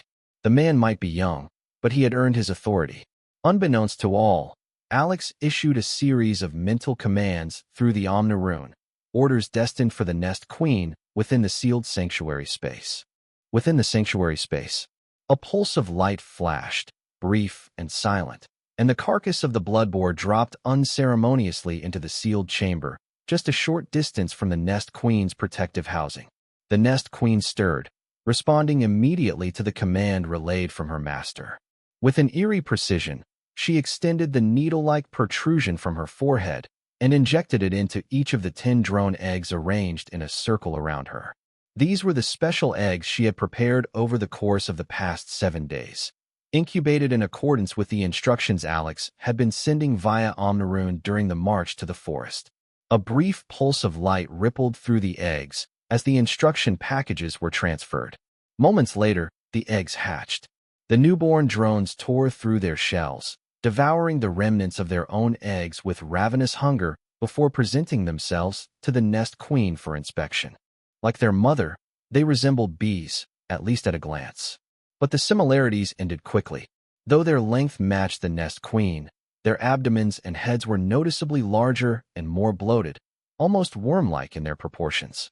Where bees would have delicate proboscises, these drones bore gruesome jaws, rows of interlocking, serrated teeth reminiscent of piranhas or sharks. At the tip of their swollen abdomens were not stingers, but nozzles, tubular glands seemingly designed to eject or secrete something. Their wings, too, were different, wider and denser, meant to carry their bulk despite their grotesque proportions. Shriek. The Nest Queen gave a silent command. The drones obeyed without hesitation. All 10 shot into the air and flew to the nearby carcass, descending on it like vultures. Their flesh-shredding jaws went to work, peeling away layers of meat with terrifying speed. Meanwhile, the Nest Queen herself floated out of her housing, hovered briefly, then gently lowered her body to the ground not far from the boar's corpse. Then she went still, completely motionless, as though entering a dormant state. Roughly 5 minutes passed. The drones, now swollen to almost comical proportions, struggled to stay airborne under their own weight. Their wings beat frantically to maintain balance, but the sheer volume of consumed flesh weighed them down. They returned, wobbling awkwardly through the air, until they formed a tight ring around the unmoving queen, abdomens pointed inward. And then, they paused. Well, almost. If one looked closely, one would notice their bodies vibrating with subtle internal activity, runic digestive enzymes breaking down the absorbed material into something far more potent. Then, all at once, they sprayed. Golden liquid gushed out from the ends of their abdomens, coating the Nest Queen's form in layers of shimmering, honey-like fluid. The liquid hardened almost instantly upon contact, forming a translucent cocoon over her body. By the time they were done, the drones had shrunk visibly, their fattened forms returning to their original, lean state. They didn't rest. Without hesitation, they returned to the Bloodboar's remains and resumed feeding. The same cycle continued: feed, swell, return, spray, over and over again, until the boar was nothing more than memory. By the end, the Nest Queen lay within a golden hemisphere of hardened gel, about 1.5 meters wide and 1 meter tall. Inside, her form pulsed gently, swelling ever so slightly as the golden cocoon steadily shrank around her. She was evolving. Just as the last of the Bloodboar's carcass vanished into their jaws, another flash of light illuminated the space. 2 more corpses dropped in, one feline, one serpentine. Both were largely intact, suggesting they had been spatially transferred before the platoon had time to strip them for parts. Which could only mean one thing. The situation inside the forest was escalating. But that mattered little to the drones. They had no need for context or concern. They existed for one purpose: to feed, digest, and convert the results into fuel for their queen's metamorphosis. And so, without pause, they descended again, silent workers tending their hive. The platoon advanced cautiously through the Dankrot forest following their encounter with the bloodboar. Thanks to the scouts, they successfully avoided several beast groups, most notably a herd of rock deer roaming nearby. As they pressed deeper into the forest, it became clear that the territories of many beasts were in a state of upheaval. Something in the vicinity was dislodging them from their usual habitats. It was nearing mid-afternoon when Alex called for a brief rest at a clearing. Laura and the other archer scouts had confirmed there were no beasts nearby. After organizing rotating lookout shifts, Lieutenant Cross made his way to Alex, who sat beneath a thick tree canopy, taking the chance to recover some energy. "What do you make of the situation?" Alex asked the seasoned soldier. "Most of the beasts aren't straying too far from their usual territories," Cross answered. "Doesn't feel like anything is actively chasing them out. It's more like there's something foreign nearby, something they want to avoid." Alex nodded. "I came to a similar conclusion. I was reviewing the dossier the fort commander gave me, and the patterns lined up." His eyes sharpened. "Like you said, something must have appeared, or perhaps happened, in this area. Whatever it is, it caused a few groups of beasts to abandon their territory temporarily. But instead of leaving completely, they're hovering near it, waiting for whatever disturbed them to leave." Alex leaned forward, arm rested on his thighs and fingers interlocked. And those displaced beasts, in turn, disrupted the territory of others around them, creating a ripple effect. Beasts forcing other beasts to shift, and those ones displacing others farther. A chain reaction that spiraled into the mess we're seeing. Lieutenant Cross scratched his cheek thoughtfully. "That does sound possible," he admitted, even if the explanation felt a bit elaborate for his taste. "What's the plan then, Commander?" "We proceed as we are. Avoid unnecessary engagements and focus on identifying the cause. If we can neutralize or remove the source, the ecosystem should stabilize naturally." "Understood, sir." Alex exhaled. "Too bad we don't have any witnesses to question. If not for the wildkin threat and the tensions at the border, we might have been able to bring a beast tamer or two," Cross lamented. "They could have tried to communicate with some of the local creatures." Unbeknownst to the lieutenant, his comment sparked an idea in Alex's mind. "Let's see what happens," Alex thought. A moment later, a whisper sounded in his mind. "Shall I scout ahead for this causing factor?" It was Yudara, his personal shadow guard, utilizing the secret communication function of their bond. The voice was low, cold, and deliberate, spoken directly into his mind through their shared oath bond. Judging by Lieutenant Cross's lack of response, the words had reached only him. Alex gave the slightest shake of his head. "No need," he murmured back in the same soundless voice. "Stay on guard. We'll find it soon enough. I'm more concerned about ambushes for now." "Understood," Yudara replied from somewhere within the shadows of the forest. Alex offered a piece of dried jerky to Fawn, who took it with minimal interest. His thoughts, however, were far from idle. He wasn't pondering any single concern, but a mesh of them. The state of the forest, the chain reaction of beast movements, the world's inefficient military communication systems, and what, exactly, they were about to uncover. The rest period didn't last long before the platoon was back on the move. Whether due to their intentional avoidance of the forest's native beasts or those beasts instinctively steering clear of their human group, Alex's platoon managed to cover a considerable amount of ground in the second half of the day. They moved beyond the immediate border areas and reached the inner rim of the forest's periphery. Only here could one say they had truly entered the Dankrot forest. At this point, Alex gave the order to halt and establish camp for the night. The platoon members quickly split into task groups, some securing the perimeter, others setting up camp and preparing the evening meal. All of it was handled smoothly under Lieutenant Cross's steady command, allowing Alex the time and peace to engage in his regular meditation routine. Noticing this, the soldiers made a deliberate effort to move quietly, not wanting to disrupt their commander. Fun joined the cooking unit, helping them regulate temperatures using his natural sensitivity to heat. It was a strange sight, a wolf cub calmly overseeing the cooking, but no one questioned it aloud. They simply chalked it up to a mage's eccentricities rubbing off on his beast companion. Once the food was ready, Fun roused Alex from his meditation. They ate in relative silence, and Alex discreetly passed a food packet to Eudora, still undetected by the rest of the platoon, a quiet testament to her frightening stealth. Not long after, the second night watch had begun. Alex was deep in meditation again when the entire atmosphere of the forest suddenly changed. His eyes snapped open. "Master," Eudora's voice came through the oath bond, low and clear. "I know," Alex responded grimly, eyes locked on the surrounding tree line. "Something is stalking us." Growl. A low growl escaped Fun's throat as it grew to its adult wolf form. The wolf turned in place, sniffing and watching the shadows, but couldn't pinpoint anything specific. Still, the warning was enough. Soldiers roused quickly and began forming ranks, weapons in hand and faces tense. Alerted by Fun's growl and their training, they didn't need to be told twice. Lieutenant Cross approached Alex's side. "What's wrong, Commander?" "I don't know yet," Alex admitted, rubbing Fun's head to soothe the wolf's tension. To the lieutenant's surprise, Alex smiled. "But I'm relieved," the young noble said. "It was worrying when we faced no opposition throughout the day. It felt too convenient, like walking into a trap." "Then why the hell are you smiling?"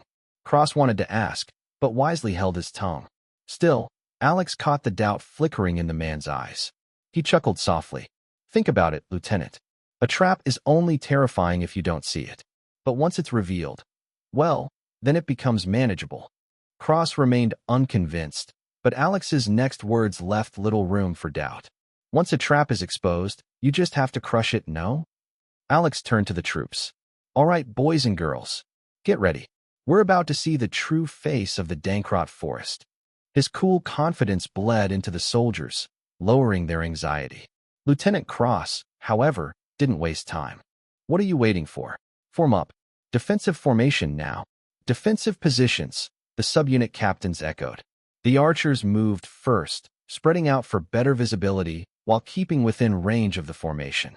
Shield bearers and spearmen interlaced their ranks to create a double-layered phalanx, ready to morph into a hedgehog formation ideal for ambush defense if needed.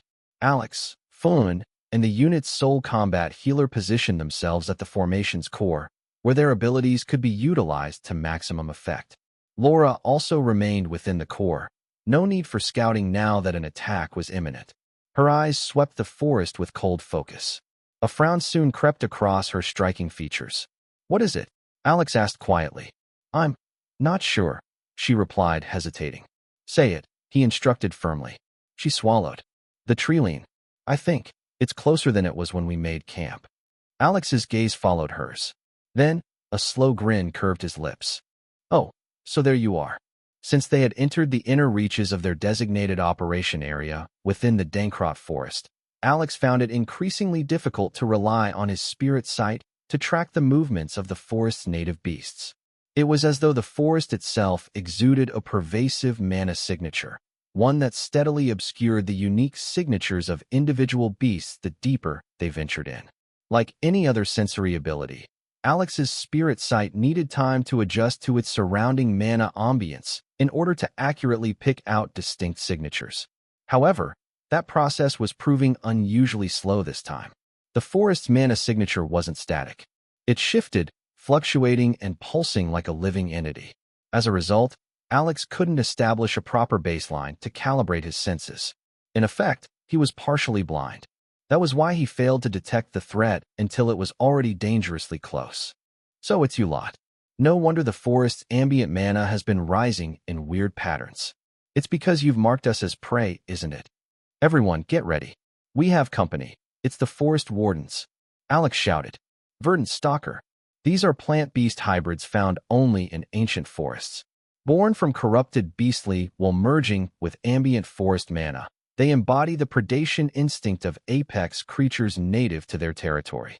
They are indistinguishable from the forest itself and are often called forest wardens, for they are known to capture or remove outsiders that intrude on their home forest. Proceed with extreme caution. The wardens never act alone. Archers search for the supporting beasts. Lieutenant Cross barked, quickly picking up on the situation. From the tree-line emerged humanoid plant creatures, gnarled limbs like twisted vines, bodies like tree trunks, with a massive Venus flytrap-like maw that extended vertically from crown to mid-torso. These were the verdant stalkers, forest wardens in their full form. A/N. Think Wildvine from Ben 10, but with no head. Responding swiftly to Lieutenant Cross's command, a trio of archers took the risk of scaling nearby trees. Despite the danger that these verdant stalkers could merge seamlessly with the forest trees and ambush them at any moment. One archer's eyes widened in alarm as he spotted a jet-black feline, panther-like in shape, glaring at the formation from the branches of a tree behind the advancing stalkers. The beast vanished almost instantly. "Shadowcat," the archer called out. Another archer, perched atop a neighboring tree, let out his own warning as he spotted a different threat. Lightning Serpent. Alex's brow furrowed at the names of the beasts now confirmed to be flanking the verdant stalkers. Shadowcat, an elusive, panther-like predator typically found at the border between the periphery and inner zones of the Dankrot forest. Though normally only mid to late class 2, its fur absorbs surrounding light, rendering it virtually invisible to the naked eye. This camouflage makes it a deadly ambush predator, even in more dangerous regions. Lightning Serpent, a coiled predator measuring around 1.5 meters in length, often found high in the treetops. It attacks from above, releasing bursts of paralyzing electric pulses. Incredibly fast and highly resistant to binding magic. Known for suicidal retaliation, upon death, they explode in a final, lethal discharge. Avoid direct confrontation whenever possible. Damn these wardens. They really brought some nasty backup, Alex thought grimly, eyes scanning the dozen or so verdant stalkers closing in. Their strategy is obvious. The wardens draw our attention, the lightning serpents paralyze us, and the Shadowcat ambushes in the confusion. His gaze hardened. "Sorry, but I'm not going to let you have your way." Archers switch to blunt arrows. Spearmen fall back. Shield bearers advance and meet the wardens head-on. Alex commanded sharply. The platoon faltered for a moment, uncertainty flashing through their ranks. Charging directly at the verdant stalkers meant abandoning their defensive formation entirely. Doing so would leave the rear and flanks open to ambushes from the more elusive threats, the Shadowcats and Lightning Serpents. "What are you waiting for? Forward now," Lieutenant Cross roared, snapping them out of hesitation. The troops moved at once. Meanwhile, Alex turned to the healer positioned beside him, a man in his 30s, quiet but dependable. "Can you cast any buff spells?" "I can temporarily boost the defensive strength of allies within an area," the healer replied. "But it'll consume more than half of my mana, and I won't be able to heal as many injured afterwards." "Understood. Prepare the spell and wait for my signal," Alex instructed without hesitation. The healer nodded and began focusing. Then, Alex leaned down and whispered something into Fun's ear. "Bark." Fun's body tensed in readiness. Ahead, Lieutenant Cross led the charge, shield first, towards the incoming dozen or so verdant stalkers. "Don't let them scratch you," he warned loudly. "Their claws and teeth have a mana-draining effect." The largest warden raised its branch-like arms and brought them crashing down. Lieutenant Cross stomped hard, launching himself ahead of the others to intercept the blow. Thwack! The impact slammed into his shield with a thunderous crack, rattling the seasoned veteran and nearly knocking the shield from his grip. Suddenly, tendril-like fingers sprouted from the branch that had struck him, lashing out to bind and ensnare him during that brief moment of vulnerability. Flash! But Cross was ready. He severed the tendrils with a clean arc of his blade, then channeled his internal energy through his limbs. With a bellow, he slammed his shield into the verdant stalker, knocking it off balance before slashing across its torso in a single fluid motion. Screech! The creature recoiled with a distorted, plant-like wail. Behind him, the rookie platoon members, well-trained and battle-tested from the Furiagogs, swiftly moved to engage. They followed the lieutenant's lead and didn't panic. Each of the 11 shield-bearers locked down a warden of their own. Their captain, more seasoned than the rest, faced off against two simultaneously. Lieutenant Cross occupied the two largest verdant stalkers, holding his ground like a fortress. Still, the shield-bearers weren't there to win, only to contain. As plant-beast hybrids, the verdant stalkers possessed dense, bark-like trunks that resisted most blades. Even when their bark was breached, a soft, fibrous layer underneath absorbed the impact, and their impressive regeneration quickly healed the damage. But containment was the shield-bearer's objective. This is enough, right, young lord? Lieutenant Cross thought, casting a quick glance toward Alex's position. He expected to see the mage casting fire spells to burn the stalkers to ashes. But Alex wasn't even facing their direction. Instead, the two figures darted forward, one with a drawn blade, the other with claws bared and frost gathering at its maw. Were Laura and Fun. Lieutenant Cross blinked, stunned. What the?